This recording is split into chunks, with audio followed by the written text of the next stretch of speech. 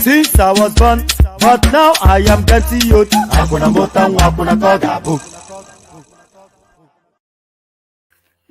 Would you believe that the music stopping still catches me off guard? So good day to you. Good to have you here and good to be in your company. So exciting times. We've got one of the most exciting contemporaneous politicians, one of the exciting emerging young politicians within the Nigerian space joining us. The gentleman that is about to join us in a moment is without doubt going to have a big influence over the future trajectory of the Nigerian state. So these are one of the main actors that are going to shape the future of that country. So Segun Showunmi, of course, needs no introduction to anybody that calls himself a Nigerian. So he has now taken time off his busy schedule to come and spend time with us. So with delight, I'm going to bring on our guest, and then the conversation kicks on.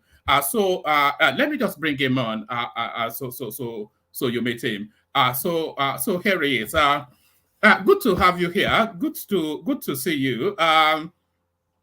And thank you for doing this as well. I know you're extremely busy, of course, and I know it's late in the night wherever you are. So it's a real effort for you to join us. So I appreciate that. Yeah, good evening. How are you? It's nice to be here. Thank you for having me. It's great. So yes, I asked Otumba Showunmi, and he obliged to come on. So he is on now. So for the benefit of people who may not know the backdrop of your history, you studied political science at Unilag, I believe, and then you... Actual science, actually. Is it actual science? You are listed as political science all over social media. Don't mind them. It's actual science. All right.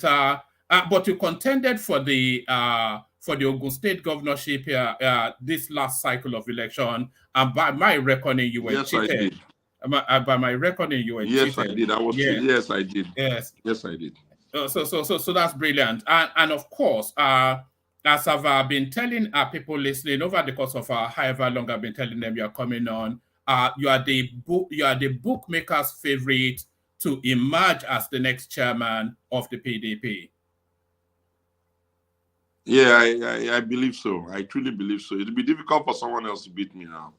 All right, we're going to get into that in more details, but there is something going on in Nigeria at the moment. So I'm going to play you a clip, and then I'll invite your response to it. So this person here on this clip is the everyday Nigerian. If you ever want to know who a Nigerian is, it is this lady. And this is what she has to say to the system. Watch this. Excellency, ibi ni bàbá ìjókòó sí tó sọ pé ẹ máa tẹ APC, ẹ máa tẹ APC, ẹ máa tẹ APC. It's one in the town. Excellency, ó ti ṣẹlẹ̀ báyìí. Tá mọ̀ pé Ọlọ́run tún ṣírí wọn. Ṣé mọ̀ pé àwọn tó ti kú, wọ́n ti tún kú báyìí. Ẹ wo gbogbo àwọn ọba Ìkọ̀lé local government tó jókòó. Ìgbà tó bá ti pa àwọn ọba, kí ni tí àwa ìbá ẹ̀? Excellency, àwọn bòróró wọn ò tiẹ̀ já gbádùn bí. Ìpakúpa náà pa àwọn èèyàn wa. Bọ́dẹ̀ mọ́ ká ṣe é ṣe fún yín lórúkọ Jésù o. Ẹ wá báyìí a dúpẹ́ lọ́wọ́ yín. Ẹ má fi wá lẹ̀. Ọlọ́run ò ní fi yín lẹ̀. Ibi tí bàbá ìbá ṣẹ́dé. So, of course, the incident at Ekiti State, but tragic as it is, it's not unique or peculiar. It's a daily occurrence. It's only really because our two monarchs were killed in this instance that it was spiked up. So what's your take first on what is going on in Ekiti State and the seeming escalating security situation in the country and the alarm from the populace that the governance does not seem to have any grip of this? Well, thank you very much. I put a comment out there on this matter, and I have been speaking to some of the issues that are tangentially related to it for some time. And what I was saying today was that, one, any group of people that deviantly kidnap and assassinate Yoruba Obas must be doing so somewhat out of spite, because the paraphernalia of dressing of a king will have indicated that this is not, that he's a king. And yes, I understand the challenges of the country with insecurity, but for you to be happy to kill two Yoruba kings, then it must be considered that they are premeditated, they are deliberate, and they are done to provoke the type of reaction that is dangerous for the country. For a very, very long time, I've always insisted that stop calling it by tribal names. Yes, there may be suspicion as to the preponderance of the tribe, of the people, but that for the benefit of the country and to safeguard our country from crisis, it's best to call it Marudas as against calling it the name of a tribe. And I've also insisted that a crime is a crime. If they commit a crime of murder, just mention their name or say some Marudas have committed a crime of murder. I feel very strongly that the ethnic coloration and ethnic identification of crime can lead to a situation in the country where you will deliver a fait accompli, in the sense that people will now start to see members of a particular tribe as a fait, as they will stereotype them, they can gaslight them, and they can leave them open to violence. And when people start to attack a tribe, after some time, members of those tribes too may feel that they are under obligation either to protect themselves or what have you. And so I try to say, let's just save ourselves the need to begin to deal with tribal conflict. Rather, we should just call it criminality. Because I'm not sure there's anywhere members of any tribe, be they Yoruba, Hausa, Igbo, Fulani, whatever, come together to sit down and say the objective of our involvement or our relationship going forward is to be killing people. So I feel when people kill or do all of this criminality, they are doing it in their personal name, and that it is not good for us to call it by the name of tribe. That is the first one. The second one is that I've also been saying for some time that policing is at the height of solving, in criminalities and all these kinds of issues. And I've said that other countries in the world like Europe, America, Asia, and all that, when there is a crisis in the society, the first responders that get to the location are mostly the police or law enforcement agency. Why is it that in the case of Nigeria, it appears as if law enforcement agency have even lost all their goodwill, respect that people have for them, and as such, it is beginning to look like we are in serious trouble. The Northeast is not safe because of Boko Haram and what have you. The Northwest is not so safe because of related issues. The North Central is not safe because of farmer header crisis. And the Southwest, which was relatively safe before, is now the zone that people are now kidnapping children and killing kings. And I said in the write-up that, look, Mr. President, your primary responsibilities is securing the lives and properties of Nigerians. You can't continue this way. And I try to generally, without being too political, to set an agenda in such a way that what needs to be said will be said. But even at that, is tomorrow. That's my view on that very first one that you asked. All right. If I can hold you to that space for a moment, you said that it struck you as deliberate and orchestrated, and a lot of people, they chime with that sort of narrative. Some people actually are of the view that this is somewhat it has the echoes of how insurgency was used to frustrate the Goodluck Jonathan administration. So do you buy into that narrative? Do you think this is a politically motivated rinse and repeat of the template used under the Goodluck Jonathan to use insurgency to frustrate? In the absence of concrete evidence, we just must say that they are all conjectures and assumptions. And then we must also add that a situation has lasted for a long time, like insurgency and what have you, does not necessarily indict either the ruling party or the successor party of Bola Tinubu. Reason being that experience all over the world is that insurgencies are very difficult to quell. And in our environment where people like money so much and will be willing to sell their father and mother even for a page of porridge, you can then understand why I am struggling to say, let us not call it a tribal name. Let us keep it as a situation that all of us have to come together to deal with. And don't forget that our brothers in the northern part of the country too, they have had their fair shares of this insecurity. That's why I kept saying, let's be calling it insecurity marauders. Well, I didn't want a situation where we'll be calling it Fulani, Hausa, whatever, and then we'll then make the people fed up to such a point that they will now start looking at the people of the ethnic group with funny gestures and funny gazes. So I feel that, yes, I'm not naive not to see that the names they are calling them needs us to discuss and figure out what's going on here. But I think that it is in the best interest of the country for us not to allow ourselves to get into a tribal conflict or tribal reprisal attack.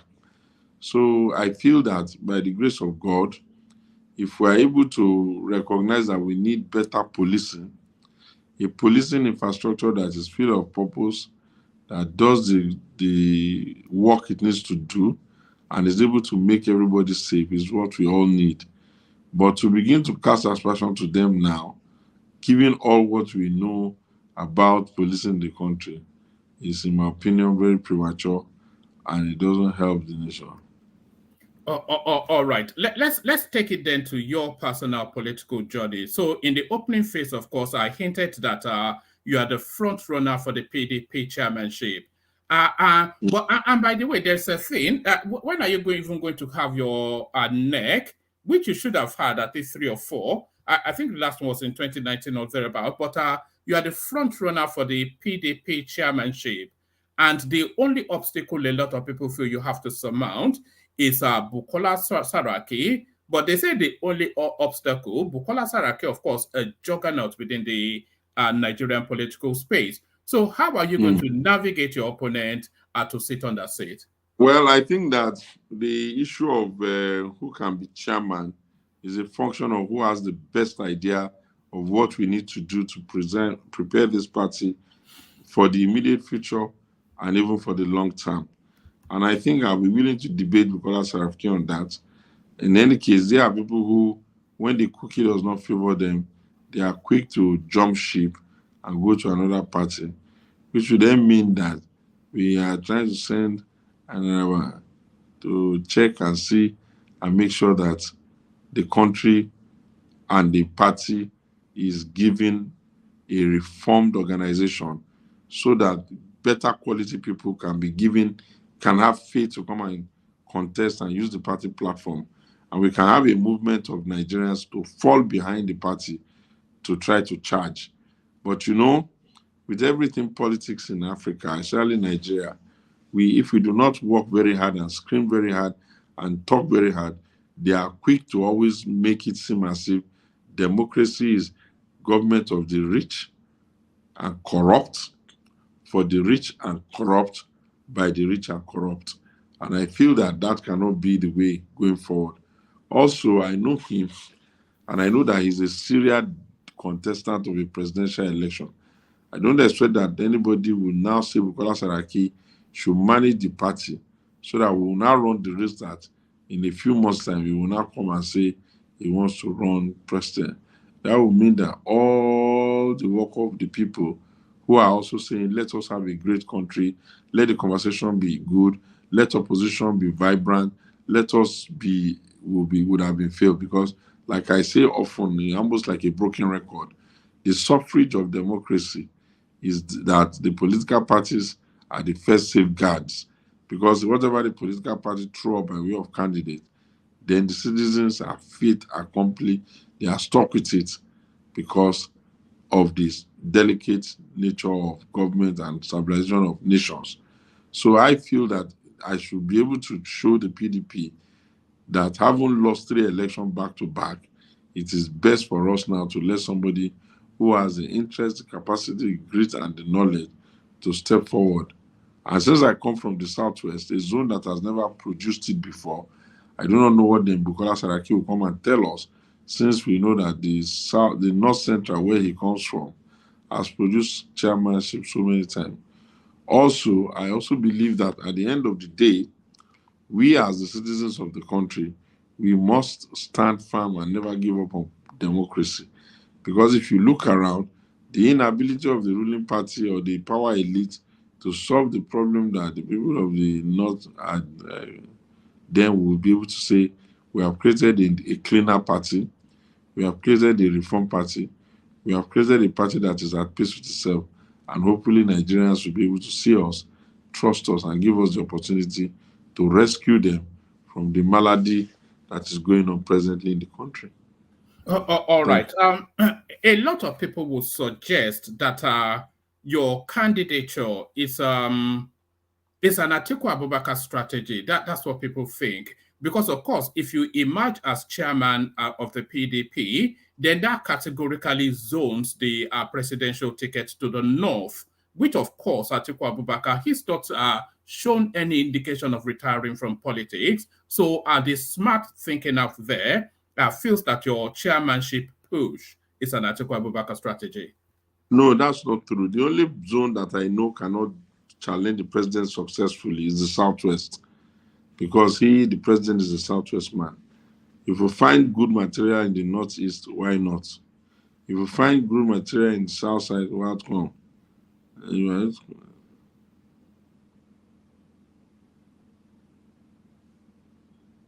Oh, Anyway, long story short, I believe that if they allow us to engage the polity, we'll be able to determine for ourselves who is best to do it. And if you look at the energy I've been putting into this whole business, you will notice that I've been very vocal. I've been taking the fire to the opposition. I've been consulting. I've been going around, and a great number of our citizens want me. I've also even been doing things that are, human-like on behalf of the party. For instance, the party has not called its neck forever. Every effort to get them to call the neck has not yielded result. I've taken them to court at my cost and at my own energy to compel the court to say they must call the neck.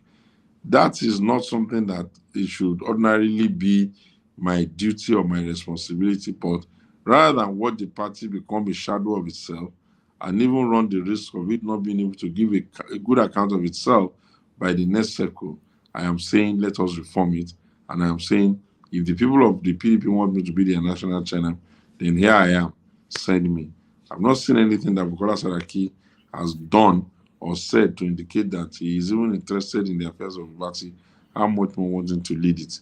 We have done it their way. It's now time for them to let us do it our own way. Thank you very much.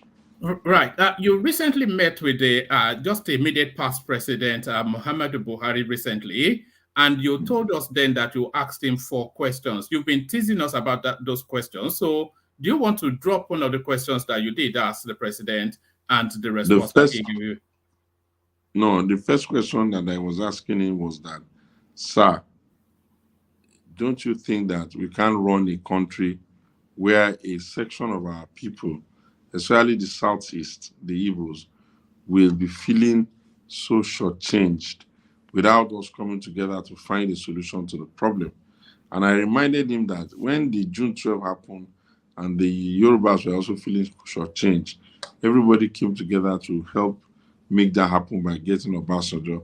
And that since the Igbos cannot win it on their own, maybe we might need to consider that and expand the space to make it happen. That's one. I also asked him a question around the fact that the North is splitting up too fast and drifting apart. I tried to tell him that when the Northwest, that's his own people, stand up that they want to contest, the people of the Northeast, which is the people of Borno, Adamawa, and Kwanko, always support them, but that they have not reciprocated the goodwill. And I was trying to tell him that, do you think you want to wait until these people too now begin to say they are democratically opposed first to the North and then to the other country? The other question that I asked him, which was very germane in my opinion, was that I asked him that, look, sir, you have come in, you have gone out. Why is it that we are not able to solve the insurgency matter? Is there any reason why that has gone on and abated? These are the kinds of conversation and comment and questions I had for the former president. And luckily, I met him in good cheer. I met him at peace with himself, and I met a sage who is willing to carry the right path. So that's what I think.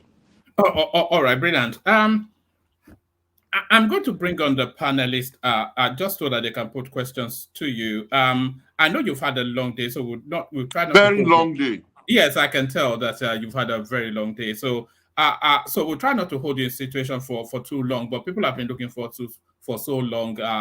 They will shoot me if they don't get to speak with you.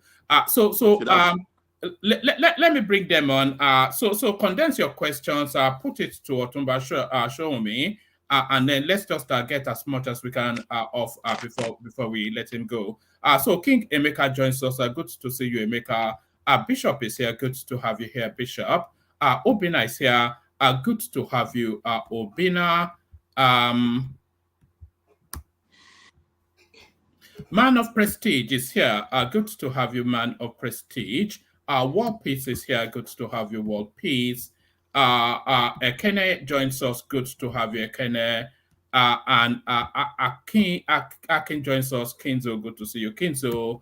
and the star joins us. Good to see you, the star. So be concise. Put the questions directly to Otumba Showunmi.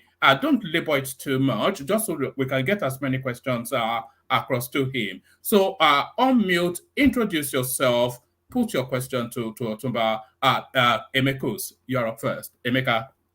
Yeah, good evening, Otumba. I greet you, sir. It's a pleasure to Good have evening. you on the show. My name is Emeka Umunakwe. I stay in Canada, Ontario province, specifically. I do have a few questions, but first and foremost, right, I watched your recent interview with your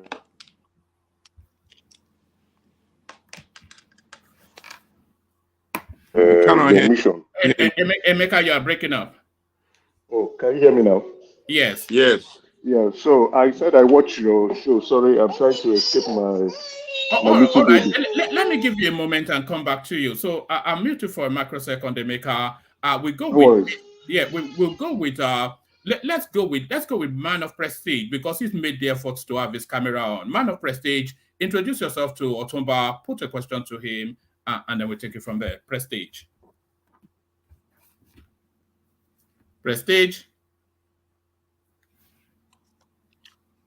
Yeah, good afternoon, Mr.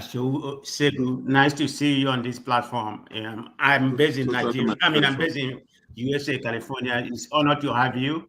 We are very grateful for you to appear on this great platform. With pleasure, we should speak to you in order to understand what's going on in Nigeria. Thank you very much for coming. Thank you. Do you have a question for him, Prestige? So how many questions can we? How many questions can we submit? We'll do one question each first, and then we'll ask Otumba Showunmi how energized he still feels. Yeah, go on. Okay. Are you ready? Yeah, I'm ready. Thank you. Yeah, Mr. Shegu. My first question is about what just the breaking news in Nigeria. I don't know if that emancipated yesterday or today. The news is that the EFCC is investigating some religious organization in Nigeria. They say they are the one behind the terrorists and the money laundering. But my question is that why is the court? I don't know what kind of court, whether it's the Supreme Court or the Appellate Court, that is subjugating them. They don't want them to continue the investigation. Why are they doing that? And in reference to this, the question is too, why can't they wait until they conclude the investigation before they come out and tell us, so they can name names to accomplish what they are doing? Thank you very much. Well, the first thing I would say is that there's no reason why the law cannot take its course, and there's no reason why any judge will come and say people are putting him under pressure. Nigerian citizens are even under bigger pressure than any of the privileged ones. And therefore, on behalf of all of us, it is our prayer and desire that justice must be done, but also must be seen to be done. I think that once we're able to do that, we'll be good to go. It is not very easy to police a nation as large as Nigeria with a kind of population that is like ours, and also the type of border lines that we have. We have a lot of borders with some of these other West African countries, and some of them are not so easy to maintain. But long and short is that we are happy to offer opinion, but the fact remains that the courts has no excuse not to be able to do justice. If it is, there's no excuse. And I believe that it is, I hope it is not the corruption that is endemic in our country that has also slipped to those areas where we are now beginning to see that no arm of government, no personality in government is considered fair enough, worth enough, and more enough to have. That's what I think on that. All right, Emeka, you're ready for us now, Emeka. I'm ready. My apologies, Otumba. for that slight or short interruption. Okay, I have two questions, but I'll collapse them into one. Currently, we've seen, or there have been two factions of the PDP, a faction that is loyal to Wike and another faction that is loyal to Atiku. At this moment, we do not understand that the political structure of the PDP, and so my question is, who is the current leader? I'm not talking about the chairman, but who is the current leader of the PDP, and why has the PDP not fulfilling its opposition role? Because we've seen PDP governors rushing to salute and show camaraderie with the president, and expressing their pleasure, as well as their affinity to the current president of the country. Then my second question, sorry about that. What advice would you give to young politicians who are trying to enter into the political environment of Nigeria, and how can they accelerate their career to the very top, just like what you are doing, sir? Okay, thank you very much. Let me start with the second one first. For you to belong to a political party, you need to join. Once you join, you need to reach out where you have joined. For people that have even been exposed, like your good self, you'll be astonished that once you go and join a political party, the PDP, for example, you'll be astonished on how quickly the people at the lower rung of the ladder will rely on you to solve a lot of their problem. So there's no quick fix to it. It's just go back and join. Join to such a point that the people are saying, okay, come and sit down. That's that. In terms of the governors that are not providing opposition duty, I've complained about it a lot on the inside. But, we have to know that purity is not the same thing as pragmatism. If you are doing purity, you may have yourself to blame. But I think for some reason or the other, they all convince themselves that the president will interfere in the Supreme Court case or cases. And because they didn't want that, they felt that the best thing they could do is this.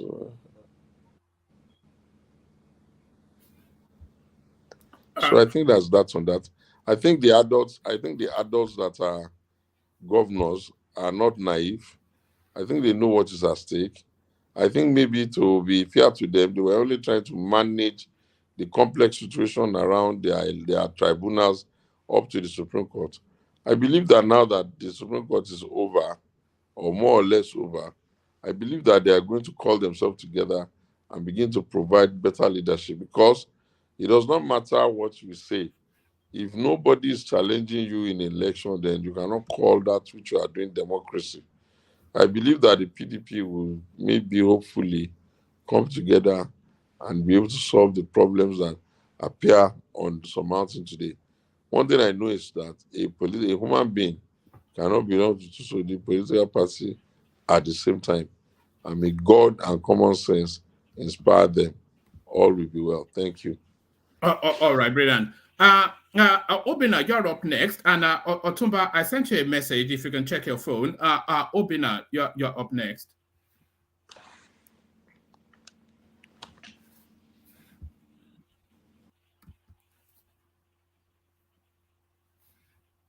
Can you hear me good day?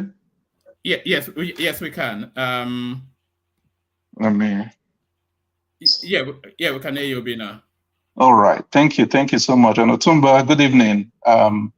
Thank you. Thank you for all the awesome job you've been doing. This is Obina. We don't have him for a moment. I think he's actually using his phone to connect with us. Okay. So I sent him a message. I think it's just checking it. Okay. But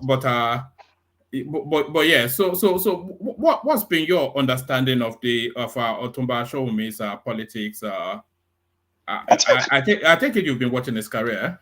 Oh yes, Otumba is somebody that I respect. So anytime I see and get a notification that shows he, maybe he's talking about a subject, I'm quick to sign up to see. Normally I queue up on my YouTube. I normally queue up stuff that later on, but for him I put it in a different list. So he's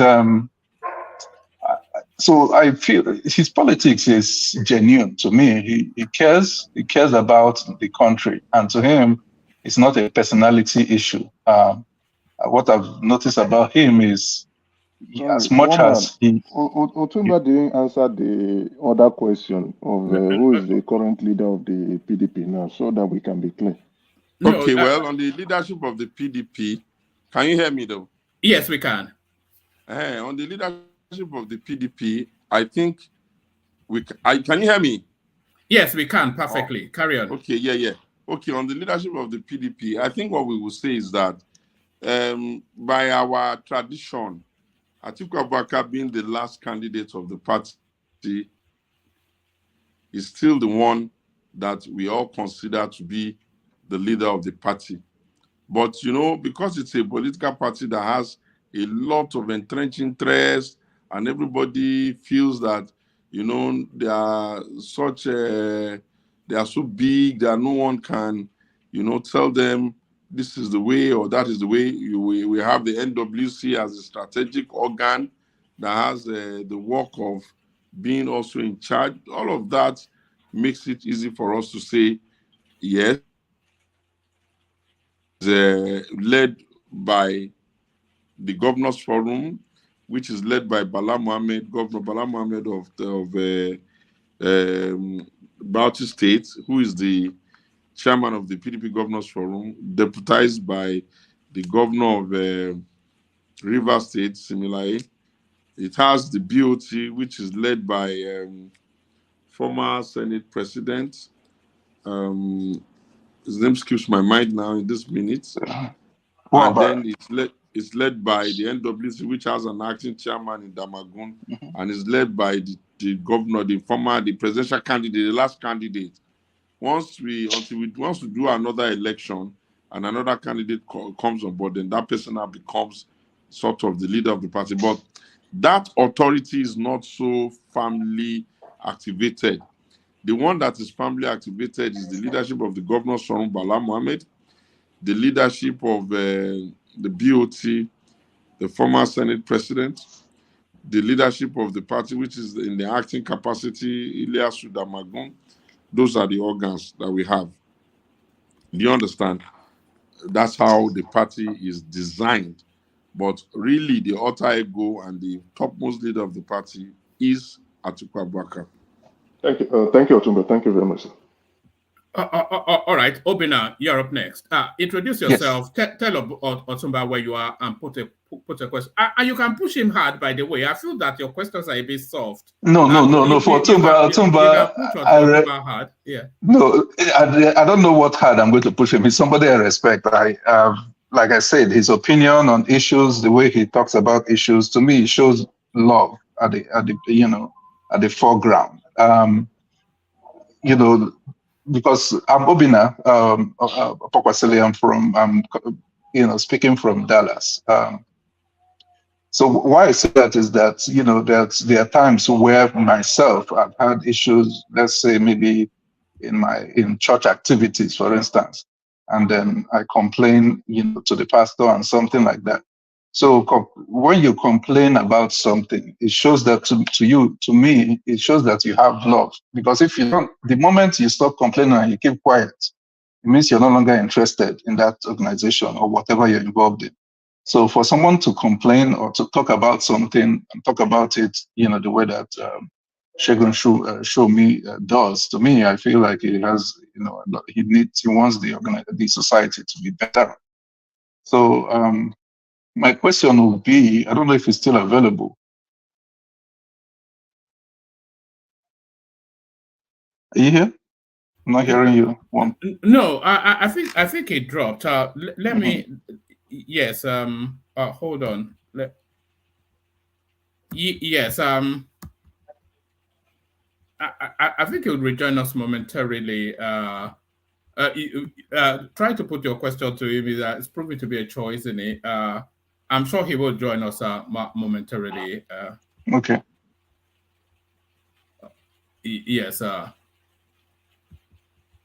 So there it is. There are questions actually coming in via Super Chat. which we're going to put to him in the course of hold on, let me just contact him. Carry on, Obina. Let me just contact him.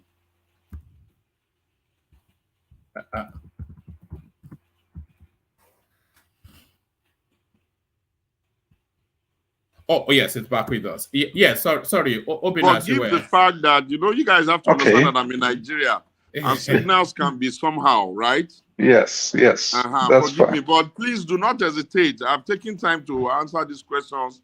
I've been waiting to do this interview for days. Any question, nothing is off the cuff, nothing is over. No holds bad. The hotter, the better. Okay.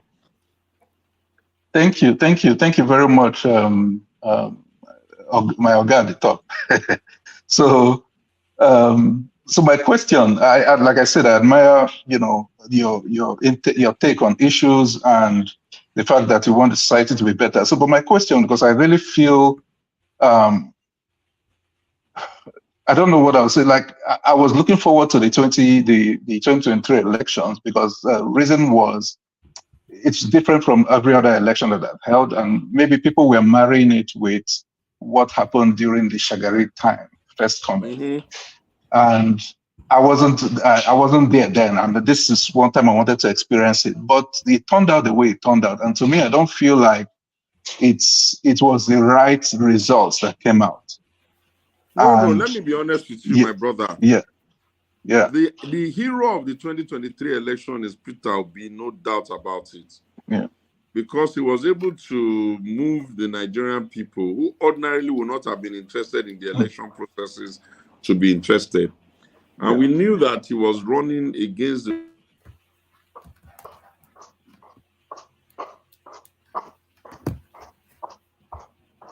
all right. Give a good account of him.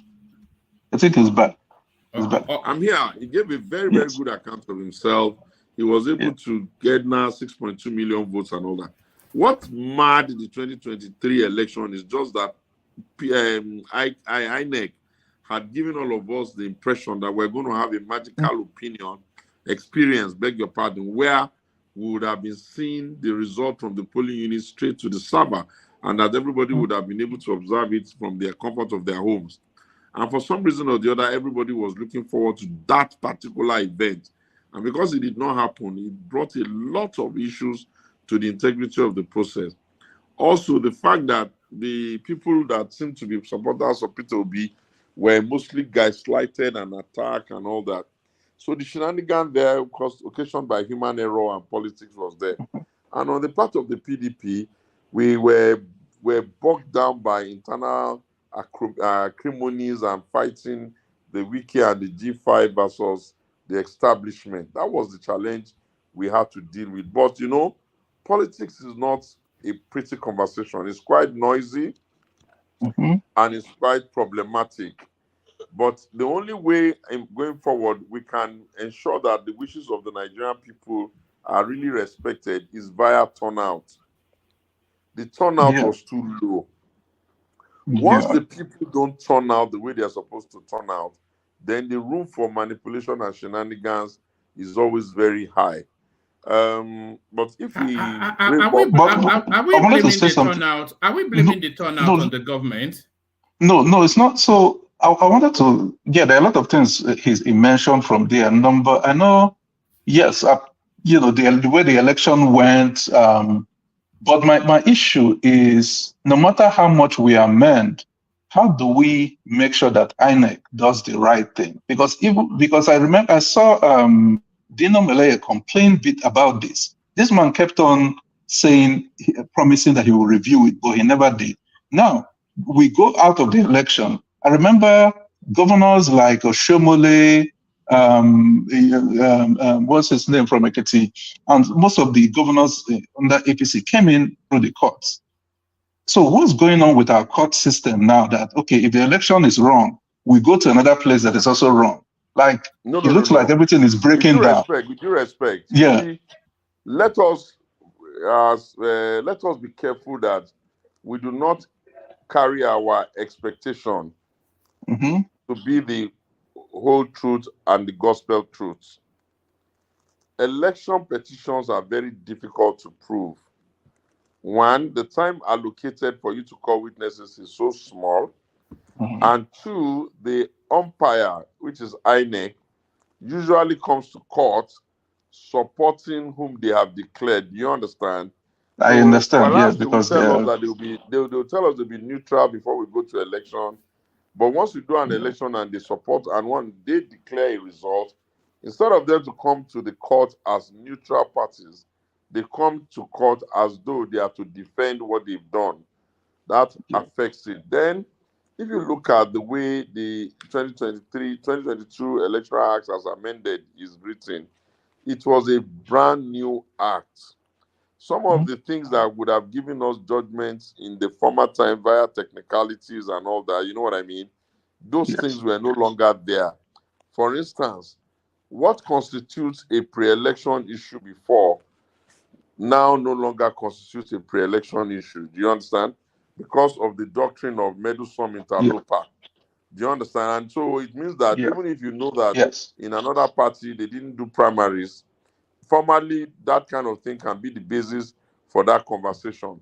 But by the new Electoral Act, they have said you cannot come out of your party and be prognosing into the affairs of another party. That's that. The other issue that could have been very strong is the issue of maybe they didn't comply with the guideline.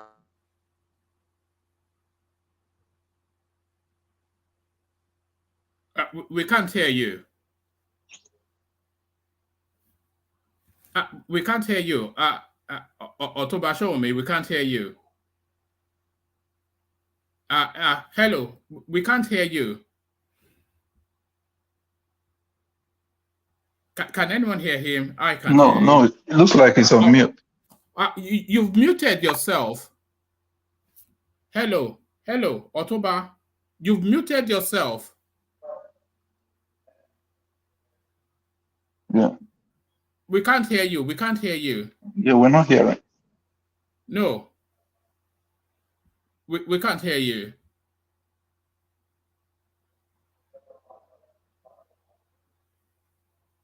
Did you mute yourself?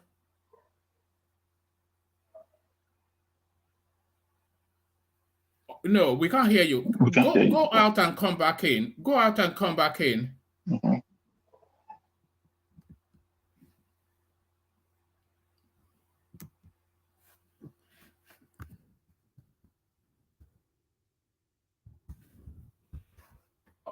All right. Check your phone. Okay, there it is. It's going very well, isn't it? All right. So there it is. Technical problems, really, for reasons that is joining from somewhere in Nigeria. So I'm going to just so he's able to come back in. I'm going to whoever I'm removing from the studio. Apologies, it's nothing to do with you. I need to free up that space for him to be able to come back. So we are waiting our guests to reconnect. Yes. I almost certainly I'll have to get him to commit to coming back again. One man, how are you? Yeah, I'm good. Yeah, you have to kick the people in the background to out.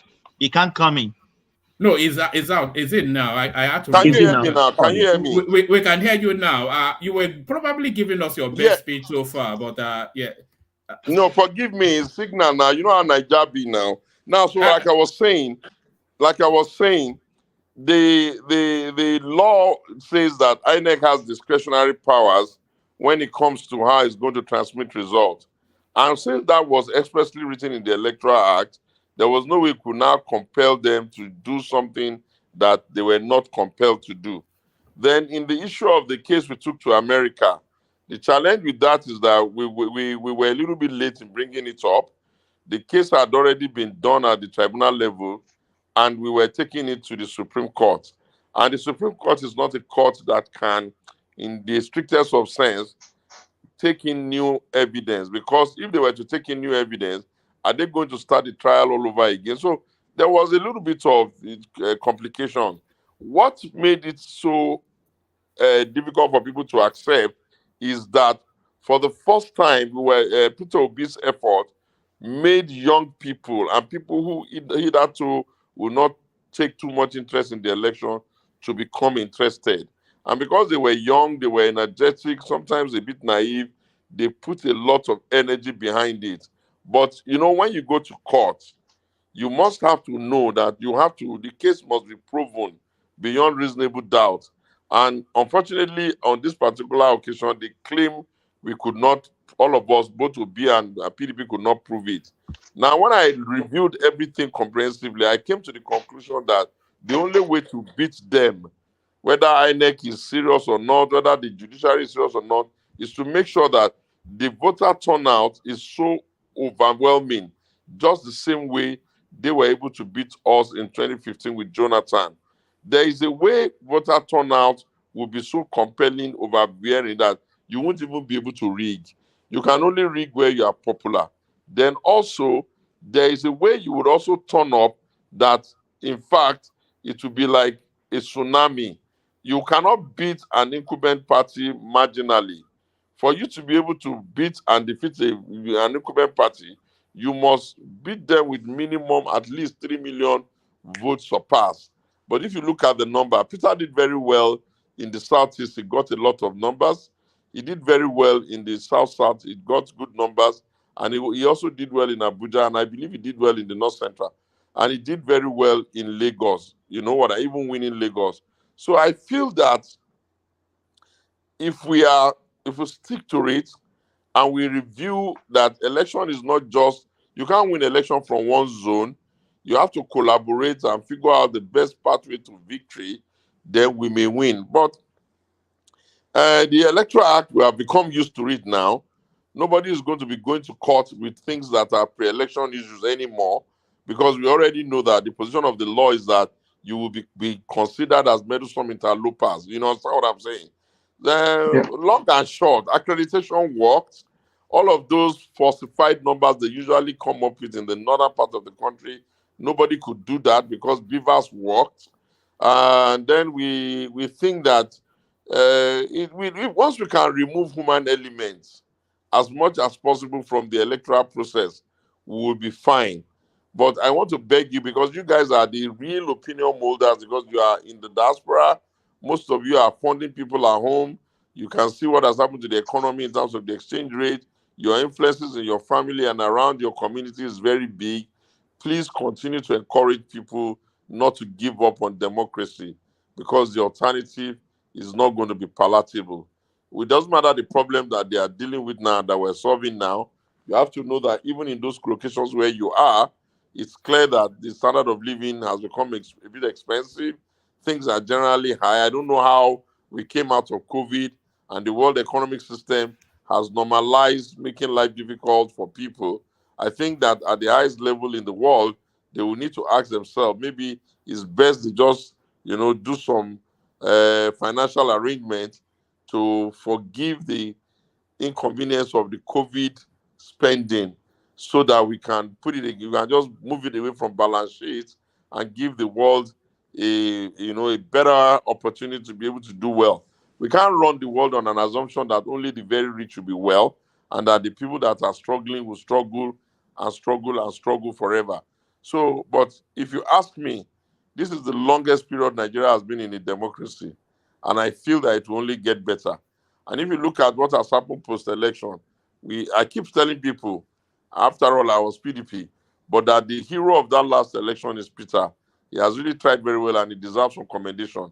But we need to now figure out how to make the obedient who are supporting him not to be so combative. Because by being too combative, they kind of like make every other section of the country get more tribal. And you cannot win an election by playing the tribal card. Power must be negotiated. When the Yorubas were very angry with June 12, a negotiation made it possible that will produce Obasanjo. And I feel that we're closer to getting a negotiation that will produce a president of Southeastern origin. But we need the help of everybody. And those of you that have big voices, you can have what you call dissent, which means you can disagree without necessarily being too toxic. Because when you are toxic and you abuse stakeholders in other people's places, you never know how it affects or how it offends their own citizen. people from other locations too should not do the same to you. We generally need to lower the temperature so that we can give our country its best chance. And the only way we can do that is democracy. In a democracy, at least we know when we are going to be called upon to come and vote out the person or do a referendum on him. But if we don't manage ourselves well and we don't manage the generality of the citizens and our diversity very well, what are we going to do with our country? The world is a big place, but I don't think there's any country in the world that can accommodate 220 million Nigerians if we destabilize our country. All right. I thought I spotted somewhat of a Freudian slip there when you were speaking just then. You said I was a PDP rather than No, what I am. meant was that, what I meant in that, don't get me wrong, because I was speaking about Peter very much. I wanted to make it clear that I'm PDP. I'm not Labour, but I'm doing a clinical analysis of the election, and I didn't want my PDP shape to prevent me from us having a conversation on how things really played out. I am PDP, I remain PDP, and I am running to be chairman of the PDP. But I wanted to really make emphasis on the fact that that last election, if it had not been the obedience of Peter Obi, maybe it would have just gone business as usual. Those who won may not even have had such a big challenge. The conversation on the internet space and X and all of that may not have been that big. Young people may not have been that interested. They may have treated it as monkey kill baboon. What does it matter? But what we saw there that is making all of us say, okay, we need to pay attention now, is because younger elements, far more intelligent younger elements, not the rabble rousers or the area boys, were participating and they were supporting Peter. That's because there's been speculations that you've been romanticizing with the APC a bit too much, and people speculating that you and your good friend Daniel Bwala, you are about to make the leap to the ruling party. So no, is there any... There's no look. You see, let's look. These are the things that can, kind of like get under somebody's skin.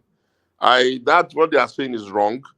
I told you where I went to the former president, which if I have another opportunity, I'll still go and ask him more questions. You cannot see that a problem is not going away and then be assuming that that problem is easy to solve.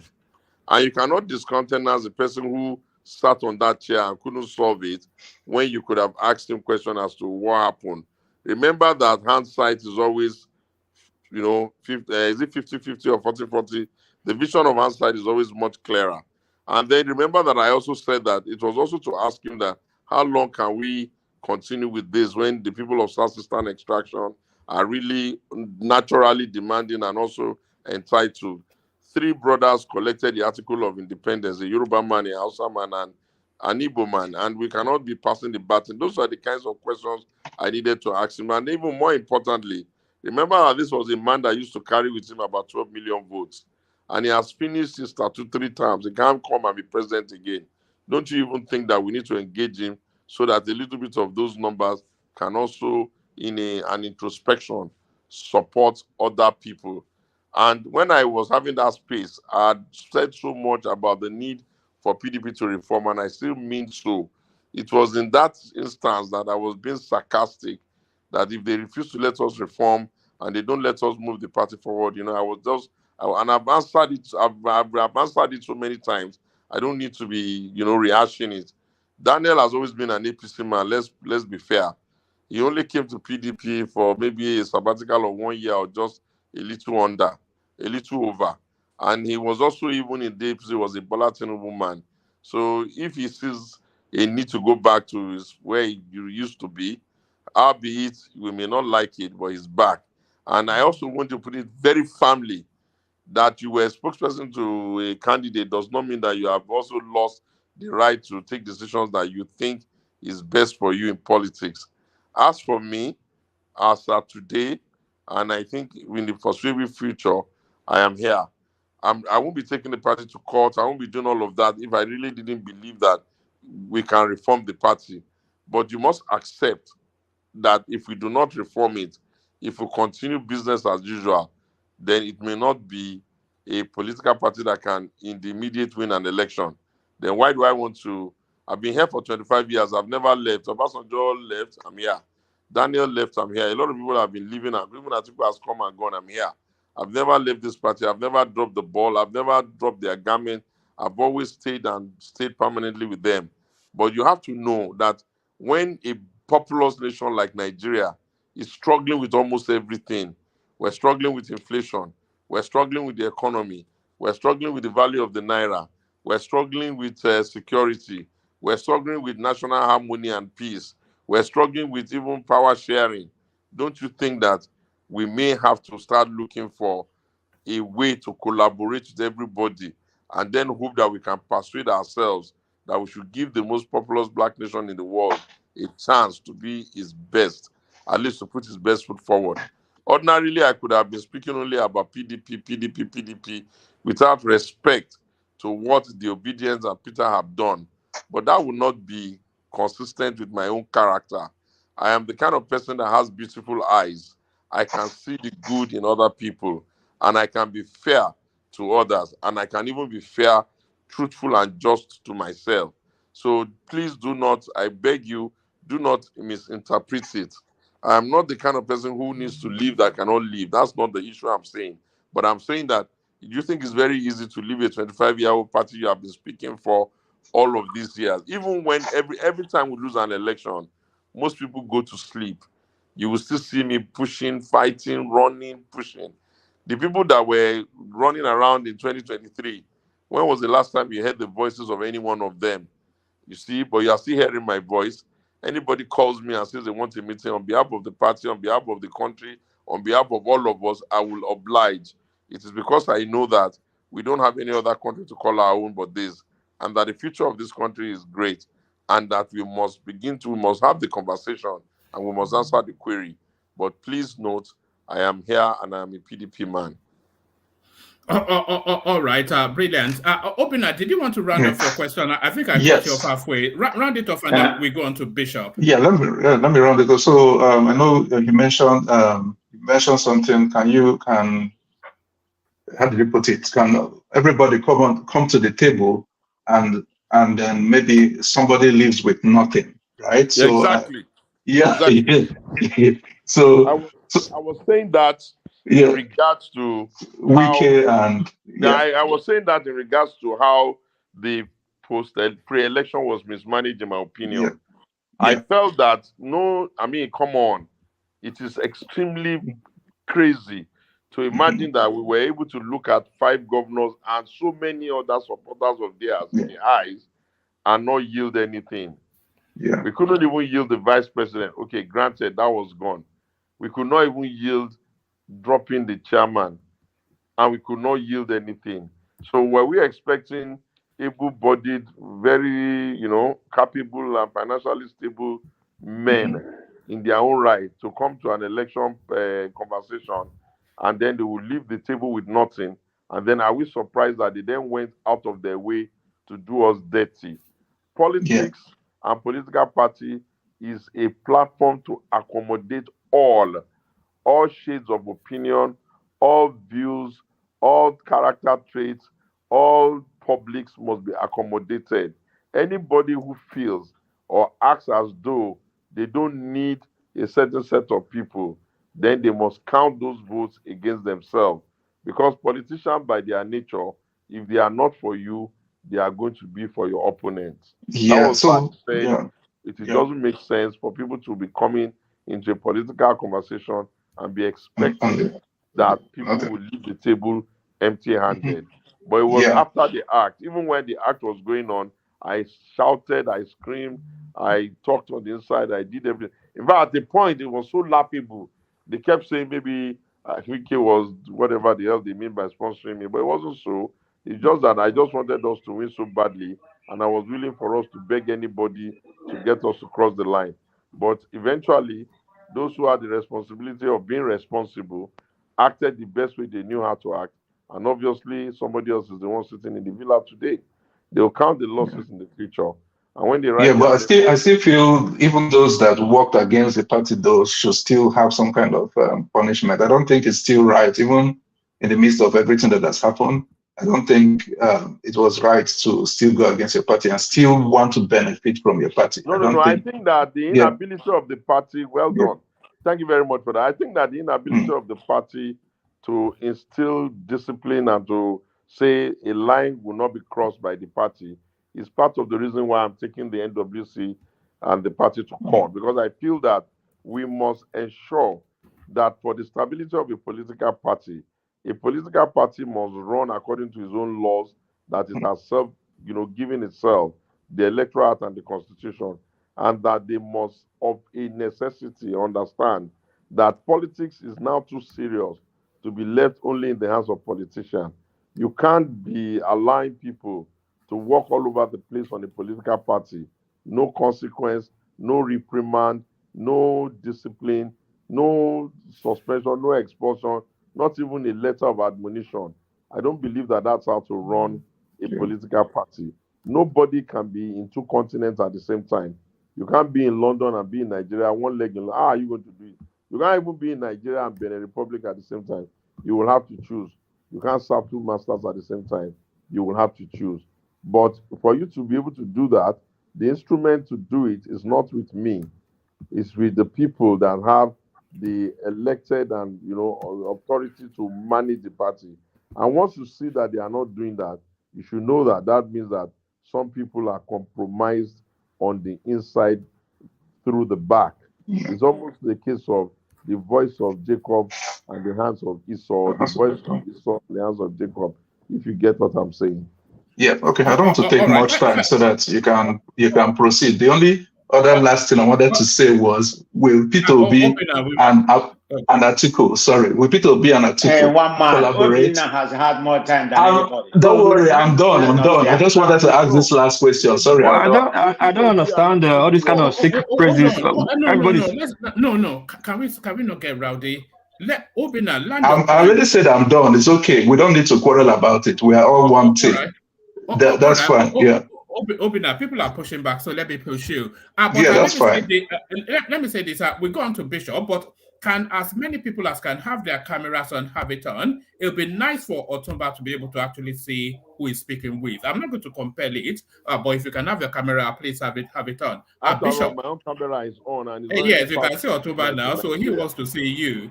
So Bishop, you're up next. Yeah, can you hear me?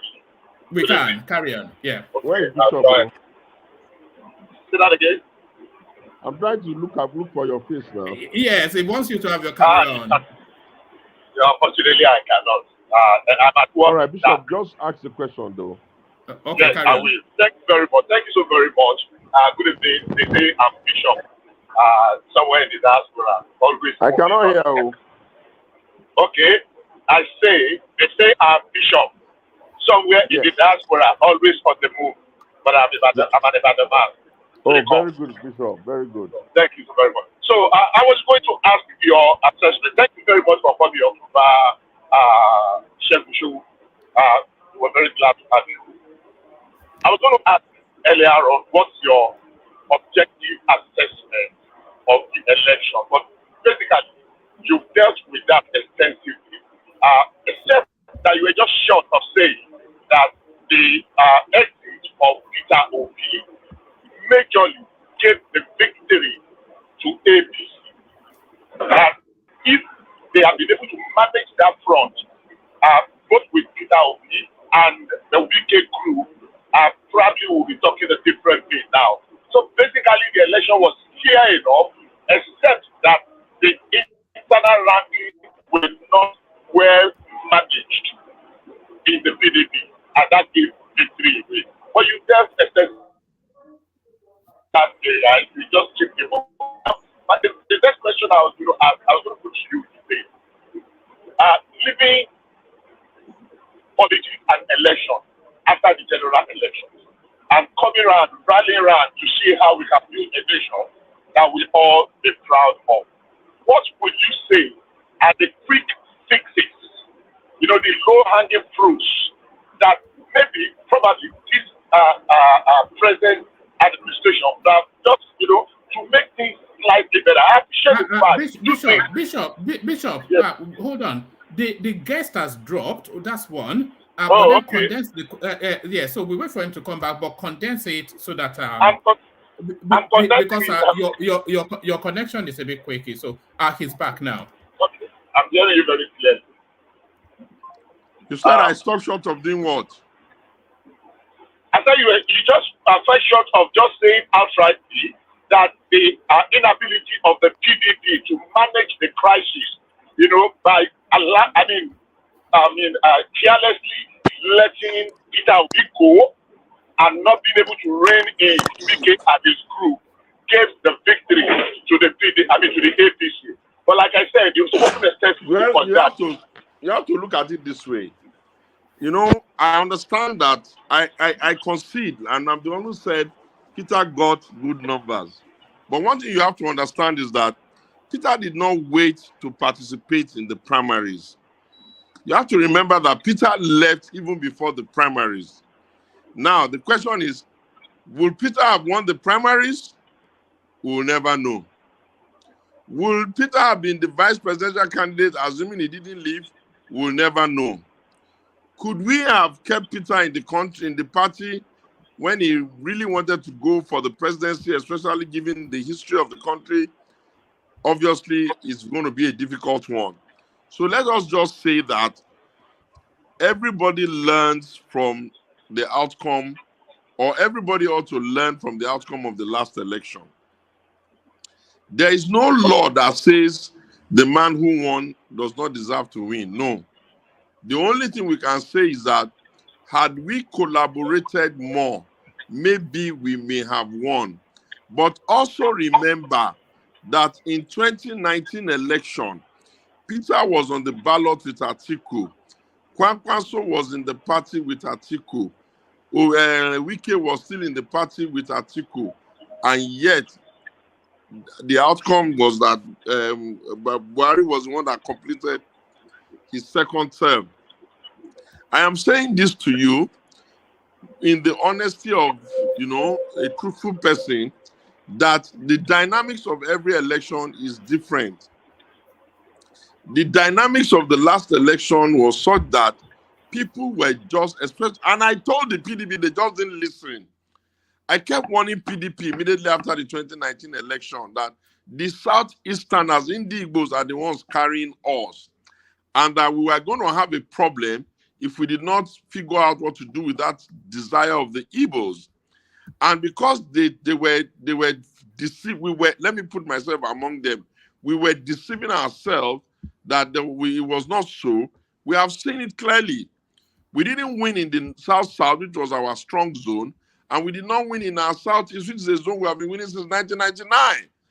So it was, Peter, Peter is very, Peter moves about almost alone. So it's very difficult for most people to see the type of impact Peter had with young people. But I saw it. I saw it because after every election, as a habit, I go back and look at the back end. I will filter what happened on the internet, filter what happened in the newspaper. I will do the back. It's a very difficult, thorough, and boring work, very boring. But I will comb it to see what exactly was the things that influenced outcome. And I saw that in 2019, the Southeasterners are carrying PDP. And I screamed it, but they didn't listen. And when they said they wanted to go south in Nigeria, I knew that we cannot say the Southwest is the one that is crying. Didn't we give Obasanjo? We could not say the South-South is crying. Didn't we give Jonathan? And I was on television. I was on Arise after they did the Asaba Accord. And I was very clear. I said, gentlemen, the only burden PDP has in the South is Southeast. And I still maintain it. The only burden the PDP has in the South is Southeast. In the northern area, we have a burden of the North Central now. We have given Northwest tickets, Yaradua. We have given Northeast tickets, Atiku, but we have never given North Central. So if we are talking about just strictly looking at where haven't we placed the ticket, the PDP will say it has never given ticket to the Southeast, who has been giving them numbers, and the North Central does not have that power because they have always been a swing state. Do you understand? But there are many things that determine how election goes. So I would just say that we tried the 2019 election with everybody on board and we did not win. 2023 has gone the way it has gone. We have seen all the marginal numbers we got. You'll be shocked. Some of the people that voted for Peter Obi may not have voted for PDP, even if Peter did not leave. Some of the people that voted, you know what I'm saying? The circles may not exactly be perfectly consumed by each other. There may be some intersection, I'm not arguing, but there may also be some dramatically opposed people. Elections are not 1+1 like that. We can plan for the future now that we can no longer ignore Peter Obi's strength. But Peter too must understand you cannot win an election if you do not have the platform that can make sure that you have agents in all the 186,000 polling units in the country. And that the PDP will always be a party. I mean, they have more governors than you. They have more senators than you. They have more reps than you. The people that are in obedience, don't make it hard for Peter to take a pragmatic decision. A pragmatic decision for Peter must also include, but not necessarily be limited to, the idea that he may come to PDP. Remember how I said it? It must include, but not be only. If it is the desire to make Peter president and get the president of Southeastern extraction, then collaboration must happen. We must have to beg the supporters of Peter on the internet, be less angry, have dissent, put positions on the table without this, we no go agree, and it doesn't help, because tribalism, religious sentiments are some of the things that influences how people behave on election day. And there's also the temporary loyalty purchase, which is the money that the electorate are selling their votes for. Do you understand? So that's that. And Atiku can win for us too, because there's always large numbers in the north anyway. But the question is, can we go back in 2027 with the thing we went back in 2019 with, which is now going to be far bigger, far better, and far more determined, which is that, can we combine Atiku and Peter Obi? Or are we combining Atiku with somebody else? Or are we combining Peter Obi with somebody else? But above all, I think what we should be looking for, even before we look for the candidates, is that we should first of all build the vehicle that will carry us. When we have built the vehicle, the person that can naturally own that vehicle will emerge. But if we start this 2027 effort from looking for the candidate, we may fail, because we are dealing with people who are not by any means small level politicians. They have enough assets of their own. The media infrastructure they have is quite humongous. The number of governors they have is respectable. The number of senators and reps they have is quite also respectable. We may think that their numbers are going to dip so much, but sometimes you will just see that people will just say, let him go and finish his tenure and let us go and move the power to the north.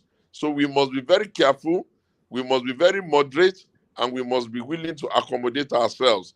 That's what I will say on that. All right, Joel of Nashville, you're up next. But before we come to you, Joel, let me ask you a snapshot question. One man, what do you mean? One man, I've not asked my question. I thought you had. No, I have not. Carry on. Good. So I said, unfortunately, you did not hear that, but that was when your line dropped off. So my question is this: away from politics and election or electioneering, now to governance. What do you think, or what would you see are the low-hanging fruit? And I like two statements you made earlier on about how the world is in kind of a throes now, kind of a fix economically, and cost of living, which is a global thing. That's a fact. That's a very strong fact. And I also commend your first statement when you came in the address of the killing of the monarch. So what are the low-hanging fruits that can move us away from election and politics into governance, when all hands will come on deck to do the needful? Because the level, the toxicity, that exists, Bishop, Am I I true? think is ready to take on the question. Okay, I'll land the question. Bishop, I'll land it in second. Bishop, Yes, yes. let me Go start by ahead. saying that one of the greatest mistake of the man that is in charge, which is Ashwad Bola Ahmed Tinubu, was that he started formulating his cabinet in a skewed manner. You see, this country that we call Nigeria has about 256 languages. That means that there are the number of ethnic groups we have here. When you are forming government, when the country, the world is the way the world is, you need to form that government in a manner that is balanced. It is done by happenstance. We created the federal character. The whole essence of federal character is that at every point in time, the directive principle of politics and governance in our country must include everybody. So what would have been a low-hanging fruit for him was to have gone out of his way to make sure that he balanced the cabinet. But if you look at it and you are fair, the cabinet is quite skewed in the direction of his own tribe. And that then meant that other people started feeling everything it does now, instead of them to give it a chance that maybe they are reformative effort, they are looking at it from the angle of some kind of urbanization or whatever they call it. That's that.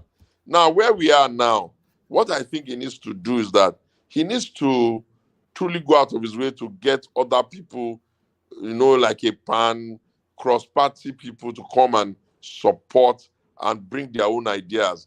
And more importantly, he needs to invest very heavily in a reimaging and a reorientation of the country. A nation is as good or as successful or as productive as the citizens are willing to give their country a chance. The number of times you just go all over the news media, internet, whatever, and you see the way Nigerians are just the ones that are lashing out at their country, wishing their country bad, so angry with the system, does not engender anything great. People who are supposed to visit our country and participate in our country, they cannot be hearing from our own mouth that our country is useless, our country is this, our country is that. For us to be able to do that, you need a comprehensive reimaging. That means remarketing of the country to the citizens and to the world, and a reorientation. That means you are going to come up with the process of trying to make sure there are serious attitudinal change, and you have to be a country of consequence. People cannot be waking up every day, be hearing that this one stole billion, that one stole trillion, that one stole brillion, and nothing is happening. People must know that when you are not doing well for the country has the character, the ability, and the resolve to be able to punish you according to the laws of the land. We need to fix this criminality that is now being called insurgency. I cannot imagine that in this our own short lifetime, we are witnessing in Nigeria where fellow Nigerians are now the one who are now beginning to, kill themselves, kidnap themselves, and even convert kidnapping into a business. That's not the country that we know, and that's not the country we love, and that's not the country we can bestow to our children. So I believe that all of these things are the things we must call our low-hanging fruit. But in terms of the economic management, let me say this and say it frontally.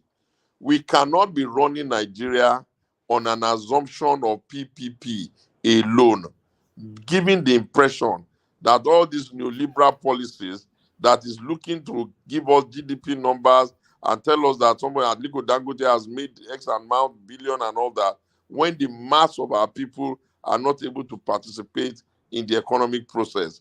We must know that government has a duty to make sure that other citizens in the country are also able to live a decent life.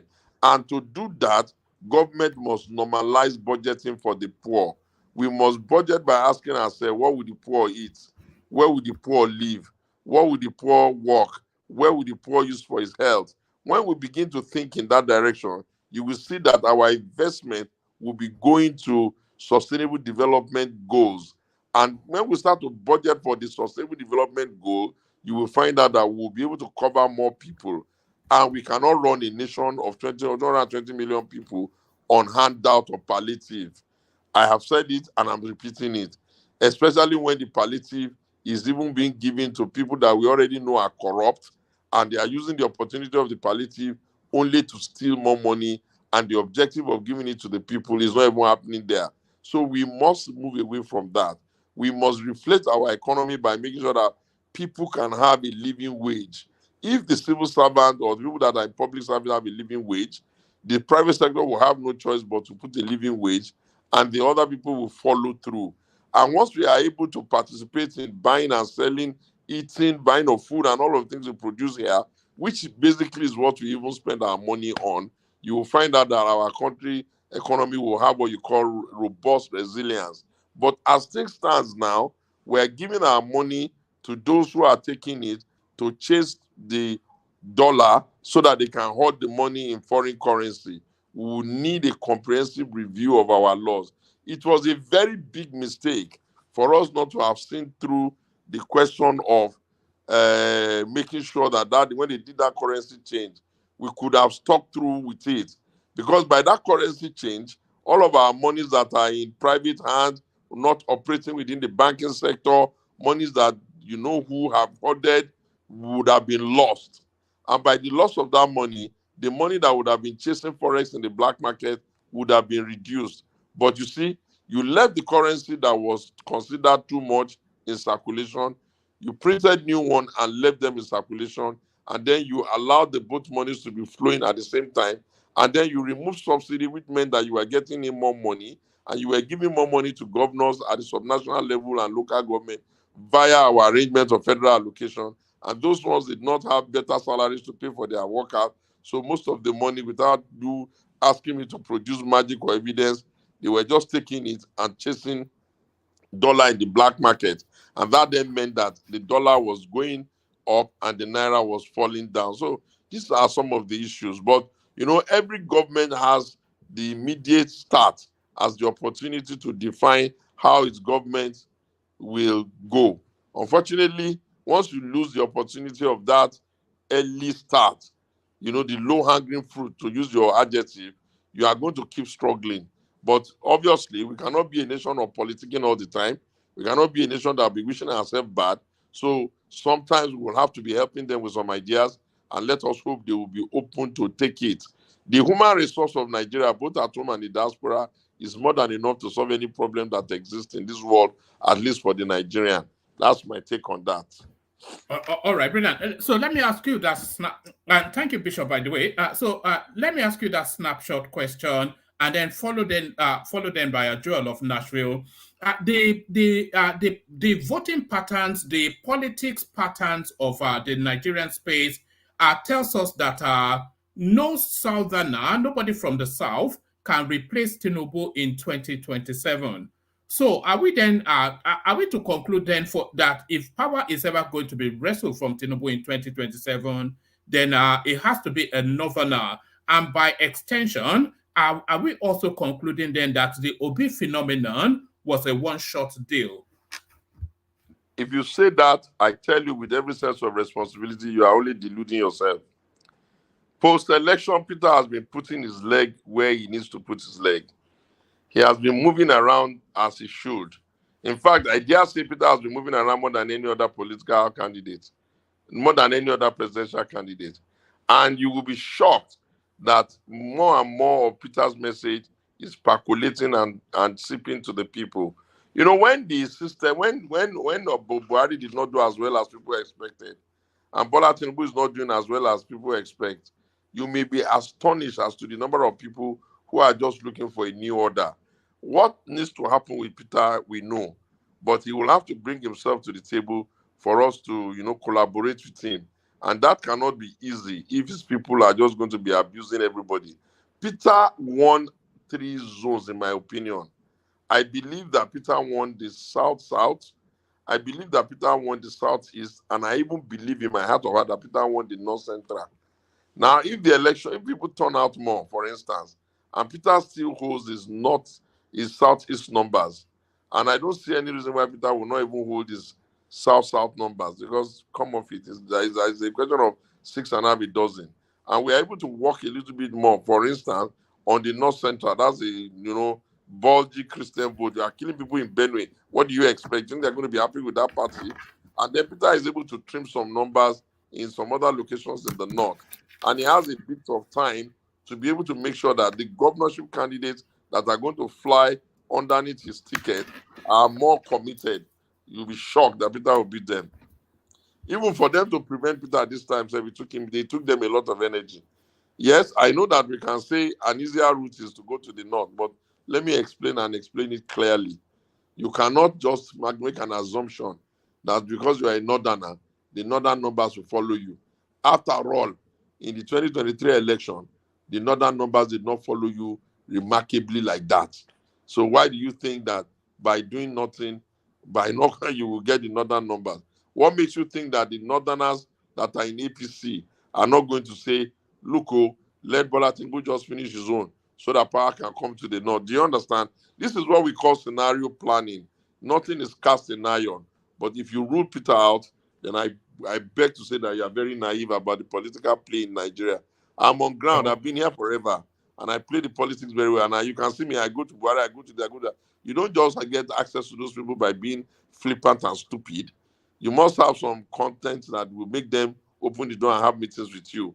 And I can tell you there for free. What Peter must be really respected now. People may be assuming that, okay, he won't get the Southwest. Wait until that election comes. When the poverty gets to the level that people are seeing, insecurity gets to this level, people will just say, they may just say, let us even try this one that is even going everywhere. And nobody can accuse Peter of corruption like that now. So what are you going to say, Peter? What would you say Peter has done? Is it because he's saying that let us not waste money? You'll be astonished. So don't rule out Peter. I'm not saying he's going to win. Before people say Segun says Peter is going to win, that's not what I'm saying. But I'm saying that you can never rule him out. Never ever. Don't you dare. You'll be shocked that you can't rule him out. You can't. Peter is doing everything he needs to do. Where are the others? But the cold reality of politics may rule him out. If in 2027, there's two choices to be made. Either you let the South complete their second term and power transit back to the North, or you find a strong Northerner to wrestle that power from the South. But if they vote for another Southerner in 2027, then that opens up an 8-year complement again for that Southerner. So that's really better. Let me go on to Joel. Everybody, listen now. In the country today, PDP was winning the election, and Atiku and Buhari was losing. And even as at the time we're going to do the 2015 election, it even seemed to PDP that it's not that Buhari, we know how to beat him. All that happened was that he collaborated with Bola Tinubu, and the result is the result. You are looking at Peter only from the prism of 2023 election. I am telling you that of all the presidential candidates that contested that election, Peter is the only one that is going all over the place, reaching out to people, touching base with the people. Do not assume that his message is not percolating. I'm not saying I'm casting it in iron. What makes you think that the people of the North Central, Benue Plateau people, what makes you think that they are happy to keep dying? What makes you think that the people that are there, who are the Christians, did you see Peter's number even in Adamawa with the Christians? What makes you think that the people in the Southwest, who are also thinking that nothing is even happening, they are killing them? What makes you think they are happy with that? And what makes you think that the people that are in the North are happy with an absentee landlord who they don't see every time? Look, you are asking me questions. I'm answering you because I feel we are all equal. All of you are very distinguished men, and you are taking time out of your schedule. And I'm not playing to the gallery. I know what to do when the time of politics starts. We're doing analysis now, and I'm giving you honest answers as I see it. I'm not trying to spoon feed you. I'm not trying to blindside you. I'm not trying to tell you what I don't even believe. I'm telling you these things that how can you ignore Peter? Do you know how many visitations Peter has done between that last time and now? Do you know how many nursing school Peter has given money to between that last time and now? Do you know how many condolences he has done between that last time and now? Why do you think that these things don't matter? Well, anyway, I'm a practical politician. I'm on the field. So I can tell you that I will not ignore him and I will not underrate him. But if you think that it's so easy like that, I wish all of us luck. All right, brilliant. Thank you. John of Nashville, you're up next. Thank you, Baba Shegu. I rather call you Odogu Shegu. You've spoken so well. Thank you for coming to the show and educating many of us. Most of the things you said is well noted.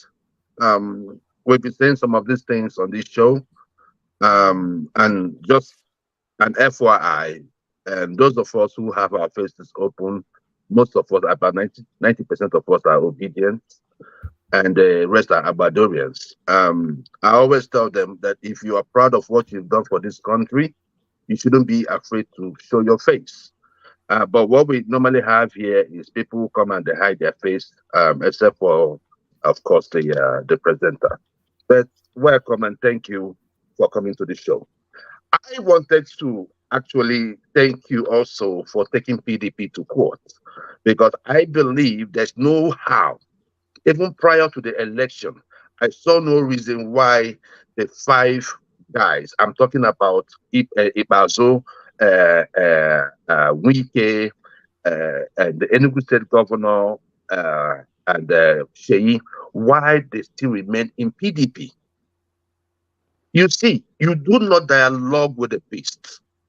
Immediately you find out that you have a hydra-headed beast in the house, you do not pet it. You cut the head off. And when I mean cut off, you severe everything. Then you concentrate on what you have. The PDP were so slow. It was so disappointing. Wike was running around. I mean, at the time, it became so disgusting. And at the end of the day, what happened was that PDP lost. And the way PDP lost was because of the people that led PDP. Look at the Kwankwaso, look at Obi, and look at what PDP had. In fact, when you combine the votes, I mean, I'm not saying they're going to get that, but if you combine, at least you should have been able to beat APC with about 3 to 4 million votes in the last election. But anyways, that is by the way. I am more interested in the merger. The merger. I am asking for a merger. Do you think? I do not think. I know P2B is doing what he ought to do. But, that is, I'm talking about the politics of it right now. The emotions of it we deal with, on the street, on the social media, but the politics of it, the merger, I think that there should be a merger. But how that merger is going to come through, I don't know. Now, if Peter Obi is not going to be at the head of that ticket, I do not know how he's going to convince his followers, to be or to join such merger. But I think that if Peter Obi comes out and with another promising PDP governor from the north, I believe that they can pull this through. What do you think about that, sir? Thank you. Well, I say this I've been saying it to the PDP for a very long time, that look, in 1999, it was Alex Ekweme that challenged Obasanjo for the presidential ticket of PDP. And Alex did not make it. Obasanjo made it.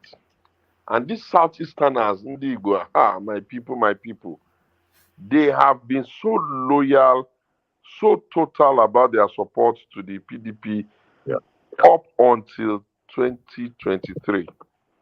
And it is not really Peter per se. What changed was that, how then did the PDP now hear that people are saying they want to go south, haven't given it to a Yoruba man, haven't given it to a South man? It became a little bit offensive to the Igbos that, okay, you guys, are you saying that now that it's even so obvious that it is now the time for you to give us, you couldn't give us, then let us go and bear our own cross. And Peter shocked everybody, even by the Igbo vote in Lagos. Do you think Bola Tinubu is the kind of man that will be planning an election with the intention of losing his own base? It was just a tsunami. And you are right. For Peter to win, assuming that's the conversation, we can give Peter the PDP ticket and back Peter with a far more politically savvy northerner, Exactly. and do the narrative early enough, and do the serious narrative early enough until Peter will be untouchable. Yeah. But to do that, the obedient cannot be fighting the Southwest, fighting the Yorubas at the same time. You can fight one. If you want to fight Yorubas, fight them. But don't fight the North. But you can't be fighting the Yorubas. Guy, he said it's not correct. Segun Showunmi, he said it's not correct. This one, he said it's not correct. At the same time, you turn to Buhari, he said it's not correct. After Rufai, he said it's not correct. What you are going to do is that you are going to make the conspiracy of the big tribe frustrate this effort. So I have been saying it, and I'm saying it again now. I will be the happiest human being if we get a president of Igbo extraction. Why? Because for me, it will be equitable, it will be just, it will be fair. And the entire energy that God has put in that side will work for the whole of Nigeria. But you need to make other Nigerians not to be afraid. You can't be doing too much of Zobu, stay in your corner and just be getting mad about people. They will be scared. Nobody is going to give their power to a section of the country that seems to be at loggerhead with everybody. They will do the conspiracy of the big tribe. That is that. Another way we can go, I think the experience will allow us to be more pragmatic than pure. There's a way you can be very pure and very holier than thou, and you will get nothing. And there's a way you can. So your voice is dipping down. Or your voice is Can you hear me down. now? Can you hear me? And Yes. there's a way you can be pragmatic and you will get what you want. The easiest way to be pragmatic is that we are going to subject it to continuous polling. And based on continuous polling and doing deep dive polling, we'll be able to see which of the candidates or which of the personalities that are interested in election is most popular across the 6 geopolitical zone. And I say again, always have at the back of your mind that Peter won 2 zones the last time, including FCT. And if we have a clean election, there's no reason why we cannot even if it is just to say, PDPO, we have solved the burden of debt. Oh yeah, take. Let us all go and work. We'll see how it goes. If we want again, we can say, okay, Atiku, you have been contesting every time. Oh yeah, come and lead. Peter, this is your senior brother. Be vice. He will do 1 term and you will win. That's another angle. But if you want to do a merger, listen very well. A merger that will resemble the merger of APC, which is that you people will go and create another party and be fooling yourself that you want to merge inside that other party. You are just deceiving yourself, because you cannot beat the APC with a playbook that APC invented and has used 3 times. That was the playbook they used to win in 2015. Is the playbook they used to win in 2019. Is the playbook they used to win in 2023. What are you bringing to the table that is so special about the new party? And don't forget that in their own case, they returned the certificate of incorporation of their parties. So there's no thing called CPC again. There's nothing called ECA again. Do you think the PDP that has about 13 to 14 governors and so many senators and reps will ever agree to deregister the PDP? So you will end up having your merger, whatever you like to call it. You will have PDP, you will have APC, you will still have ABGA, you will still have Labour. Now, Kwakwaso will still say he wants to have his own NMPP. That's just a mess. It is for those reasons that I decided that it's best to force the PDP to reform. And the way to force the PDP to reform is that since they don't want to call their neck, let me take them to court. Maybe if it is the will of God and I'm successful, compel them to have that neck. It is because of that I was even insisting that when young people started saying, come and be chairman, I said, okay, Let's see whether people will support me. Let me go and be chairman. Because when you want to reform a party, the person that is coming to lead that reformation must truly believe in the reformation. And I don't believe that a Southwest man, a Yoruba man, can be crazy enough to think that he will beat Bola Tinubu. So the Yorubas are already eliminated from presidential tickets. If it becomes a game of numbers, then we can let all the others go and struggle. But I think that if we want to win, we must understand that you cannot have the children of Nnamdi Azikiwe participating in the Nigerian political space and be accepting the idea that Yoruba can win, Hausa can win, but Igbo cannot win. I don't agree. I don't believe that. And Obasanjo could not have won that election by himself. It was this dialogue process and collaboration that got that numbers for him. So you people, help me beg your brothers and sisters that they should at least encourage me for going up and down the world looking for how we can get that collaboration. That was the first thing on my timetable, even when I went to visit Buhari. I asked him, I said, Your Excellency, sir, are we going to be watching the Indigbos, the people of Southwest, and be seeing that everybody, we are frustrating them? Nobody can win by himself. Is it not time for you people to let us conspire with ourselves and let them win too? After all, when people were angry because of June 12th, we conspired with ourselves and we let a Yoruba man win. I'm not sure Peter can pay me for that. I'm not sure. Even I used to tell the Igbos that I think I even deserve a title now. The wahala I used to do just so that we can have equity is much. And I'm a Yoruba man. I don't have a problem with Bola Tinubu being president. If he wants to win the next one, it's not my problem. But at least let it be seen that I tried everything humanly possible to say, let us be fair to everybody. Because we should not leave bad grapes for our children. We cannot do civil war, finish civil war. That one is done, and we'll still be living the story like that. When the South people were so angry in this country, bombing today, bombing tomorrow because of oil resources, immediately we made Jonathan presidential candidate. That nonsense abated. We can solve the problem of the unity of Nigeria by doing the same. And at least let it be on record that Segun Showunmi was an apostle of what is fair is fair. Let us be fair to ourselves and our brothers and the Igbos too, or Southeasterners. Please help us to build confidence among ourselves. You have to get out of that, that zone and be more friendly with people, to understand people. It's politics.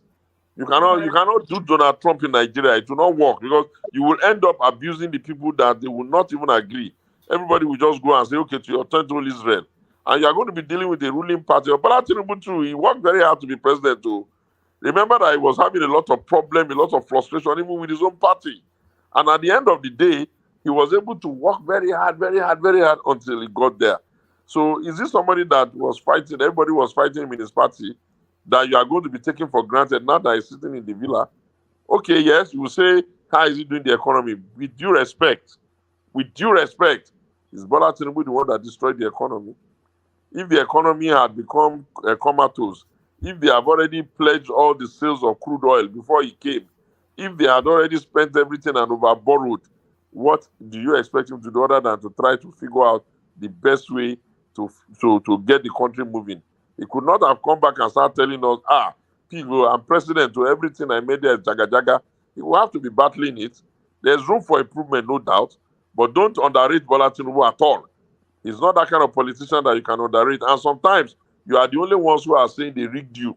Sometimes they only outmaneuvered you. So it's all in our hands. We are all the Nigerians together. Those of you in the diaspora are very respected stakeholders because you are living in an environment where you are seeing how working systems be. And you have to desire that the way Europe, America, London, all the places where you are is working. You have to desire that our own country too can work like that. And whatever we need to do to make it work, let all of us be an apostle of it can work. Thank you. And thank you.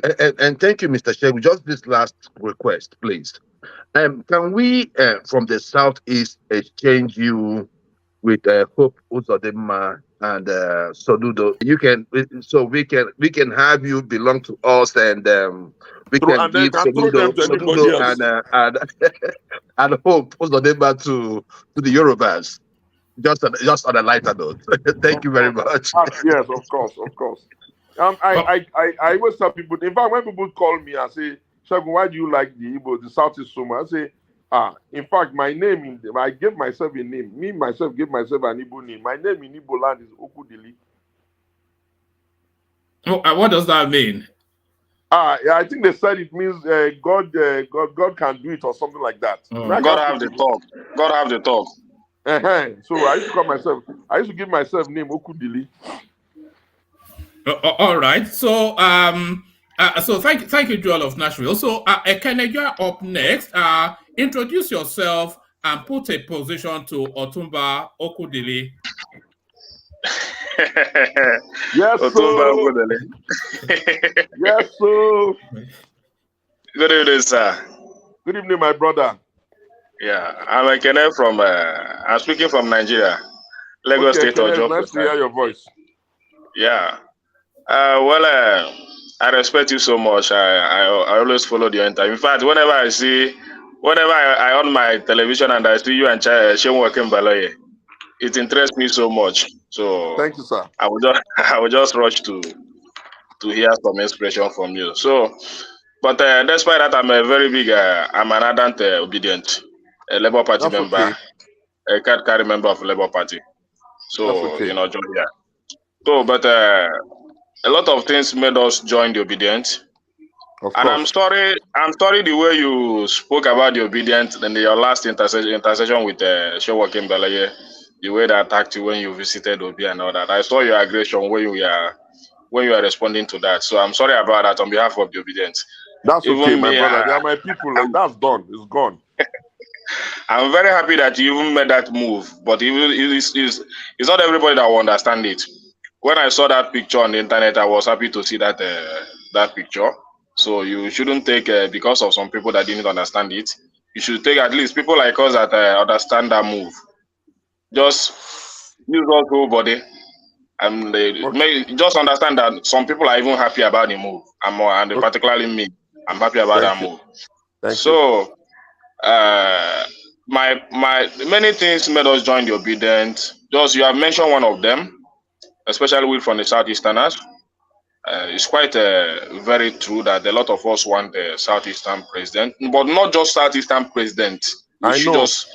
You are not looking for Obus or Dimman now. Yeah, we just understand it like that. We don't need it. Even if PDP should know that when they want to give ticket and they want to play politics to give somebody like a Obus or Dimman or Soludo or anybody, just know that you lose the election. You will still lose that election in the Southeast, and that is the situation on the ground. Nobody needs to tell PDP that.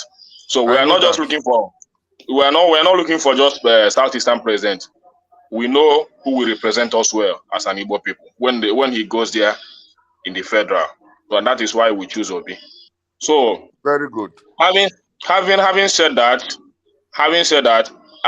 don't you think that the presence or the continuous contesting of Atiku in every election cycle is a problem to the PDP? Because even Atiku can be beaten. The Constitution of the Federal Republic of Nigeria already guarantees people the right to contest. Do you understand? Even this one that we're shouting Obi now, you'll be shocked that if Peter Obi goes to another party or maybe he use Labour tomorrow, you'll be shocked how many Igbo people will even go and buy the form. They are not going to leave the ticket for him like that. Peter has emboldened a lot of people. A lot of people now feel that they can run president because of Peter. And you know that nobody should say the Igbos can't come up with the money. They can. I know that for myself. So it is like that. If Atiku says he's not doing again, he's the only one that can take that decision. But if he says he's doing, he can also be beaten in a primary. After all, they beat him they used to beat him they beaten him a few times in general election. And they beat him in the primary of APC in 2015, 2014. So we don't need to make it seem as if we have to go and force him or say he shouldn't or step on his right. It is his right. He has not said to me that he's running because I've asked him, are you done? Hey. And I said, I don't want the answer now. Take your time and come and let us talk about it. Whatever I say, I mean it. So I know that it's not, even Atiku himself knows that the ticket is not as easy as that anymore. It's not. It's not. People, the society, people are getting older every day. People are getting wiser.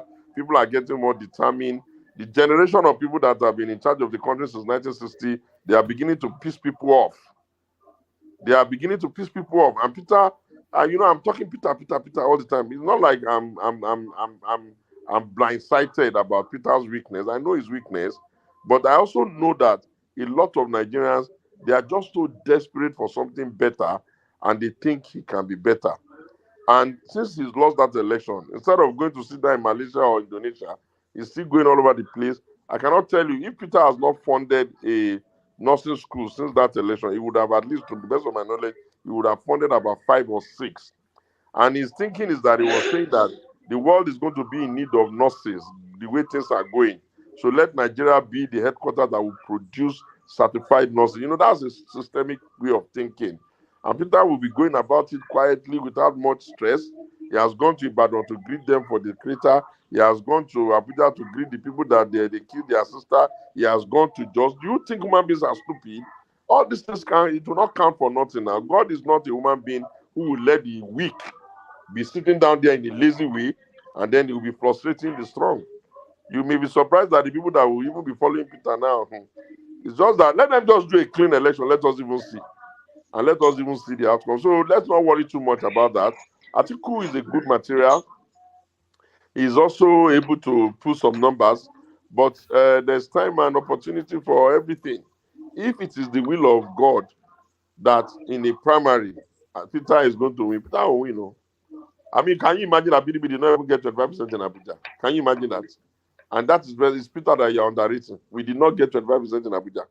While Peter was getting 500 and something in Lagos, how many did we get? Do you understand what I'm trying to say? So I think that an agenda whose time has come, its time has come. The people that can challenge Peter are people like us. But we will not challenge him now, because we also believe that equity, fairness, and justice demand that if the Southeast can be president, they should be president. But I don't think those old men can beat Peter. I don't think so. I may be wrong, but I don't think so. Well, people like you are well respected in PDP, honestly speaking, not just to praise you, because you are one of the few that you don't just miss your word. So that ticket you are looking for in PDP, that a position you are looking for, that chairmanship ticket position, I wish you get it, but I don't know. If you get it, I don't mind. I can support to be anywhere it is. Maybe it's me and Peter that is going to tie a Oronko cord on their neck now. Do you know? Maybe you should work. Maybe you guys should work hard and do that. If you can work hard and do that, because I wouldn't want. I like that. I know the people I want Peter to associate with. People like you. I don't have any problem with that. But a lot of people I see in PDP, I don't like their character, honestly speaking. So, thank you very much. All right, thank you, Ekene. Thank you. So thank you, Ekene. So we go on from Ekene to Baba. But this man, you have taken me for 2 hours in the night. Am I not going to sleep? So who's that? Let's take one more question then, and then we will let's take Baba. Or how many more can you take? Do you think? Oh yeah, go on. Let's go. Oh, okay. Let's clear the screen and then we'll let you go. But you can see, Otuba has had a very long day. I was actually asking him off the screen if he wanted to reschedule it, but he wants to go through. So bear that in mind. So don't go long-ended. Just ask him, condense the questions, put it to him, and then we move on. Baba, then Larry. Baba. Yes, thank you, woman. A very good evening to you, Chief Showunmi. My friends call me Baba, and I'm joining from USA.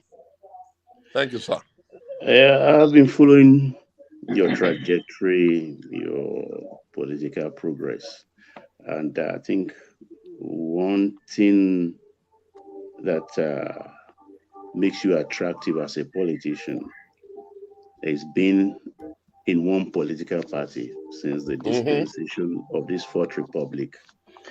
That is an ID.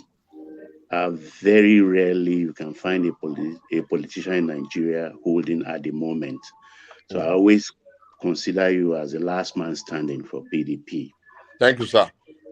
I will make a comment before I ask my questions. actually. Baba, let me push you a little bit to go to the question, just so that we can get more people in before we let fair enough. Yeah. Since I have three-pronged question, but the most important one you've addressed, or people have asked some poignant questions, which I think I'm okay. It's time will tell, actually, about how you feel or the responses you gave here this evening. It's about financing of political parties. That is the most important thing we are not addressing. We've been eaten up by political rhetorics, violence, and all the likes. I remember when we go back to the Third Republic, IBB created two political parties, NRC and SDP, just to forestall the corruption endemic in our political body.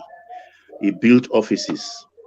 Almost all the local government had two offices, which people have converted now to either police station or for one thing or the other. And I think that served the purpose, though it did not effectively curb corruption, because I know even in the presidential primaries of that era, there were plain loads of money being carted here and there within the country. Sorry, Baba, if I can push you a little bit. Yeah. What was the question?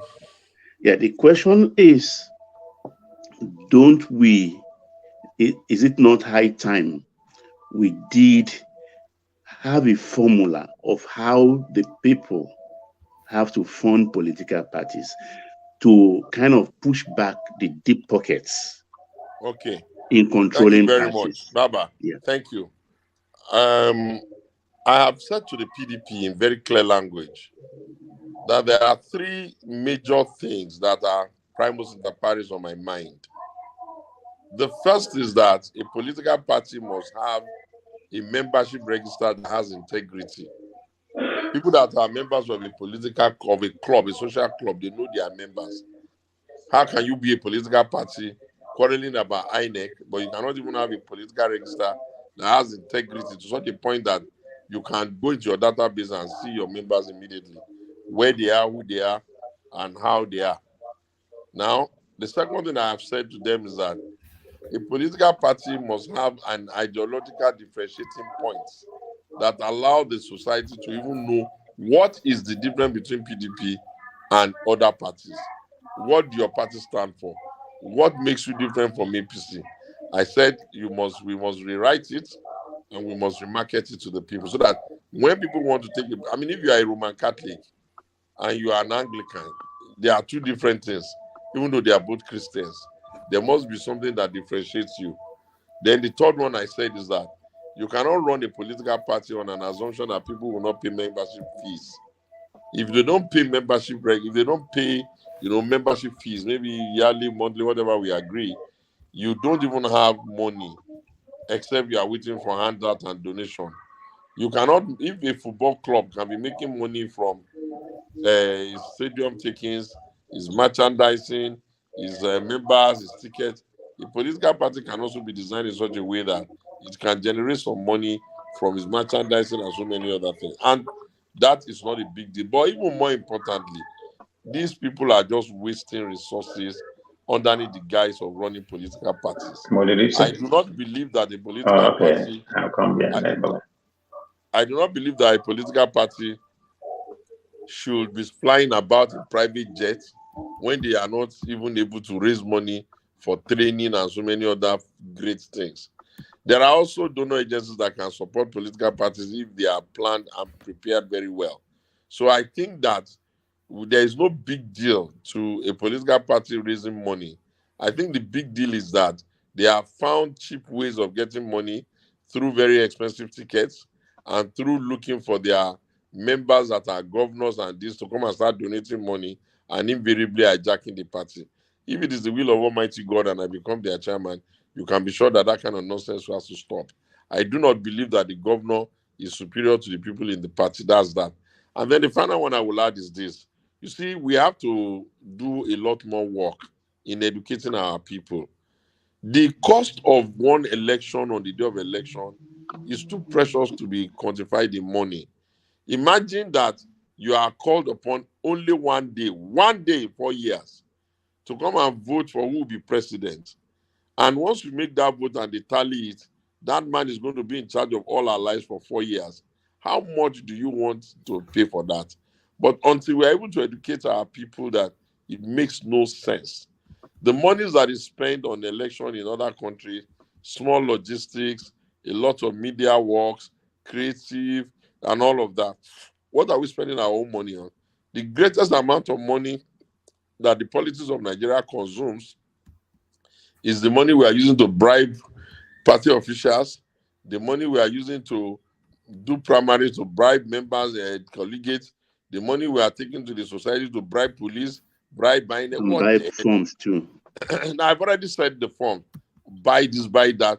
In fact, the form is even sometimes the cheapest among our expenses. You can't run like that. And it is because of our peculiar, criminally corrupt nature. And we have never created a country of consequence. If we had created a country of consequence, this thing would have started abating. I mean, imagine that since all these days I've been doing politics in this republic, 24 going 25, 25 going 26 years. And we have never seen anybody that was sent to jail because of buying of votes or things like that. It doesn't show us as decent people. We sweep everything under the carpet and we expect that it will go away. So that's what I would say. But I think that our best work, our best effort is to continue to sensitize the society, our friends, our relatives, our brothers, our village members, so that when we are able to build a large army of people who get it, then we'll be solving the problem. But in the meantime, I think we're stuck with what we're stuck with. All right, brilliant. We'll give the last question to Larry, and then after Larry, we'll invite Otumba to give us his parting words. Last question to you, Larry, and then parting words from Otumba after that. Yeah, thank you, Oman. Thank you, Chief Showunmi. I'll be taking you back to, my name is Larry. I'm actually calling in from somewhere in the US. So I'll be taking you back to Ogun State. And Okay. this happened to be more related to the polarization of PDP in Ogun State. Okay. In 2019, PDP was basically polarized, and which actually led to several court cases. In 2023, the same thing happened, and kind of like you yourself and Ladi Adebutu, and which has actually, taken people from Ogun State the opportunity to have a viable opposition that can wrestle power from. Oh yeah, make the questions. Come on with the questions. How do you think in the next election that we can actually have that opportunity of having that opposition from PDP that is not polarized? Okay, God bless you. Over the years, since we have been in PDP, I've always been the one that is going around to beg people not to fight. When they wanted to split the party during the days of Daniel, and they were going to PPN and all that, I was the one that was going around begging, until God helped us to unify them. What happened in 2023 was that we had planned that we should have a free, a fair, and a credible Congress. Unfortunately, those of them at the national, in connivance with the humongous resources available there, they ended up doctoring the delegate list.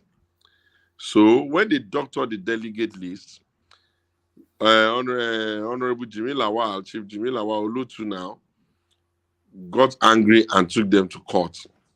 I've been a little bit more aware of how party politics and its management are done. I ran a parallel. So we now began to drag it among ourselves. We were going to court. I took him to court. He was saying whatever. I was saying what I could. Eventually, I won him at the Court of Appeal, then went to the Supreme Court for a declarative order. The Supreme Court was so busy, they did not institute or list that case until it was late. And when they did not institute that case, I was on air talking about election-related issues. And Honorable Adebutu phoned in. I guess somebody must have told him. And he said, my brother, okay, please, I'm sorry, let us come together. I make bold to say that I demonstrated the best quality of a politician by agreeing. If it was, what did they do to the others that they are doing anti-party? I still did not do anti-party. I made sure that I brought us together and we went into that election. We worked very hard. It was in my federal constituency that we got the largest margin of lead against the opposition. Even in the zone area, they were only winning with small numbers. I won in my area with more than 5,000 votes. At the end of the day, the election, I feel we won the election, but we were rigged. And even if we had not fought, we could still have had ourselves in that situation. And a lot of people who decamped and started doing anti-party, I never joined them. Up to today, I'm still supporting them. You know what I mean? The only way we can avoid this nonsense is for us to make sure that we play by the rules. Anybody who goes to a football match knows that there's a referee who will blow the whistle. If they finish playing the match, no matter how you support your team, if your team does not win, your team does not win. But if you are going to be cheating people, you are going to be over, interfering. You are going to be playing to the gallery of somebody's father is rich, somebody's mother is rich. You will run the risk that those who can not take it will fight. And if they cannot fight, they will do anti-party. So to cure any political party from that, either PDP, APC, or any other party in the world, the best thing is to make sure that you live according to the rules. Political party is a creation of the law to accommodate everybody that is interested and willing to be members, so that they can participate either as voters, supporters, or as candidates. No political party has the right to cheat its members of their right to contest. If you contest and you don't win, and it is free and it is fair and it is credible, if you are a honorable man, you will know that you were fairly beaten, or at least the people did not give you now. The world is not going to come to an end there. But don't ever expect people to accept cheating. Even in the United States, where you are, a man who was even beaten in an election, which is Trump, almost brought down the ceiling because he felt something did not add up. So that is the nature of election. We'll continue to beg and we'll continue to improve. So far, so good. There's no problem in Ogun PDP now. I hope the problem will not start when it is time for us to do Congress, and then they will take everything and give it to one person and be expecting people to come and be collecting tickets from the same person that wants to contest the election. So I cannot say more than that. I've reviewed it, I've checked. I've not seen anywhere where I could have told myself, why did you do it like this? Why didn't you do it like this? It is only somebody that does not. I mean, I've been in that party longer than all of them. They go and come, I stay. Why should I be contesting an election and it should not even be fair? If you want to beat us, beat us. If you want to bribe them, bribe them. But don't doctor the list to such a point that it will annoy us. That's what happened there. And I pray it doesn't happen again. PDP was particularly guilty this last time because the crisis was everywhere. It was in Kano, it was everywhere. Because those who were, those who wanted to win in 2023 over-assumed that the northern numbers would just follow them because Buhari was not on the ballot. And yet, the numbers did not follow them in any particular remarkable way. Bola Tinubu, who is a Yoruba man, on paper should not be able to win an Atiku, who is a Fulani man, because of the way their population based on marriage, children, and all of that is. And yet, he won. Peter Obi, who was coming out for the first time, on paper, should not be able to do so well to the extent that he gave everybody a bloody nose in Abuja and even gave Bola Tinubu a bloody nose in Lagos and get 6.2 million votes on the first outing. So politics is politics. We'll continue to work. We'll continue to pray. We'll continue to do our best. Thank you very much. All right. Thank you very much, Otumba Showunmi. We would have kept you for a couple more hours, but I think that would be pushing it too hard. We're going to let you go, but we're letting you go only on the condition that you promise to come and join us again. A real delightful conversation with you. Thank you very much, my friends, our members. The politics of Nigeria now, because of where we are, cannot afford that those of you that are sensible, those of you that are educated, those of you that are exposed, those of you that have seen life, those of you that have seen working system, those of you that are lovers of this country, those of you whose ancestors were born here, cannot be bystanders. You must have to find a way to help, to participate, to contribute in your little way, so that we can together create the most beautiful nation that God is about to unveil. And when we come, one of the reasons why I answer questions is that I want the people to know me, so that they are not going to be saying, oh, they are just bringing that man, we don't even know him. I've answered a lot of questions and I will always answer. Anytime you call me, I will answer. If it's only one person on the Zoom, I will say answer. It is because I believe that if we don't have this dialogue, we will not even be able to come together to build a beautiful future. Thank you very much. I'm most grateful for your time. I thank you for having the opportunity. I thank you for your beautiful question. I thank you for also taking time out of your extremely busy schedule to be part of this space. And I thank the moderator. God bless you all. May God bless the Federal Republic of Nigeria. May peace profound be in our country. May all the challenges of insecurity, violence, and the bad economy, may it get a turnaround. We can pray, but we must also work. Thank you very much. Correct. All right, brilliant, excellent. Thank you for joining us. So that's the excellent Segun Showunmi, who we could have spent a whole day with, of course, but we cannot hold him to hostage. It's had a very busy day. But he will join us again. I will do all if I have to double it, I will double it to make him come back, but he will be back. So thank you for your time and have a good rest of the day. So excellent. So that was our excellent guest, Segun Showunmi. So we're going to have a micro musical intermission, and then we'll gather together to see just exactly what we made of that interaction with the incoming chairman of the PDP. Does he get your vote just from that engagement you've had with him? So we have a 3-minute musical interlude to recalibrate, and then we'll dissect what just happened. So let's do that. I'm just rabbiting on because I'm looking for my musical. Let me play you a little bit of that Pretty Girl.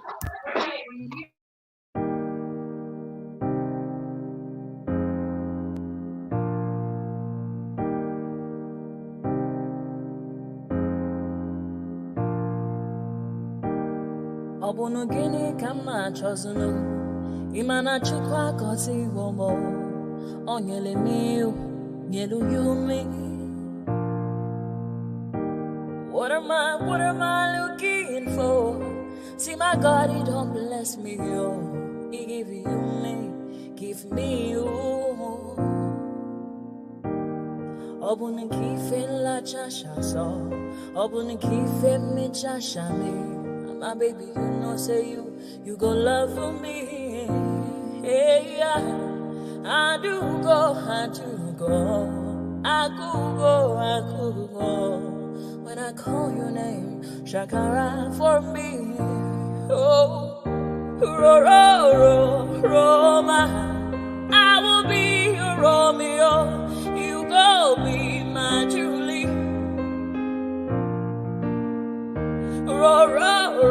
Roma, I will be your Romeo. You will be my Julia. Oh, give me your love and I'll go run away. Show me your love and I'll go use you play. Carry me, go me, I go follow you way. Follow you, they go. Maka Munagi, me and you. Okwa Munagi, my baby and me and you. Me and you, Aqua Monagi, my baby. Obuzi kife la chasha so, Obuni kife la chasha me. My baby, you know, say you go love me.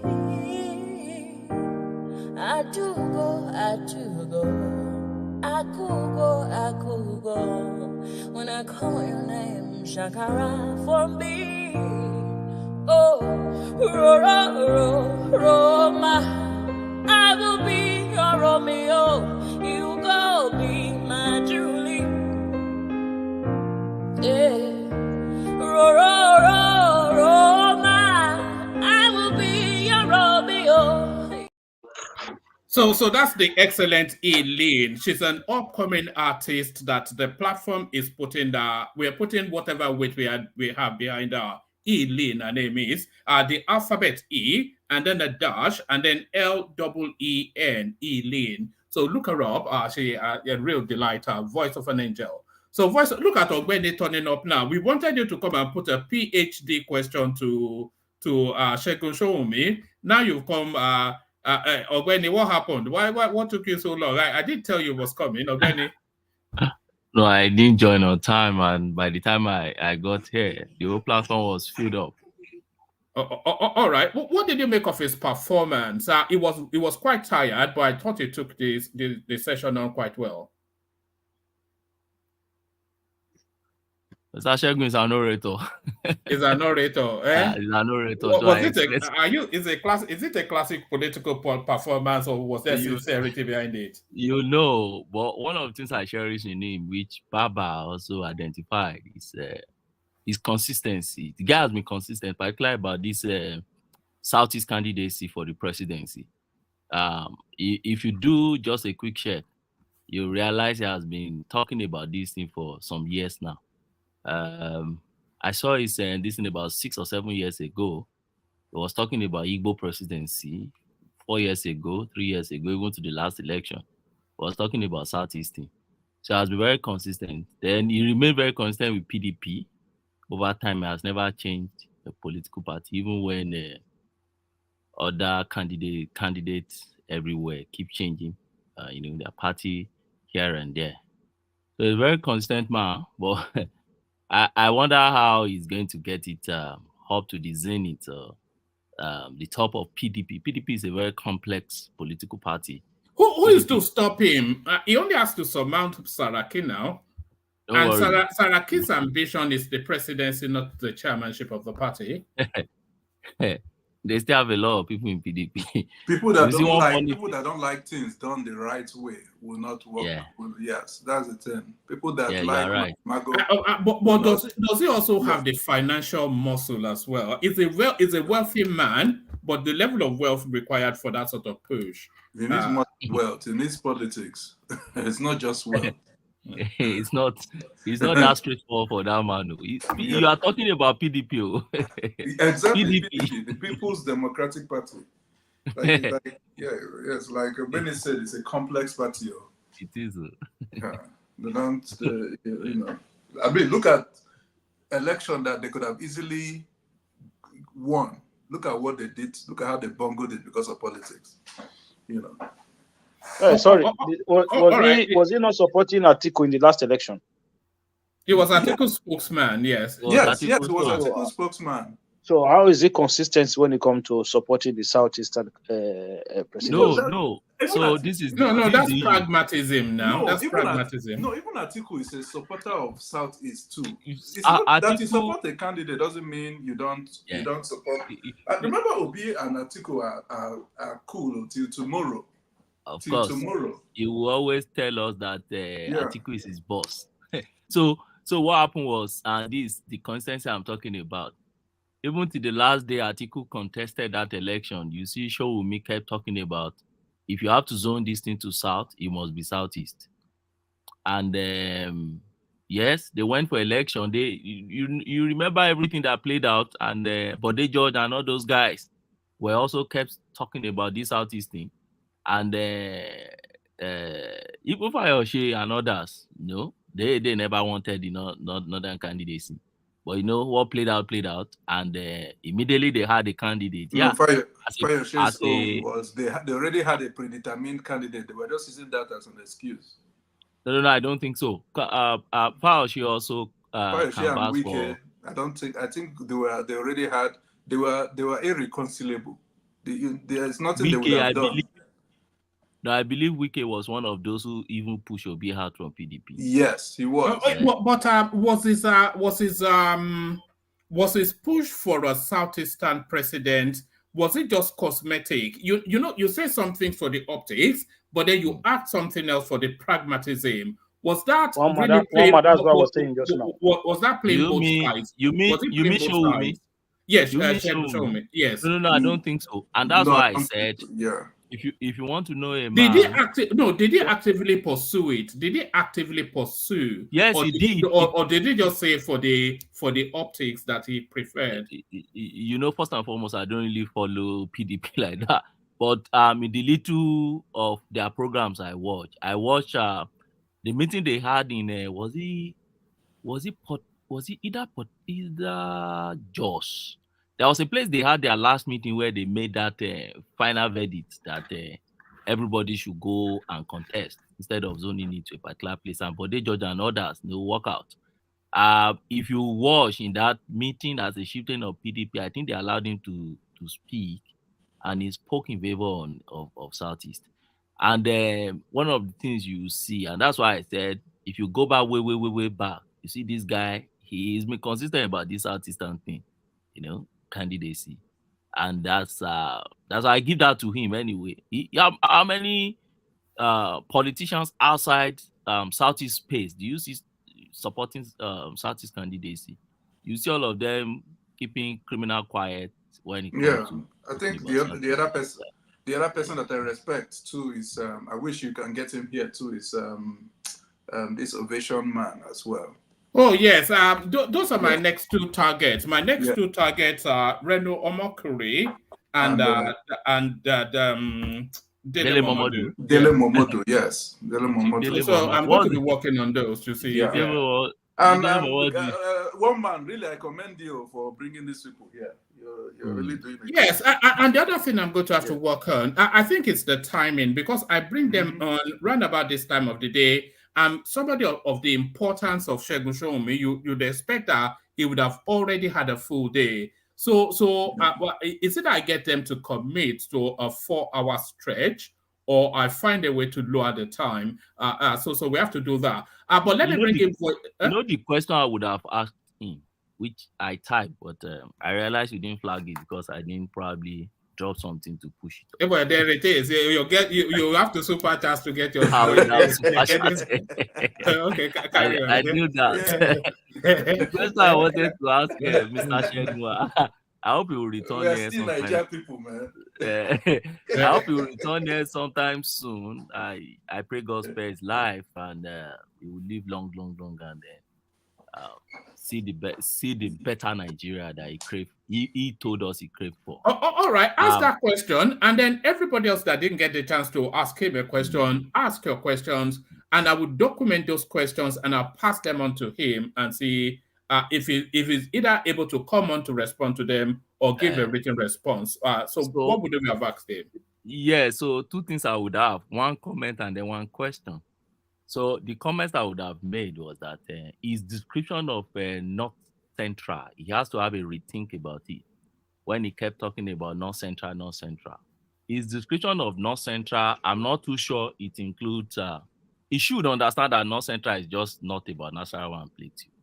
North Central includes places like Niger, Kwara, Kogi, Benin, and others. And I'm not sure he can boldly say that will be one in those spaces, particularly Kwara, particularly Niger, particularly Kogi, and Benue. I don't think he can really boldly say that. That's my comment. My question I would have asked him was that what is his take on the demolition thing in Lagos? Does he really think it carries any tribal coloration? All right, brilliant. Aki, I know you're going to tell me off because you said I should have come to you before I went to Larry. So, Aki, what question would you have asked Otumba Showunmi? Kinzo, Mabinu. Kinzo. Oh, you been on it. Hey, one man. Yeah. Yeah, good evening. Good morning, everybody, wherever you are. Yeah, I wanted to ask Otumba Showunmi, right?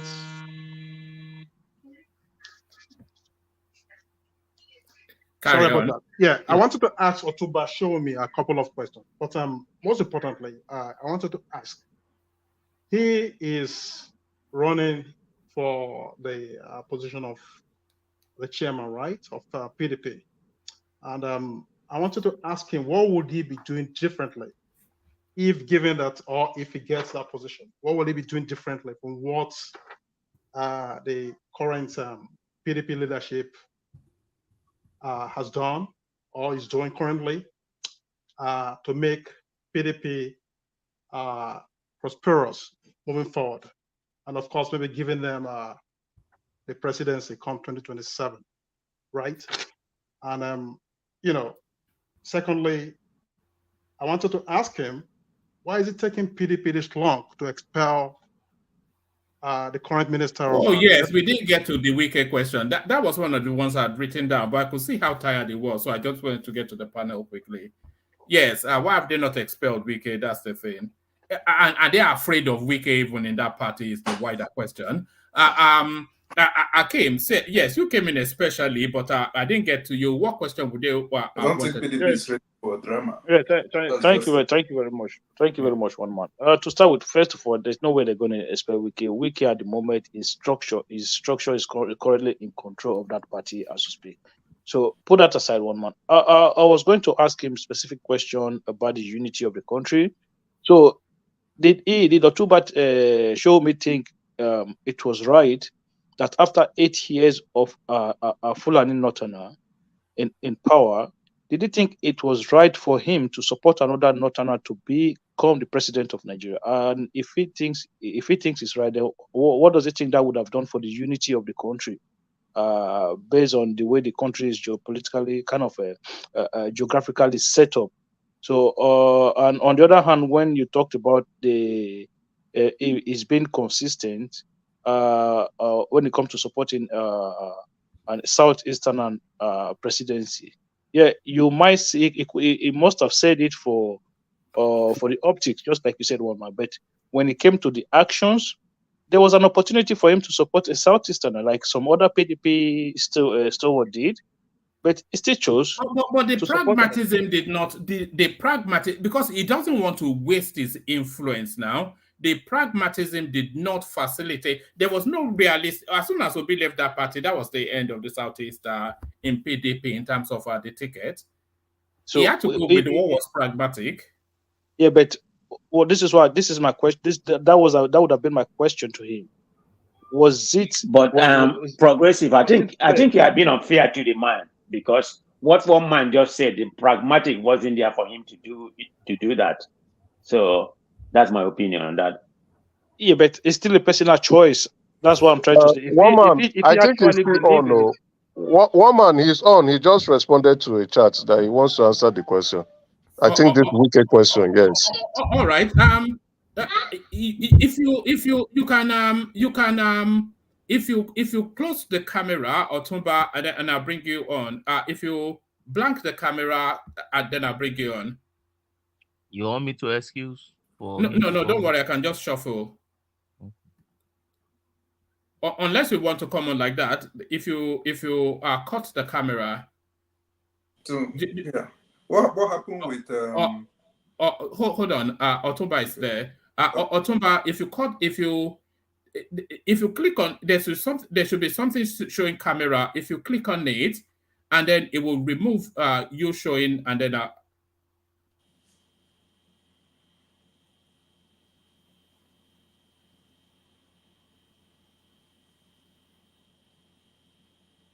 yeah, just so you can have a more relaxed conversation with us, because sometimes when the camera is on, there's a bit of pressure on the conversation.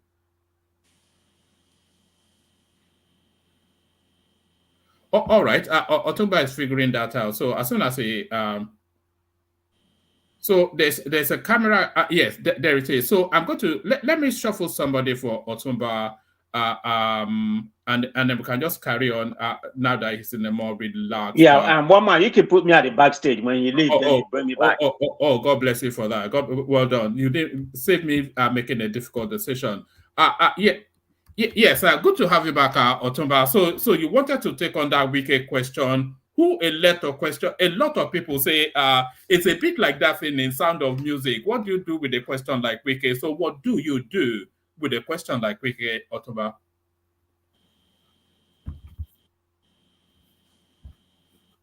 We can't hear you.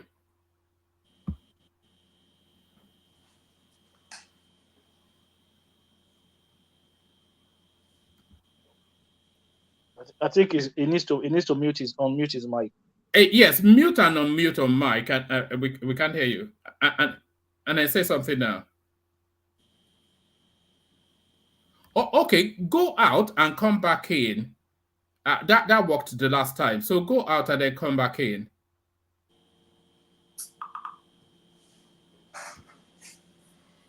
So one man, do we carry on while he's trying to get back? Yes, carry on. But nobody come on just so that the window is open for him to the studio space. Yeah, carry on. Yeah, one man, since he's coming back, sorry to cut you short, my brother. Since he's coming back, then I think the question will be if he doesn't win the championship, what next for him? Can you hear me now? Yes, we can hear you. Yeah, we can hear you. Thank you very much, guys. You see, you guys, I don't mind us doing this till morning. Let me start with your big question before I get to the wiki. Great. Let me start with your big question before I get to the wiki question. All right, who had your big question? Do you want to rephrase it and then let Otoba take it on? I think it's the question I asked on yes, Ogbeni, yes. Represents the question and then let okay, so my question is simple. My question is, he kept talking about North Central. But I think he's narrowing North Central on Nasarawa and Plateau, because examples he gave us were more of Nasarawa and Plateau. The experience in Niger, Kogi, Kwara, Benue are different from what he's talking about. So my question is, did he think when he said Obi 1-3 zones or region, did he think Obi? Can you hear me? Can you hear me? Yes, we can hear you. I said in 2019, he came out and wanted to be vice president. Daniel wanted to be vice president. I worked very hard with others, Rino and a few others, to make sure that Peter got it. It was part of trying to make it the Southeastern ticket. And the arrangement was that if Peter was vice president, he would become president immediately. His speaking skills for the debate that I had with Toshiba that made him even such a super. I was the one that was his prop. All in a bid to get him, because Peter normally when he's doing the debate, he pisses about too much. Anyway, caught that. After the election was done, I went to Anambra to go and see the king, Oizu, to tell him that let us try looking for an Igbo president. You know what he said? He said Igbos don't want president. I said, you guys will not see this by the end of the year. I went to Meka Chikobi, who was in charge of Fidelity Bank chairman, because he had been in APCON to coordinate Igbo bankers so that they can find an Igbo president. He said Igbos are not interested. I went around the whole of the Southeast State on my own by my cost. Do you know how many times I went to Peter Obi before I even agreed to run president? When Atiku was still in Dubai, I went to Peter Obi to his house in Lagos around the Koi. He said, you cannot do this. I said, look, my friend, we are going to have problem in this country if we don't start doing this thing now. How long are we going to be telling the Igbos that nobody is good enough for president? Do you realize that Peter Atiku says that Peter did not tell him that he was going to run president? When it was time to buy the form, I know the amount of pressure I put on him to just go and buy the form. At that time, he had lost the election of Valentine Ozugbo in Anambra and was feeling very bad. They had burnt next. I begged and gave him. I said, Peter, I know the numbers that you have. You can't see it yet. Eventually, he said, who will tell Atiku? I said, I'm going to tell him today. I was one way to tell Atiku that Peter is buying form tomorrow. The arrangement was that Peter, buy this one, let's go to the primary. If you don't win primary, everybody will see how popular you are. They'll be begging you vice president. Hello? When Peter was going to go to Labour Party, he didn't even have the decency to tell me that I'm going to go to Labour Party. I phoned him saying, I got check. I left him. Am I supposed to get up and start following him to a party that I know that cannot even win anything? Anyway, that's that. Since Peter has lost the election, I'm one of the first big person in PDP, with due respect, that has even sat down with him. Peter has done ABGA. Peter has done PDP. Peter has done Labour. Peter was in the coordinating ministry of Jonathan when they were running Nigeria, running all the challenges of making the country so ugly and so unliked. I did not look at that with him. I still supported him and I'm still supporting him. Now he has done his best and he has done well. I've told him, you've done very well. Now let us be strategic about the next play. For his sake, I've gone to Buhari. For his sake, I've been run up and down. I don't need to be more Igbo than the Igbos, so please. But if anybody says maybe I'm playing to the gallery, what gallery am I playing to? It's Bola Tinubu, my brother, not the president now. So I tell you with every sense of responsibility, I'm not playing to no gallery. The only thing I don't do is that I don't allow people to jump ship and be carrying me along with them without discussing. I could never have done that obedient movement to them. I know where I come from. I come from the southwestern state of Ogun. It's a very tall order. How did they do in that state? They didn't do well now. They couldn't have done well because it was not well planned. It was not well seen. You can't run an election without having agents in every polling unit. What time do you have to even do that? Can one individual fund an election with all of the behemoth of the money? That's the pragmatism that you were talking about, moderator, and I thank you for putting in a word for me when I was not there. So I'm committed to a Nigeria that works for all of us, because I know that if we can allow an Igbo man to be president, we'll get out of this conversation of the president must come from here or come from there or come from here. And I believe so because I believe that 3 brothers got the article of independence, Obafemi, Awolowo, Nnamdi Azikiwe, and Azikiwe. And I feel that it's not really equitable for us to be saying that we cannot find a reason or a way. Can anybody even win an election by themselves? It's not collaboration.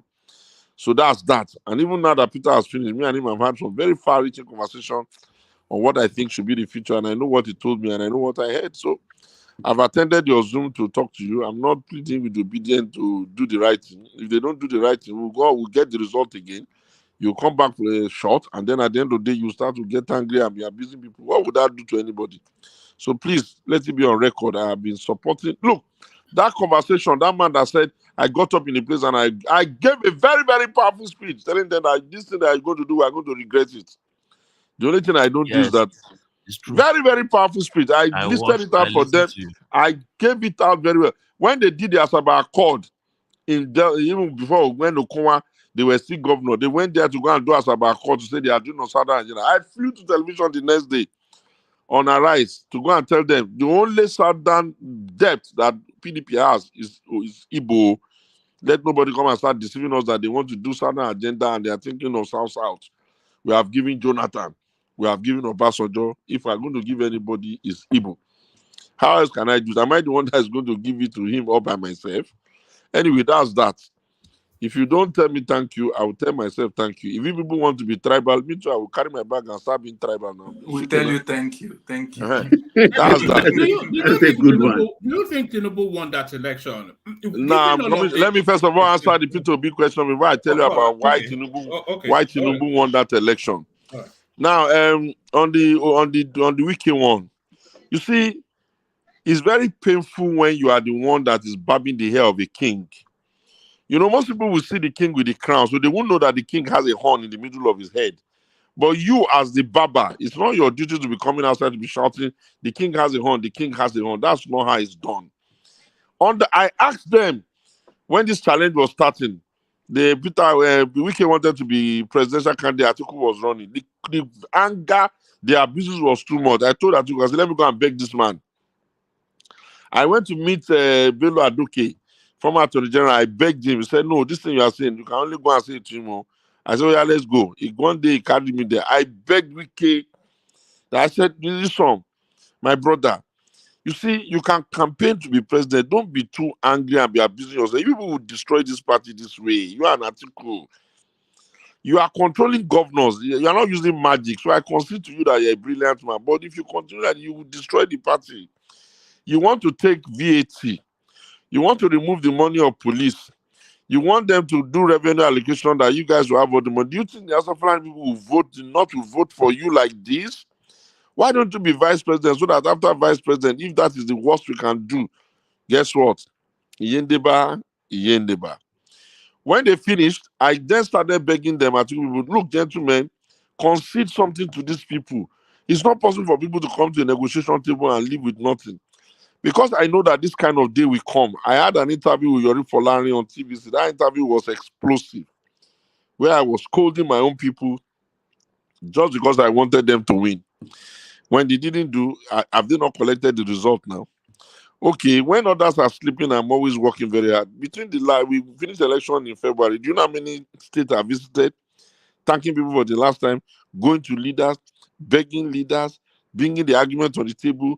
The Igbos cannot be getting angry and be pretending as if it's not an important issue. These guys have demonstrated enough capacity. Bola Tinubu did the appointment of his cabinet. I ran on television. I scolded him as if he's my child, shouting on him. How can you give the Yoruba 10 and give the Igbos 5? What are you trying to do? Am I Igbo? Okay, fine. I give myself Okudili only to identify with you people and to identify with a cause I believe in. I cannot do more than that too. Yeah, you know, nobody in Igbo land has ever told me, Segun, send me your account, let me even bless you. Nobody in Igbo land has said, Segun, come, let me even support your agenda. Nobody in Igbo land ever said, our son from another mother, come and take chieftaincy title. What I will do pass on what they do on that. So I think the problem with the wicked thing is that those who are in charge of the party don't understand what it means to run a party. Any organization that believes that there are some people that are untouchable is going to crumble. And you can see them crumbling small. I see at the meeting today where I said the obedient are the opposition now, and Peter is the leader of the opposition. PDP should stop deceiving itself, even in this inside of the PDP. I said, if we don't watch it very well, PDP, listen to me and listen to me good. Peter does not need you. You people are the one that need Peter. Where were you when I was doing all that? So as per UK, you cannot... okay, for instance, even as we speak now, there is a court order that says you cannot even punish Wiki. What are you going to do about that? He was clever enough to quickly run to court and get an injunction that you can't touch him. Wiki was clever enough to write a letter to the PDP telling them that they have invited him to come and join government of national unity. Some criminal element in the PDP did not tell us about the letter. They must have given approval tactically at the back, and Wiki is now there. How do you now come and punish a man that took permission from you to go and serve the country, and you accepted and you didn't even say anything? You are not able to say this is the terms of the service. You are not able to say be on sabbatical for the meantime. You are not able to say let us discuss the anti-party activities. You are not able to review the platform of your party since you lost the election. You have lost the election since February.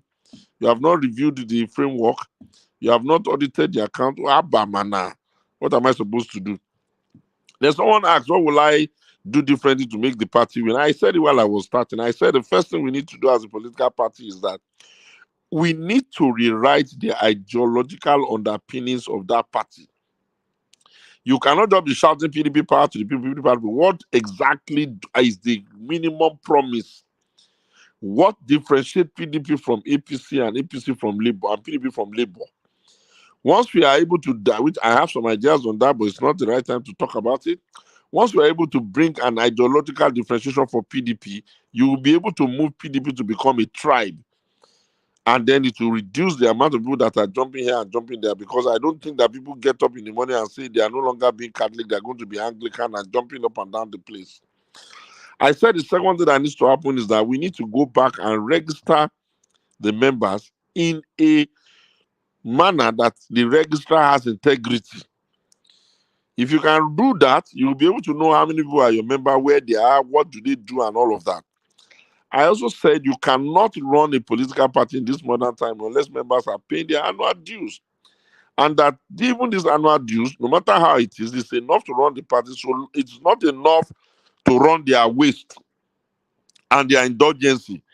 Peter will be going somewhere, he will just be managing himself. You people that cannot even win any election, you'll be going everywhere. It's only to do private jets. Peter will get up from his house and go to where condolence needs to be done. You people will carry carriage jet to go and be greeting your fellow governors. Does that look like that? So there are a lot of reform agendas that needs to be on the table. A political party must run according to its own rules. Nobody forced you to make those rules. You made it for yourself. Therefore, you should be able to run on your rules. And then I said, you must be able to be a political party that is equitable.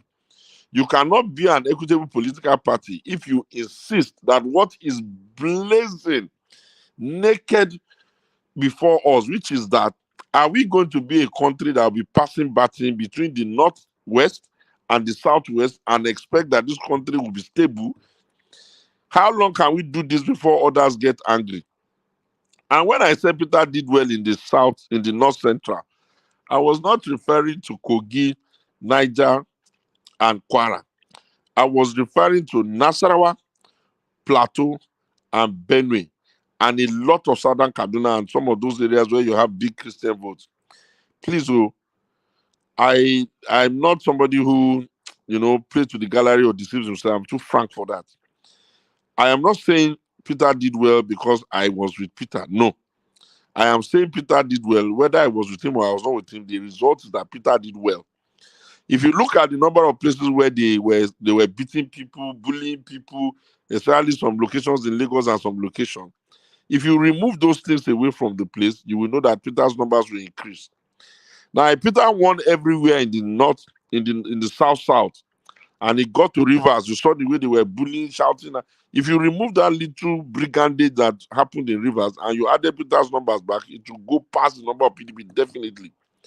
Now, somebody will ask me, did Bola Tinubu win that election? Of course he did. Bola won the southwestern vote. Bola won the northwest vote. And Bola won the north central vote marginally. Once you are able to pull off 3 geopolitical zones, you are almost home and dry. But the biggest evidence that Bola won that election is with the number of senators and the number of House of Rep he won, because those elections take place the same day. The challenge was Peter was the only one that was running on Labour. All the others were just hanging on Peter's tail. For you to win a presidential election very well, you will need to have a battery of very good senators or senatorial candidates who want to win, and a battery of House of Rep candidates who want to win. You cannot come to the field and think that while people are voting for Senate and Rep and President on the same day, the electorate, especially the rural area, have the temerity or the intellect to be able to separate it. So they gave Peter vote, no doubt, but they did not give him enough vote to be able to bring in enough senators and enough. If Peter had even won the presidency, he would have been impeached, because he does not even have the numbers to form a simple majority. And when you are not the majority tribe in the country, you have to know that it includes many other things apart from just the result of election day. There's a lot of work to be done. We are willing to work. We are willing to help him, but nobody should expect me to get up tomorrow morning. If Peter wake up tomorrow morning and says he's going to go and decamp to Abga, then he will now expect somebody like me that has spent 25 years still nursing PDP. I will now leave PDP. I will not head in the direction of APCO, where coming from Ogun State, a Yoruba state, is much easier for me to win my election there. I will now not stay in my PDP. I will now say, oh, I'm following Peter to Abga. What will be the business of that? Even the Labour Party that Peter used for that election, can't you see how jaga the place has become? Practically every day they are taking him to court and fighting themselves, fighting Aburi, fighting Ajuri, Arabambi and all that. If it was easy to manage the political party and also manage presidential election, okay, why is Peter not able to manage them? After all, their party members cannot be up to the larger majority in Nigeria. Ladies and gentlemen, if there are any other questions, 1 or 2 more, I will still take them. But the truth Yes, of the matter if is that this one is man what will I permit wanted me. to add. Yes, I permit you, but let me just make sure that but people that have not asked a question, let Akin ask a question, and then you ask a second question, and then we'll see if Otumba is still up to One it. man, can I also put my question through, please? Thank you, yes. one man. So sorry, then that makes this 3. So, but try and get very quickly to the question. So, Akin, Progressive, then Baba. Akin. All right. Thanks, woman. Mr. Showunmi, thanks for coming. And of course, I listened to you. You gave a very interesting submission with regards to Peter Obi and of course Nyesom Wike. But what I'm going to ask is that you are running, right? You have the aspiration to run for the chairmanship of PDP. So what would you be doing differently from what is going on right now with PDP? How would you revamp the PDP, okay, to its past glory? And of course, if you win, eventually you win, which I pray you win, hopefully, do you have it in mind, or do you have it? Do you have a soft spot for Nyesom Wike to bring him back to the PDP so that you guys can work together? Okay. That's the first question. Now, the on the reformation one, I've answered that in the opening, and I've also answered a little bit of the roadmap. It's fairly more detailed, and one thing I can guarantee for you is that the PDP has enough cells all over the country. All that needs to happen is for it to be tweaked, and people must feel that that party can even reform itself from the inside. You can't have a political party that does not audit its accounts, especially when he already has a history of being corrupt or corrupt practices. Why do you want to leave that? So there are small things. It is where you stand and how you stand and what you stand for as a leader that gives the directive principles of how your party will be. Only one Peter, look at what he has been able to do for the country. How much more Segun Showunmi that will now be directing the principles of the PDP, it will be far better, far more scientific, and far much more youth-friendly. In terms of, do I have a soft spot for you on Wike? You know, I always tell people, Wike has a very difficult situation. He has put himself in an extremely difficult situation. He may not even see it yet. The difficulty of Wike's situation is that is Wike going to be in APC and at the same time in PDP at the same time? So how long can Wike do this? Is Wike going to be serving as Minister of FCT and expect that he will not be helping to do the directive principle of APC? If he's doing that, then how will he then say he's a member of PDP? You know, it's complicated. But, you know, people are not as decent as you want them to be. Ideally, what I expect Wike to do is to excuse himself for the meantime, almost as a professor who is on sabbatical, so that for the meantime, until he's done, he will just say that we have frozen his membership till anytime he wants to come in the future, in case that opportunity will still arise. That's one. Number two, nature harbors not, nature does not allow a vacuum. It is even disgraceful that we have reduced the suffrage, that means the choosing right of the people in a state, to the sole prerogative of a governor in second term. Why the hell how did we get ourselves in a situation where a governor in second term will single-handedly pick candidates and be insisting that he wants to teleguide the candidate? That's what you are seeing playing out in Rivers. So I think that Wike would do himself a lot of good to think very well and determine which one he wants to be.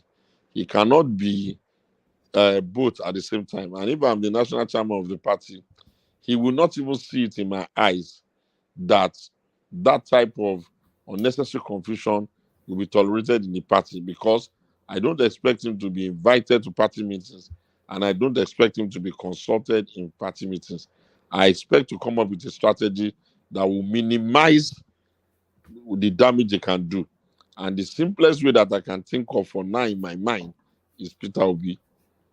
If we had Peter there, Peter would have minimized the effect of Wike. The dashboard of election that you monitor, that means when you call consultants all over the world, Peter was far ahead of everybody in terms of engagement.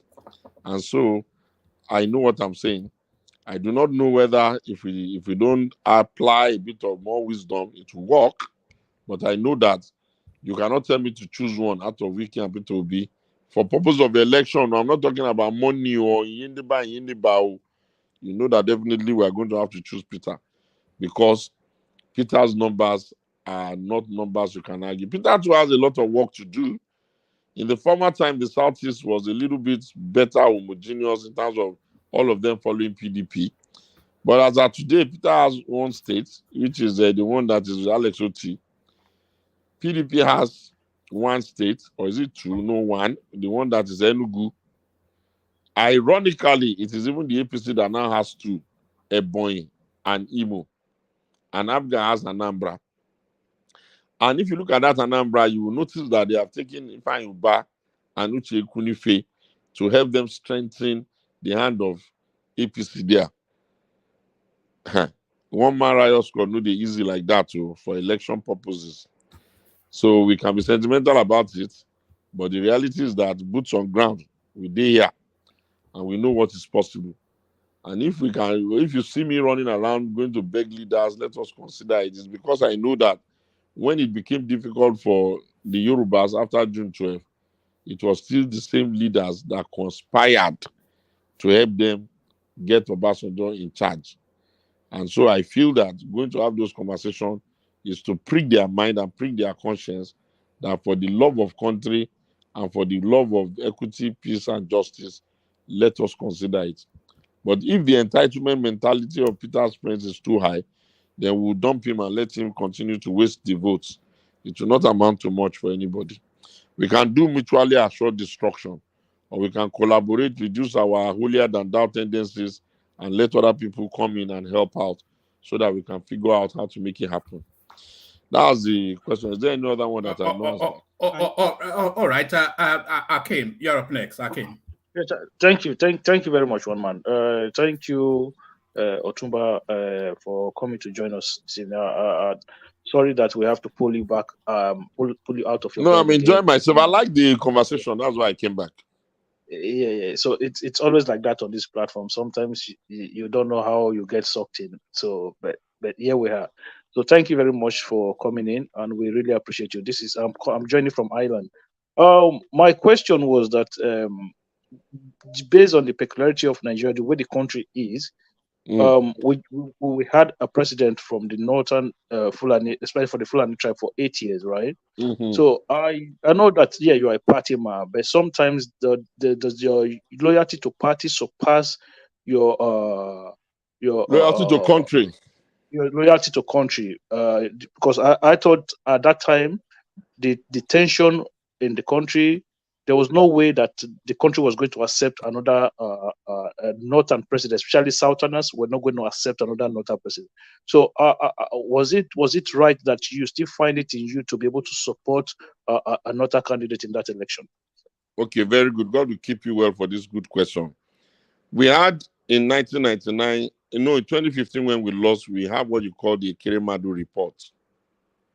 The Ikere-Madu report in 2015 said, going forward, PDP must keep its zoning for 8 years. And the argument was that we spend too much energy fighting for tickets when we know that the person in charge is entitled to a second term. You get? Since we have agreed that the Constitution gives them a second term, let us keep the zoning for 8 years. So on that basis, the zoning was 2019 article, and the North will still be entitled for 2023. By the time we did not win in 2019, which was when we didn't win, they set up the Bala Mohammed committee to review the Ikere-Madu report. Are you listening?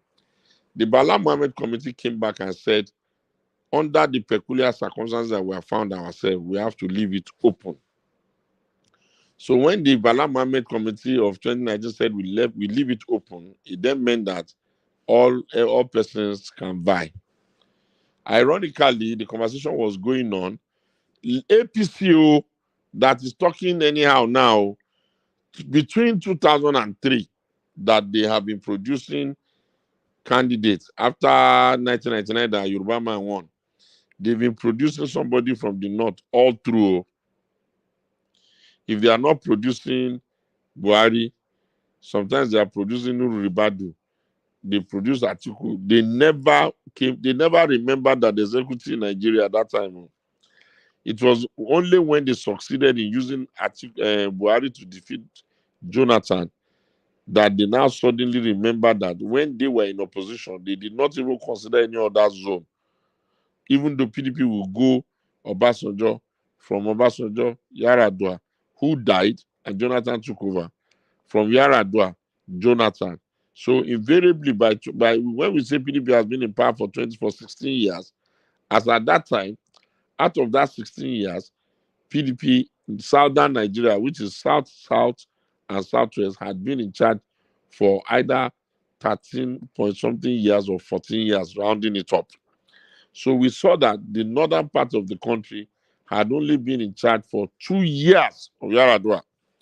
So that was where the leadership was able to justify throwing it open.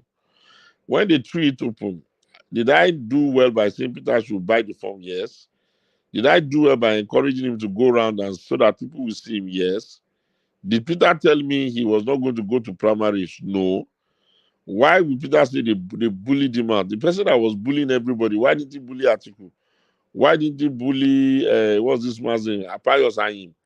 Why didn't he bully the others? Peter went on his own device and allowed Olusegun Obasanjo, the former president, to convince him on an idea of his romanticism with a third force, which now took him to go to Labour.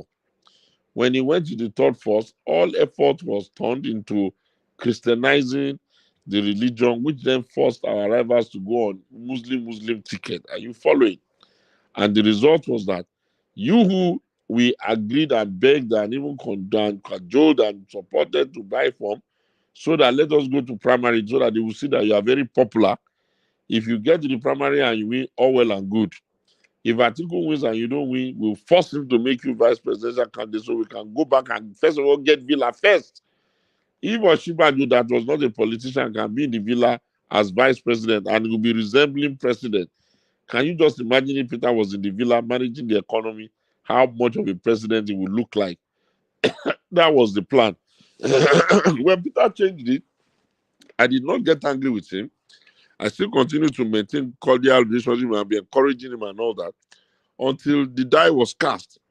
And after the die is cast again, if I did not believe in Peter, if I did not believe in the Southeastern matter, why will I be wasting my saliva and my time and my energy? This Peter, we know they give shishi, and money they give me. They give me money. So these are the ways we have done this thing for the purposes of the country. I was not comfortable with the fact that we were going to be saying PDP, Muslim, no. But I was aware of the fact that we have an Ikiremadu report that says we are keeping our zoning for 8 years. And I was aware of the fact that we have a Bala report that says we should throw it open.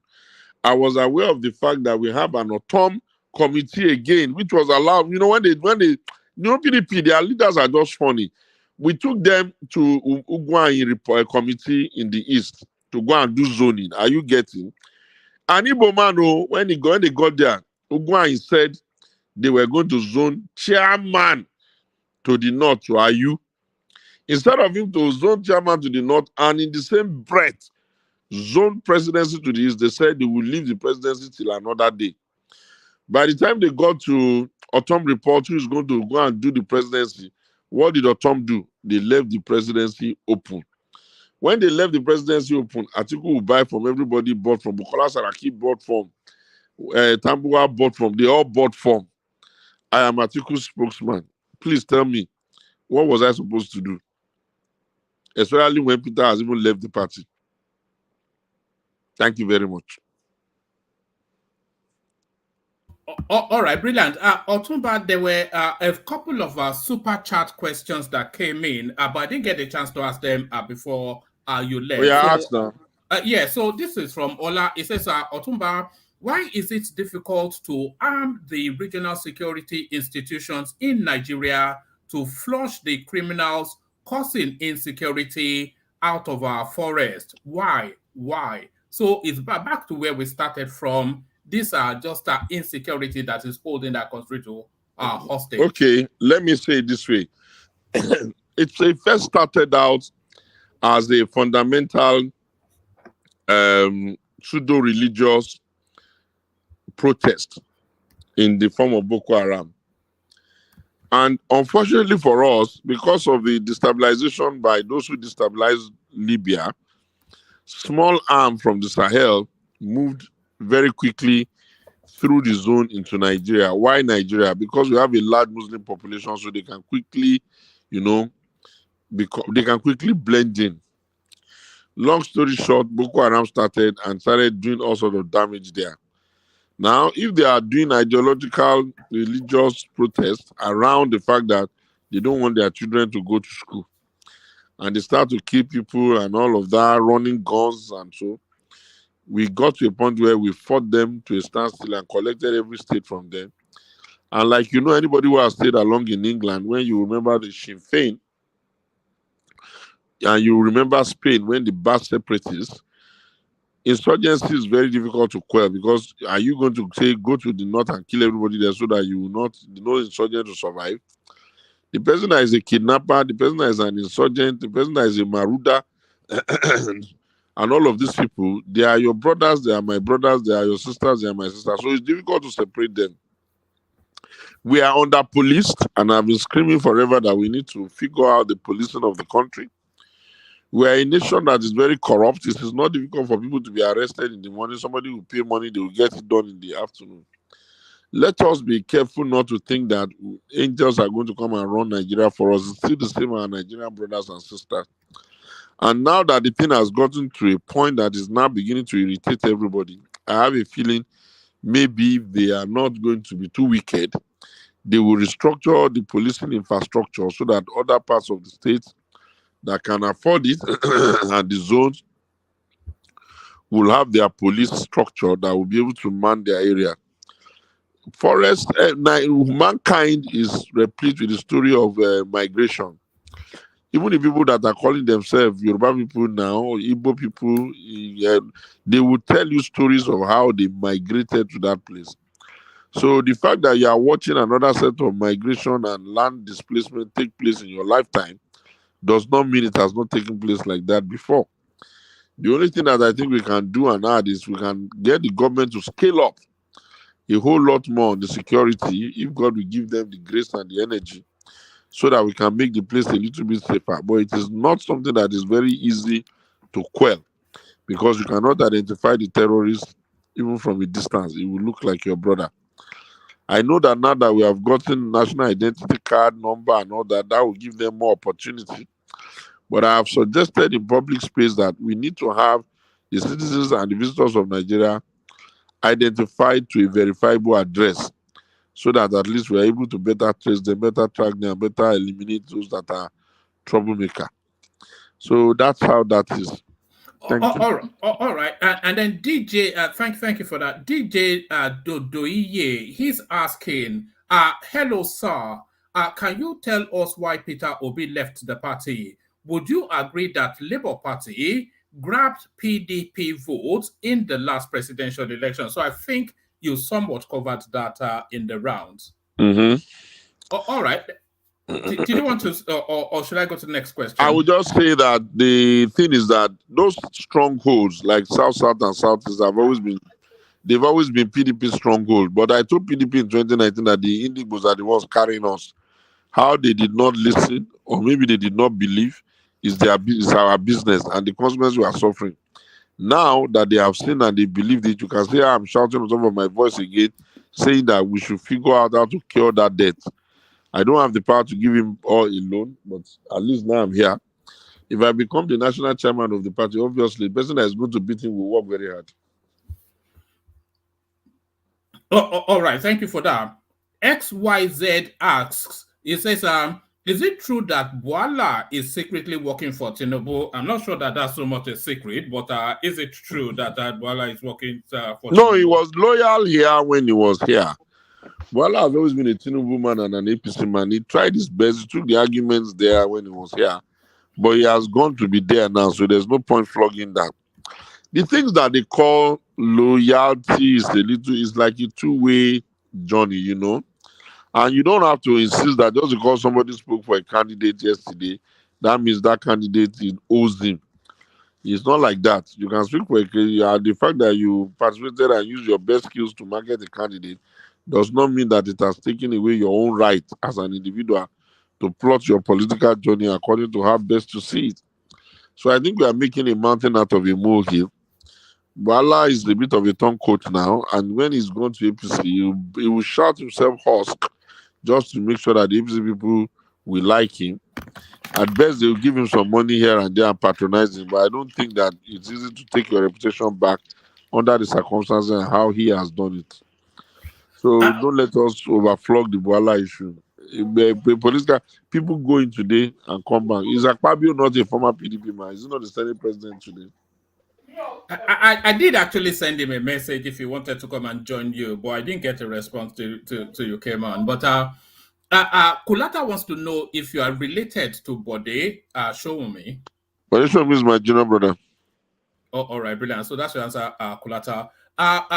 Dr. Damages, he's asking, he says, when you said that the Igbo people you met in the Southeast told you that they did not want the presidency, what did they say they wanted? So very good.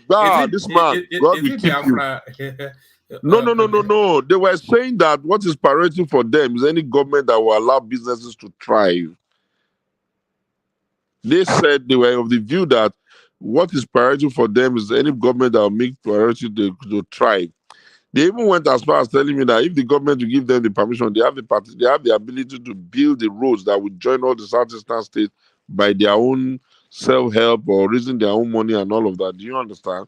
But I was just telling them that you people are saying this now, but when it gets to the time of 2023, it was as if I was a seer. I said, your children will not talk like this again. They were saying that It seemed as if the presidency was the last thing on their mind. Maybe because they felt they can't get it, or maybe they just feel that, oh, they are just interested in doing their business. But I was telling them, if Emeka Anyaoku was younger, we could have easily presented him and Nigeria will not have any qualms with him. But it's gone past the shelf life for that. Let us begin to build other Igbo people that are pan-Nigerians. Other Igbo people that people will have a lot of confidence in and they won't be afraid of. And it was in that manner that I tried to push Peter. And thank goodness God, we take credit for what we take and we take the blame for what we take. What needs to be blamed. But the truth of the matter is that if you told me to let us do it again, I'll still do it the same way, because whatever the case may be, Peter has created bigger understanding across the tribe. There is no state in Nigeria today that Peter will go to the central market and all that, and they will not say, this is Peter Obi. And now, if you go on the internet, his people are there. If he goes anywhere, he's known. It's something. The people that wanted to make black people become president in America, the Martin Luther Kings and co of this world, it took them a couple of years, if not decades, but eventually Obama got it. So if our brothers in the Southeast do not make it easy for us to beg people, then maybe we'll just say that it's a small step for Neil Armstrong, but a giant leap for mankind. You know that phrase when he got onto the moon? We may say, this was a very, very giant leap for us to shatter the glass ceiling. That's what I can say on that. Thank you. All right, thank you. XYZ Super Chats to say thank you for bringing Segun Showunmi on the platform. So thank you for that. It says, and then Crown wants to know, is it through Obaseki? Is it true? I think he meant to say Obaseki met with Wike today. So I think that will be covered in the news. Do you want to take a question from Baba, and then we'll see if you're still in the mood to carry on, Baba? Yeah, it's just a question for you. Actually, I just want to bounce this off you as a Yoruba person. What do you think about the structure of Afenifere as propagated by the new executives? I think about 7 days ago. You know, my brother, I think that if I'll be fair, the Afenifere has lost its ability to direct the principle of the politics of the Southwest. The Afenifere must understand that when they were founded as a support group and a pressure group, Yoruba people had not been lucky in the presidency. But Obasanjo has been lucky in the presidency. Bola Tinubu has been lucky in the presidency. Okay, so what will the pressure group called Afenifere now be doing? Is it going to be shouting and screaming against the run of play, or is it going to become a platform that supports their son, or what exactly? So I understand them gathering, and I wish them well with their gathering, but their ability to influence anything is getting really, really, really, really, really small, because they have been the Yorubas have been integrated into national politics.